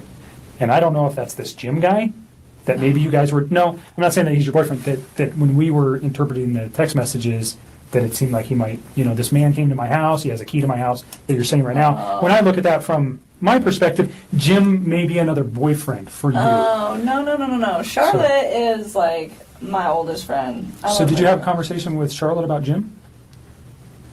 I mean, sometimes we talk about him. We're all friends. Did you guys ever have a conversation about eHarmony? That's the I mean, possibly. I online- was on there for a while. Okay. But I didn't actually ever go out on any dates with guys from eHarmony. Not Okay. one. Like, I talked to a couple guys on there, but I was like, no, I didn't go on any dates. So the only reason would be another potential reason for him to be upset. No, he And- knew about Jim. He's always known that Jim is one of my good friends, and I lay it out for people at the beginning. Like, I have friends that are male, I have friends that are female. These are my friends. That's what it is. Like, Okay. he never to me seemed like jealous of Jim by like any means. So no, I'm curious what text you're talking about with Charlotte. I I'll have look that up. like I talked to that girl so I have much. 153 pages of text messages, so I can't. If I could pull it up, I would, but I don't know where it is. I thought you guys just got my text. We got. When we ask for everything, for 7 days they give us everything. Oh, so why did you need to just do that if you just had them? Because I don't know that they're completely accurate. Again, what they send me is I don't have any way to verify that they're accurate. Gotcha. And if you delete a text message, sometimes those are not retained by carriers. They're still on your handset. There's a way to recover them from your phone, but they may not be held. There are certain carriers that don't even keep text messages, and I won't tell you who those people are, but they don't keep them. We can't even get our hands on them because they don't have a database. They don't pay the money. They're stored on your stuff and your stuff only. So that's why we ask for it. And some of those things disappear in 3 days, 5 days, 7 days, unless we ask them to keep them. And sometimes we don't know in time. So that's why we do it too. Okay? So just, it was a question because it also would provide potentially a motive for what Chris did if he found out that you had another boyfriend. Why would Maybe- he kill his family? Well, he if I wigs had a out that he boyfriend? finds out that you have a boyfriend and just loses it altogether. Do you understand? Because he's already losing his wife, and now his new girlfriend has another boyfriend, and he can't. There's multiple reasons why. It was a concern. That His cheese slid off his cracker. So sad. I don't know. He's like not even the same. I look at those like mug shots and they're scary. They scare me. And Vanessa just said about that video too, it didn't, I had noticed I would have been a wreck. Oof. I don't know. I mean, I volunteered with some guys for when I did the army military stuff that had PTSD, and they were telling me when they went through trauma that they like kind of locked up. So like, I didn't even think it was the fact that he was calm that freaked me out. Oh, it was you were like helping his those guys out eyes.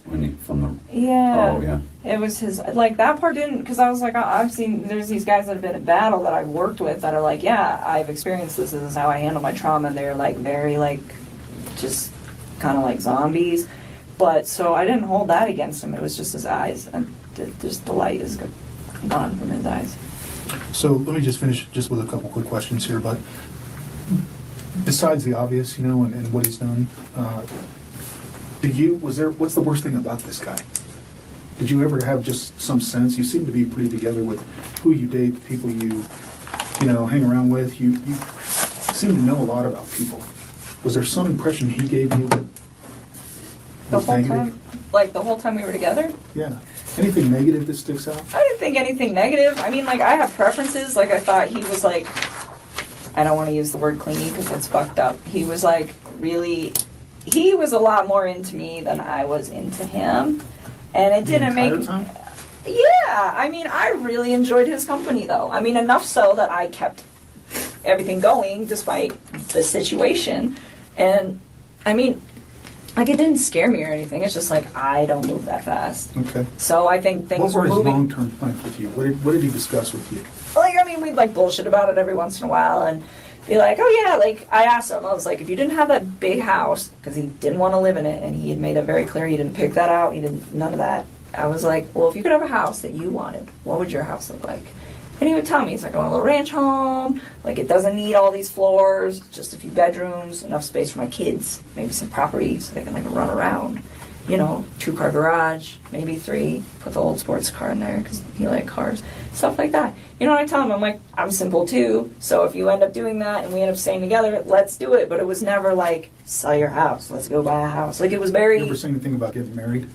To me? Yeah. I mean, it was like a thing where it was like offhandedly, like one day maybe this will happen, but again, it was like these were... I did not take these as very like deep conversations. It wasn't like, this is when we're going to get married, this is what's going to go on. Okay. And you knew him for how long? Brief. Total, just not dating him, but I mean, when were you first aware of him? How long? I don't know, probably the beginning of June or maybe May. So like 2.5, 3 months tops. I mean, this is all like really fresh. Like all of this is compounded into like a very small time Very frame. quick. Yes. Has he worked for the company for a while? Yeah. I don't know how long. I want to say like 5 or 6 years off the top of my head, but I don't know. But Did he supervise people? You know anything about that? Yeah, kind of. So he was an operator, and the way the operators are set up at Anadarko is they have operator 1, operator 2, operator 3. But then each operator is like broke down into like the basic guy, the medium guy, and like the foreman. And then it starts all over again. So he is still on level 1 of the operators, but he's like the top dog on the level 1 of the operators. Okay. The whole time you've known him, this 2 or 3 months, did he ever complain of anything, any medical issues whatsoever?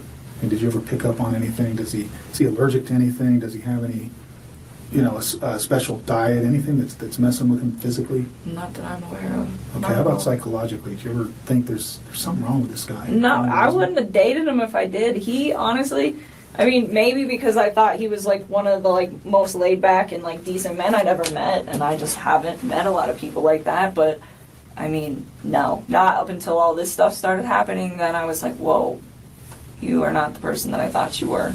But prior to that, no, not at all. I really didn't. I enjoyed his company. Do you think he was dating anyone else? No. No way? No. Okay. He was way too invested in that. Was the relationship was it sexual right off the bat? Pretty close. I mean, like once we got it to be like where we're hanging out outside of work, yeah. I mean, it wasn't like immediate, but shortly following that, yes. And then it just continued. Okay. Pretty consistently throughout the relationship. So kind of hot and heavy. You mentioned that maybe you guys were sending some photos back and forth. What kind of photos is he sending you? Well, see, he would like send me like workout photos, stuff like that. He sent me a couple of inappropriate pics. I did not request those. I didn't even want them. I was just like, why did I do this? What were they? Oh, it was of his package. And I'm just like, okay, cool. Like his face and everything? Or just... No. Okay. No, That's it. But I think he only did that like one time. It's just like, I don't really want this. But usually he would just send me pictures, like workout pics, like progress pics stuff, and I would just kind of keep him updated, like, because he had some like fitness goals in mind. So it's kind of like trying to help him out with that. Okay. When was the last time you guys were intimate? Saturday. So at the Broncos game? Uh-huh. Where would that have taken place? At my house. When he went to go pick you up before heading up to... He didn't pick me up. We drive my vehicle. But, yeah, prior to and immediately following afterwards. So it was like, So when he dropped you back he off, came to my house, you it did- happened, and then we went out to dinner, and then he came back to my house, happened again, and then he left. Okay. Any other stressors in his life besides finances and that he mentioned? I mean, His wife? just the fact that that she doesn't like let him openly communicate. I mean, but other than that, no. I mean, nothing that I really know of. We didn't like dive super deep into that stuff. It was just like occasionally there'd be a conversation where it would come up, and I mean, it wasn't even really information that he wanted to provide. It was just like me being curious, like, why are you separating from her? This is good to know. Or like, what are your finances like in case I end up building a life with you? But it was usually me like doing the inquiries, but I used to try not to be like super invasive about that stuff. What are the, in your mind, again, just real quick, what are the things that really pop out to you that he would complain about his wife? Just that she didn't listen to him. She like never listened to him. She always just like shut him up. Oh, and he told me once that she used to like kind of like talk shit to him in front of his kids, and his kids were starting to repeat it. Did he give you an example? Yeah, she said, what did she say?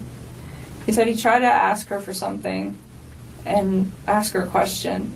I don't know, something, he didn't like dive super into this. This was like pretty early on, and she said, she told him to shut up and that he didn't know anything. And his kids started like repeating it.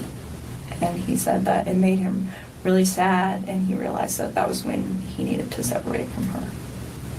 So, and he never, though, he said she was a good mom? Yeah, I mean, he never complained about her being like a bad mom or neglectful or anything like that. Abusive, anything like that? Nothing. When it comes to like violence or anger or any of that, nothing. I mean, and he even said like, yeah, like so she kind of like gets bossy with me sometimes, but as far as like arguing back and forth, he's like, that never happens. He's like, we don't fight like that. So I don't know. He seemed pretty like even keeled with stuff. So Did they talk about how they discipline their kids at all? I never asked. I felt like that was not my place. And he never mentioned it? Nope. That's all I was going to ask. Just making sure nobody else. What time is it? I was so. It's 8 o'clock. Yeah, It's time to go. You have my card. Things will probably come to your mind in the next day, week, month, year, especially as you get some sleep and recover here. Please don't hesitate to call me. My email's on there. You can email me. The business phone number on there is not accurate. I used to work in our Pueblo office until So what is it? July. Just call my cell phone. I'm never in my office anyways. Okay? My cell phone will always be the same, so just call my cell phone. And I will respond to you as soon as I can. If you need to send an email, again, you can send an email to me. Okay? If I can help you in any way with some services to deal with the obvious trauma that you face, let me know, and I'll get you in touch with the people that can help you. Also, if you have issues with anybody intimidating you in any fashion, I will tell you right now, I have zero tolerance for that. Zero. I will charge anybody if I can prove it, and I will take them straight to jail. Period. You're not a suspect in anything. You're merely a witness. Unfortunately for you, you met a man who did some terrible things, and I won't stand for it. Through my career, period, zero tolerance. You will go straight to jail. You call me immediately, and I will handle it. I appreciate Okay? that. And finally, you probably eventually are going to get media inquiries. When are you thinking this is going to happen? I don't think it's going to happen soon. I really don't. I will tell you today that there was an inquiry from a media member requesting to know if there was any other people involved in Chris's life. I think the story is they're searching, but there's only a multiple couple of time reasons that somebody could think what would cause this. Well, they're seeing they- the financial stuff. They're posting it. Right. I'm seeing And- it. So I think there's a buffer for you for a couple of reasons. I told you today, I did not see the affidavit. I don't think your name was mentioned in it. There's no reason for it, I don't think, at this time for his arrest. When the affidavit becomes public, which I think they mentioned maybe early next week, that'll keep the media busy for a while. No, so her name wasn't in it, that you I think? don't think your name Mark was said in he it. didn't publish that thing Right. yet, so if he has... So I talked to Mark this morning, and I know he has not written a report. Now, I do know that he did talk to the people yesterday just regarding her, because it was important for some of the things we were doing yesterday. Again, I don't think your name appears in that report. But don't hold me to that. I didn't write the affidavit, but from what I know, it doesn't. So at some point, your name is going to come out. I mean, there's just no way it's not. And like I told you, I So want. when do you think that is? Like when we take this to trial? Oh. Like at what point? Because nobody knows about this. Right, but Chris does. Yeah, I don't think he's in any rush to tell the media anything. I mean, maybe. Is there mitigators that in his mind, or again, you got a phone call from the public defender's office, whether you talk to them or not, I that's did your business. not. You didn't? I did not. Oh, I thought you did. I did not. I didn't know what to do. Mark said to ask you what to do. Okay, so did they reach out to you? Yep. Okay, your decision. You don't have to talk to them, or you can. I won't say either way. You have to make that decision for yourself. I don't really know what to do. I feel like if I talk to them, they're either going to try to like find some holes in my story or try to get me to like be Chris's only ally, and I don't really feel like dealing with either one of those. Then I think you've made up your mind. Yeah, So I don't then want maybe confide in your father. No, that's what we were Should talking we about. Yeah. already talk? I can't really give you legal advice. They have every reason to want to talk to you. Just like if they got to you before I did, I would want to talk to you too. You understand what I mean? And I won't hamper what their investigation is or anything. They want information too, certainly. They have a client that they're trying to protect and make sure that everything that we're looking at is the same thing that they would want to But they look can at. get it from you. They will get it from us. So- It'll be in discovery. They'll get everything that we've talked about here. And that's, so when that happens, which is pretty short order, the reports that we will generate, everybody involved in this case, will be sent to the public defender's office. I think at that time you might find that there could be some exposure for you. So I am not going to tell anybody who you are. If somebody called me today, I don't talk to the media. I don't have any business talking to the media. Mark has no business talking to the media. They don't need to know who you are. Your part in this is not relative to anything today, to the story. For me, it's nothing that they need to know. And I don't ever give information to anybody. They're going to dwell on it though. They're going to try to use that as his why. I don't think it's his why. I really don't. That's why I asked you that question. You think his why is financial? And whether or not we ever know what his why is, I don't know. Did he tell you guys what his why was? I can't discuss it with you. So, just a quick open question. The way the legal system runs, is it, if he totally confesses and pleads guilty, is there a reason for a trial, or do they just pack enough discoveries together that this proves what he said and So the he purpose goes of to a kind of court and it's done, or? the purpose for discovery is we're obligated by law to share everything that we know with the public defender or a Absolutely. private attorney. Right, okay. It doesn't go the other way. They don't have to share anything with us. So we are obligated to give them everything we have, no matter what happens. I can tell you right now, probably sometime early this week will be he's going to enter a plea, either I'm guilty or not guilty. That will probably be sometime Monday, Tuesday, Wednesday of this coming week, I would imagine, from what I heard today. Now, it might be a little more delayed, and then that starts the legal process. So But if he pleads if guilty, he pleads though- guilty, could that happen today? Sure, certainly. I mean, he could go to his attorneys. You've seen it happen before. If he pleads guilty, is that information still available? Absolutely, because there's still got to be legal process regarding is he competent to stand can he make that plea? Are the attorneys going to allow him to do so? You know what I'm talking about. Yeah, So okay. all that information still goes to them. And then that would play into, potentially what is the sentence, what could be the penalty. All those things have to be looked at by attorneys. So there is not them ever getting her name. It is going to be there at some point. And I don't know, I understand your fear, and that's why I told you that if anybody, I don't care if somebody calls you and says, anything minor, you call me and let me know, please. I will not stand for that. Well, Okay. I'm having So it would be the news people would only be the ones that, and of course, they already know what to. God, working's gonna be such a mess too. That's gonna be like a whole nother level. Like everybody at my work I heard was so like just damaged and broken today, and then it's like, let's just add Nikki into this whole mix. It's not gonna be good for all of them, like mentally either. It's just gonna be a mess. Maybe your employer could transfer you to another business. I think that's a fair statement. I will tell you right now that Anadarko has been very, very helpful with us and is very concerned about their employees in this event. And I'm tired too, but your employer definitely has an indication of your relationship with Chris, I would think. They're not my employer. Oh, that's right. You work for a different company. Yeah, but you're saying I think- Anadarko has knowledge of that. Well, Who are you talking about, Tasman or Anadarko?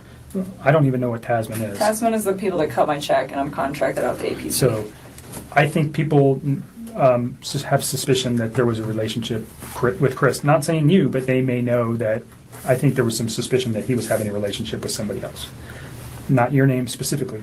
But if you went to your bosses and said, I have an issue that I don't, like your dad's saying, I think that you might find that they'll just get you out of there. Say that's what we were talking about today, because they probably have a policy for psychological help. They probably have a policy for inquisitive, people bugging other employees. That's a big company with a lot of HR, and there's. Do you have an employee assistance program? I EAP. don't. Oh yeah, that they were there all day today. But it's like I got so many calls today from Those are people I work questions with. that you can ask them anonymously, and that information is Say retained. that's what I was saying, because if. So what am I supposed to do? Well- Tell my boss? Well, but your boss isn't going to want rumor mongers. They're not going to want people stressing you out. They're not going to they don't want erratic workflow. They don't want any of that. So they'll probably do a broadcast letter of anybody that was friends, They already did. acquaintances They already of it, dealt with all the shit or that's done anything else. today. Please respect that employee's feelings. And right there, oh, and by the way, if any of you have problems, you can call Mickey Mouse at, and that's probably, See, they but- probably have a policy with that. Here's the And I'm problem hoping that though. they do. I don't work for them. But they can still, But if I'm like Protect you under transfer that. me, like they're gonna be like, you're not even our employee. Like I'm pretty sure I'm about to lose my job over this. no, No, you're not. Why would you lose your job? I don't know, because I feel like people are gonna just complain about being uncomfortable with working with me. Like I am not gonna have any respect from anybody there. I think I'll have like 2 people that still. You really didn't do anything wrong. I had an affair with a married man who lied to me and made me believe that he really wasn't like as married as I think he was. But the media is not gonna be so kind to let everybody know that.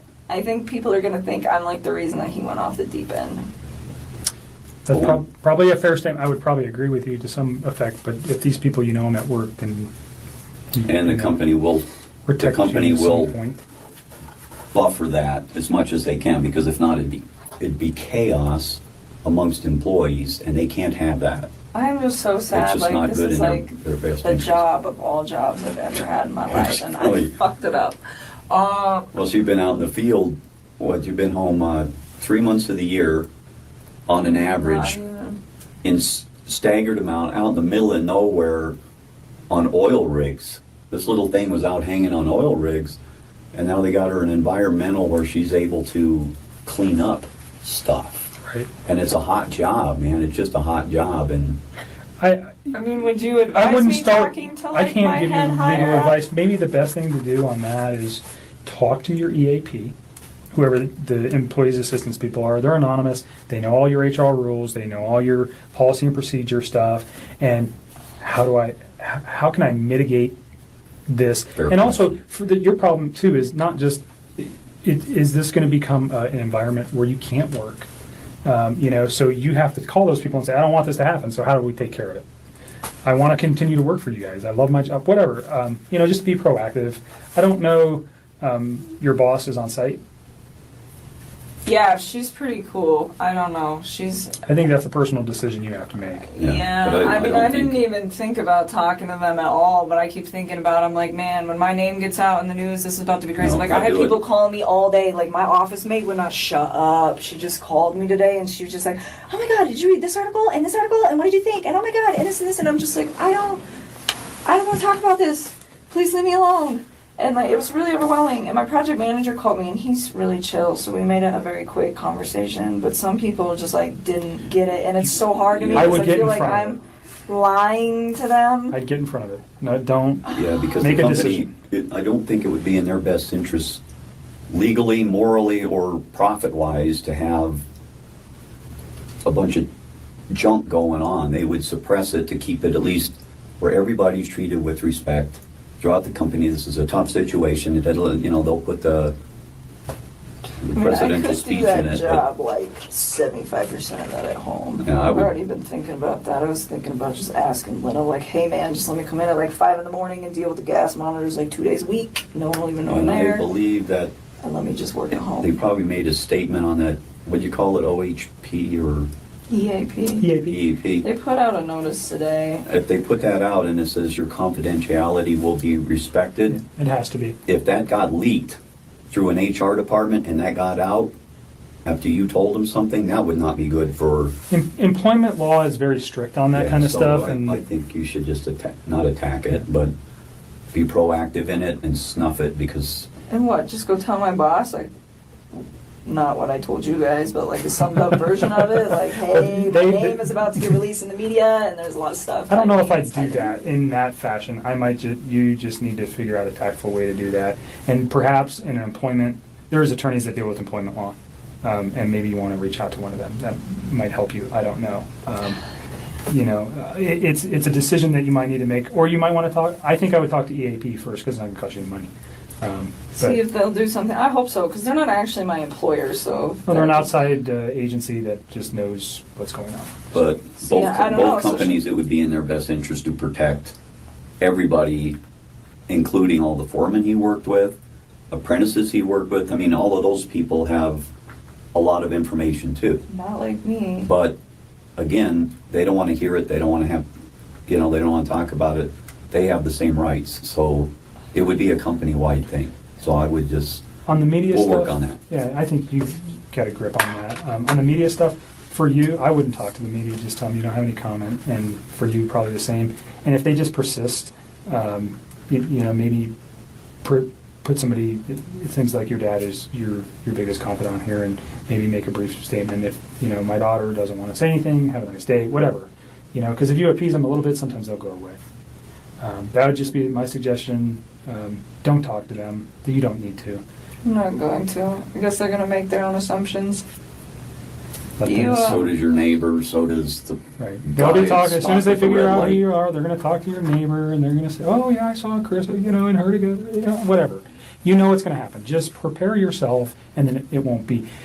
I think I There's almost swarmed my house. I don't think so. No, they were like swarming his. He told me that he's like, there's media everywhere. And it's just like, I hope that does not happen Well, to me. yeah. I mean, I have like a safe house in Denver that I can go to, that I There have the you go. keys to, that has That's what nobody we're- there that's what we're ever. thinking for the And next it's couple all I of have to weeks. do is check the mail, and there's no questions asked, and nobody knows where it is, and I'm not telling anybody, but it's like a really nice spot for me to like hide there. out, and I don't have any friends in that building. I mean, it's an apartment, but it's And we like will safe. answer your phone calls, but the safe house is from The safe house there. is the safe people house. banging on her apartment Well, when door. should I go there? When do you think all this is going to start happening? I mean, it's kind I of. mean, it might be just good for you to go there anyways, for your sanity, and stay away from this place that you had a connection to this man with, and get your thoughts in order. It's And so sad. That was my nest. That was like such a warm little place. That was and your- now it's like I haven't even slept in my bed. I've just been sleeping on the couch with the dog. I don't even want to do it. What other questions can we answer before we go? I don't foresee talking to you again regarding this now. An attorney might review something and go, hey, can you ask her another question? And that would be a long ways down the line. I don't think there's anything else. I let you talk for a long time today to get it all out. so we don't have to do this again, because I don't want to traumatize you again. But if there is important things that come up, please know that I do want to talk to you about those. Other things that we haven't talked about today, or if something just, I got to tell them, just call me. I mean, like, some things I thought were really important. Like, the other day, like, I didn't mention the wedding ring thing, and then I was like, that was really creepy. I should probably tell them about that. And, yeah, And you got those cards. I gave you those cards. So you gave me cards and there was clothing in there. Yeah, I don't care what you do with it all. I just don't The want clothing, was any of the clothing anything he wore this weekend, or is it stuff that was from? No. It was like stuff that he brought over like prior to that. Okay. None of that. Like some of it's been washed and folded since then. I just wanted it out of my house and didn't want to throw it away. We'll So take you care of guys it. can We deal have with it. We'll take care of that. If I have questions on the context of a text message, I might just call you and say, "How does this mean?" Because I might not understand what you were talking about. If that's okay with you. Yeah, that's fine. If it's, I'm not going to bother you unless it's really important, because I think I have everything I need from you today. Okay, yeah, we just want to make sure you guys had it so that Well, and we don't. I you can don't find the right person or something We don't and want to get do it it done. again. Yeah, and we know we have the right person, and I am sorry that you're involved. I am.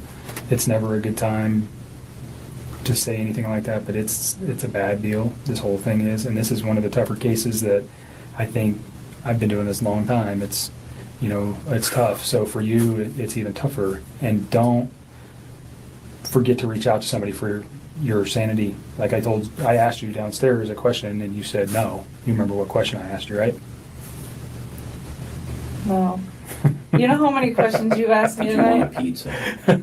Well, hell, Pizza. I want I love food too. pizza. No, I asked you if you had any concern. I asked if I should be concerned at all about you hurting yourself. Oh, no, I don't feel the need to do that. I Right. just want people to leave me alone. I And just if feel like you- I want to like hide for a little while all Just of this please is happening. reach out to your family or even me, and if you have any things that's struggling, like I told you, there's people I can put you in touch that will talk to you. I'm not a psychologist.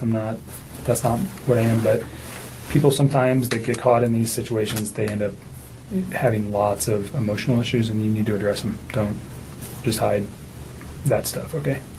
All right. Are you guys You gonna seem help pretty me if super we go? intelligent. So I appreciate that. That's a nice compliment. When we go to like trial for this, if that's what he so feels the need to take this to, are you guys gonna help like coach me through these questions? So we would be there to rediscuss our conversation today, the conversation you had with Mark, and then an attorney would talk to you prior to any questioning on the stand regarding what kind of questions they're going to ask you. And really the only thing you have to remember, if you're worried about your recollection or your recall or, how you might remember this, everybody worries about that. Even we do. We spend hours on the stand, and it's very difficult. But the only thing you have to remember is tell the truth. And the truth will never change in your mind. You know what happened during these 6 weeks. You know what happened on Monday and Tuesday. And as long as you tell the truth, then there's nothing to be worried about. If you don't remember something, you don't remember it.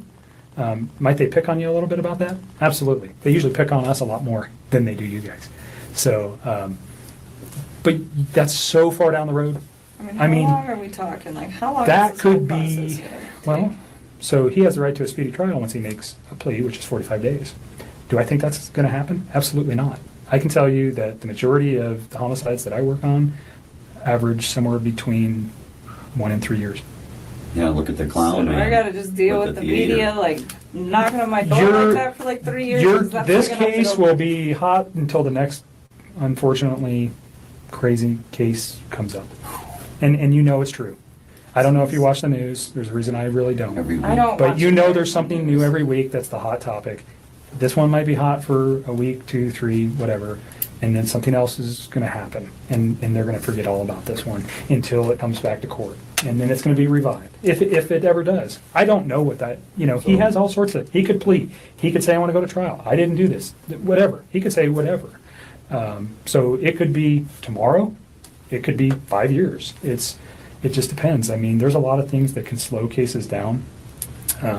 And look at that theater thing. That was a whirlwind for, a month or so? Sure. And then all of a sudden, as soon as people started figuring out what that guy was all about, all of a sudden they started just like, man, he's weird. He was psycho. Look at him. And he just kind of just. And then it But petered it off. shows and up like every Huge. That's a huge event. Yeah. You know, But certainly it shows up every 6 unprecedented. months or a year here. Sure.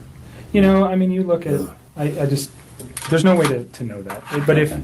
like your dad's saying, you know, like on that guy was sent to the state hospital for evaluation, and that takes a long time, and that can draw out cases if there's evaluations. There's all sorts of things that come into play that really don't worry about. Put this thing out of your mind as much as you can, and when the time comes, if it ever does, that you had to testify, you will be in good hands.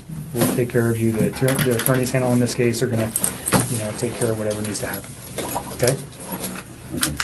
And if you have questions that you can't think of, just call me. Yeah, I don't think we're gonna talk to the other side.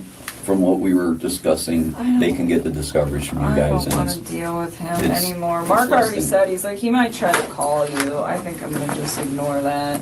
Who? Chris. I don't know if he will try to call me. I heard, did they find those little girls yet? I looked for them. And they thought, or they knew where they were at. You don't know yet, because you've been in here with me. Right. Oh my God. I find the whole thing very weird if the close, as much as you told me that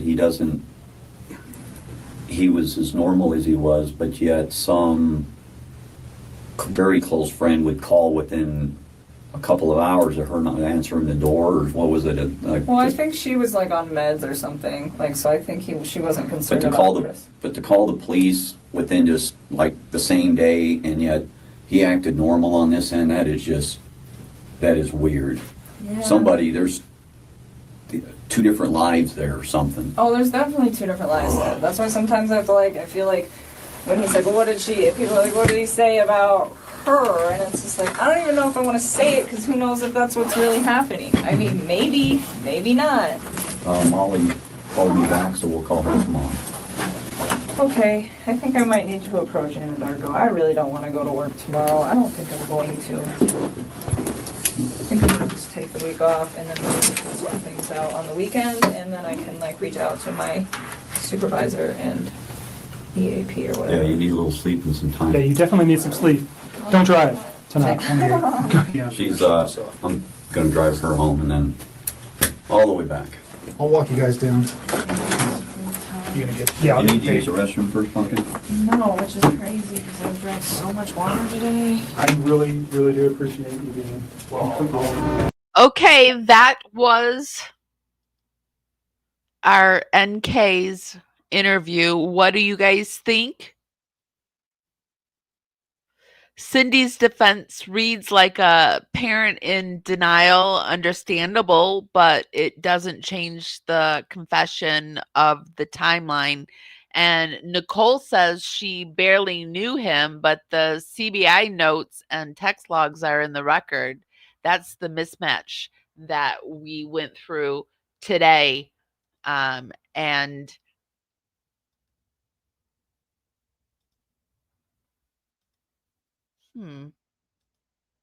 there. That's what we went over today. Be sure to check out our Ditzy Wild deodorant. Thank you, Wild, for supporting us. If you want to purchase our Wild deodorant, you can go to shopwildrefill.com/parawomen and use code parawomen for 20% off your first purchase. Thank you so much to Wild for being a sponsor.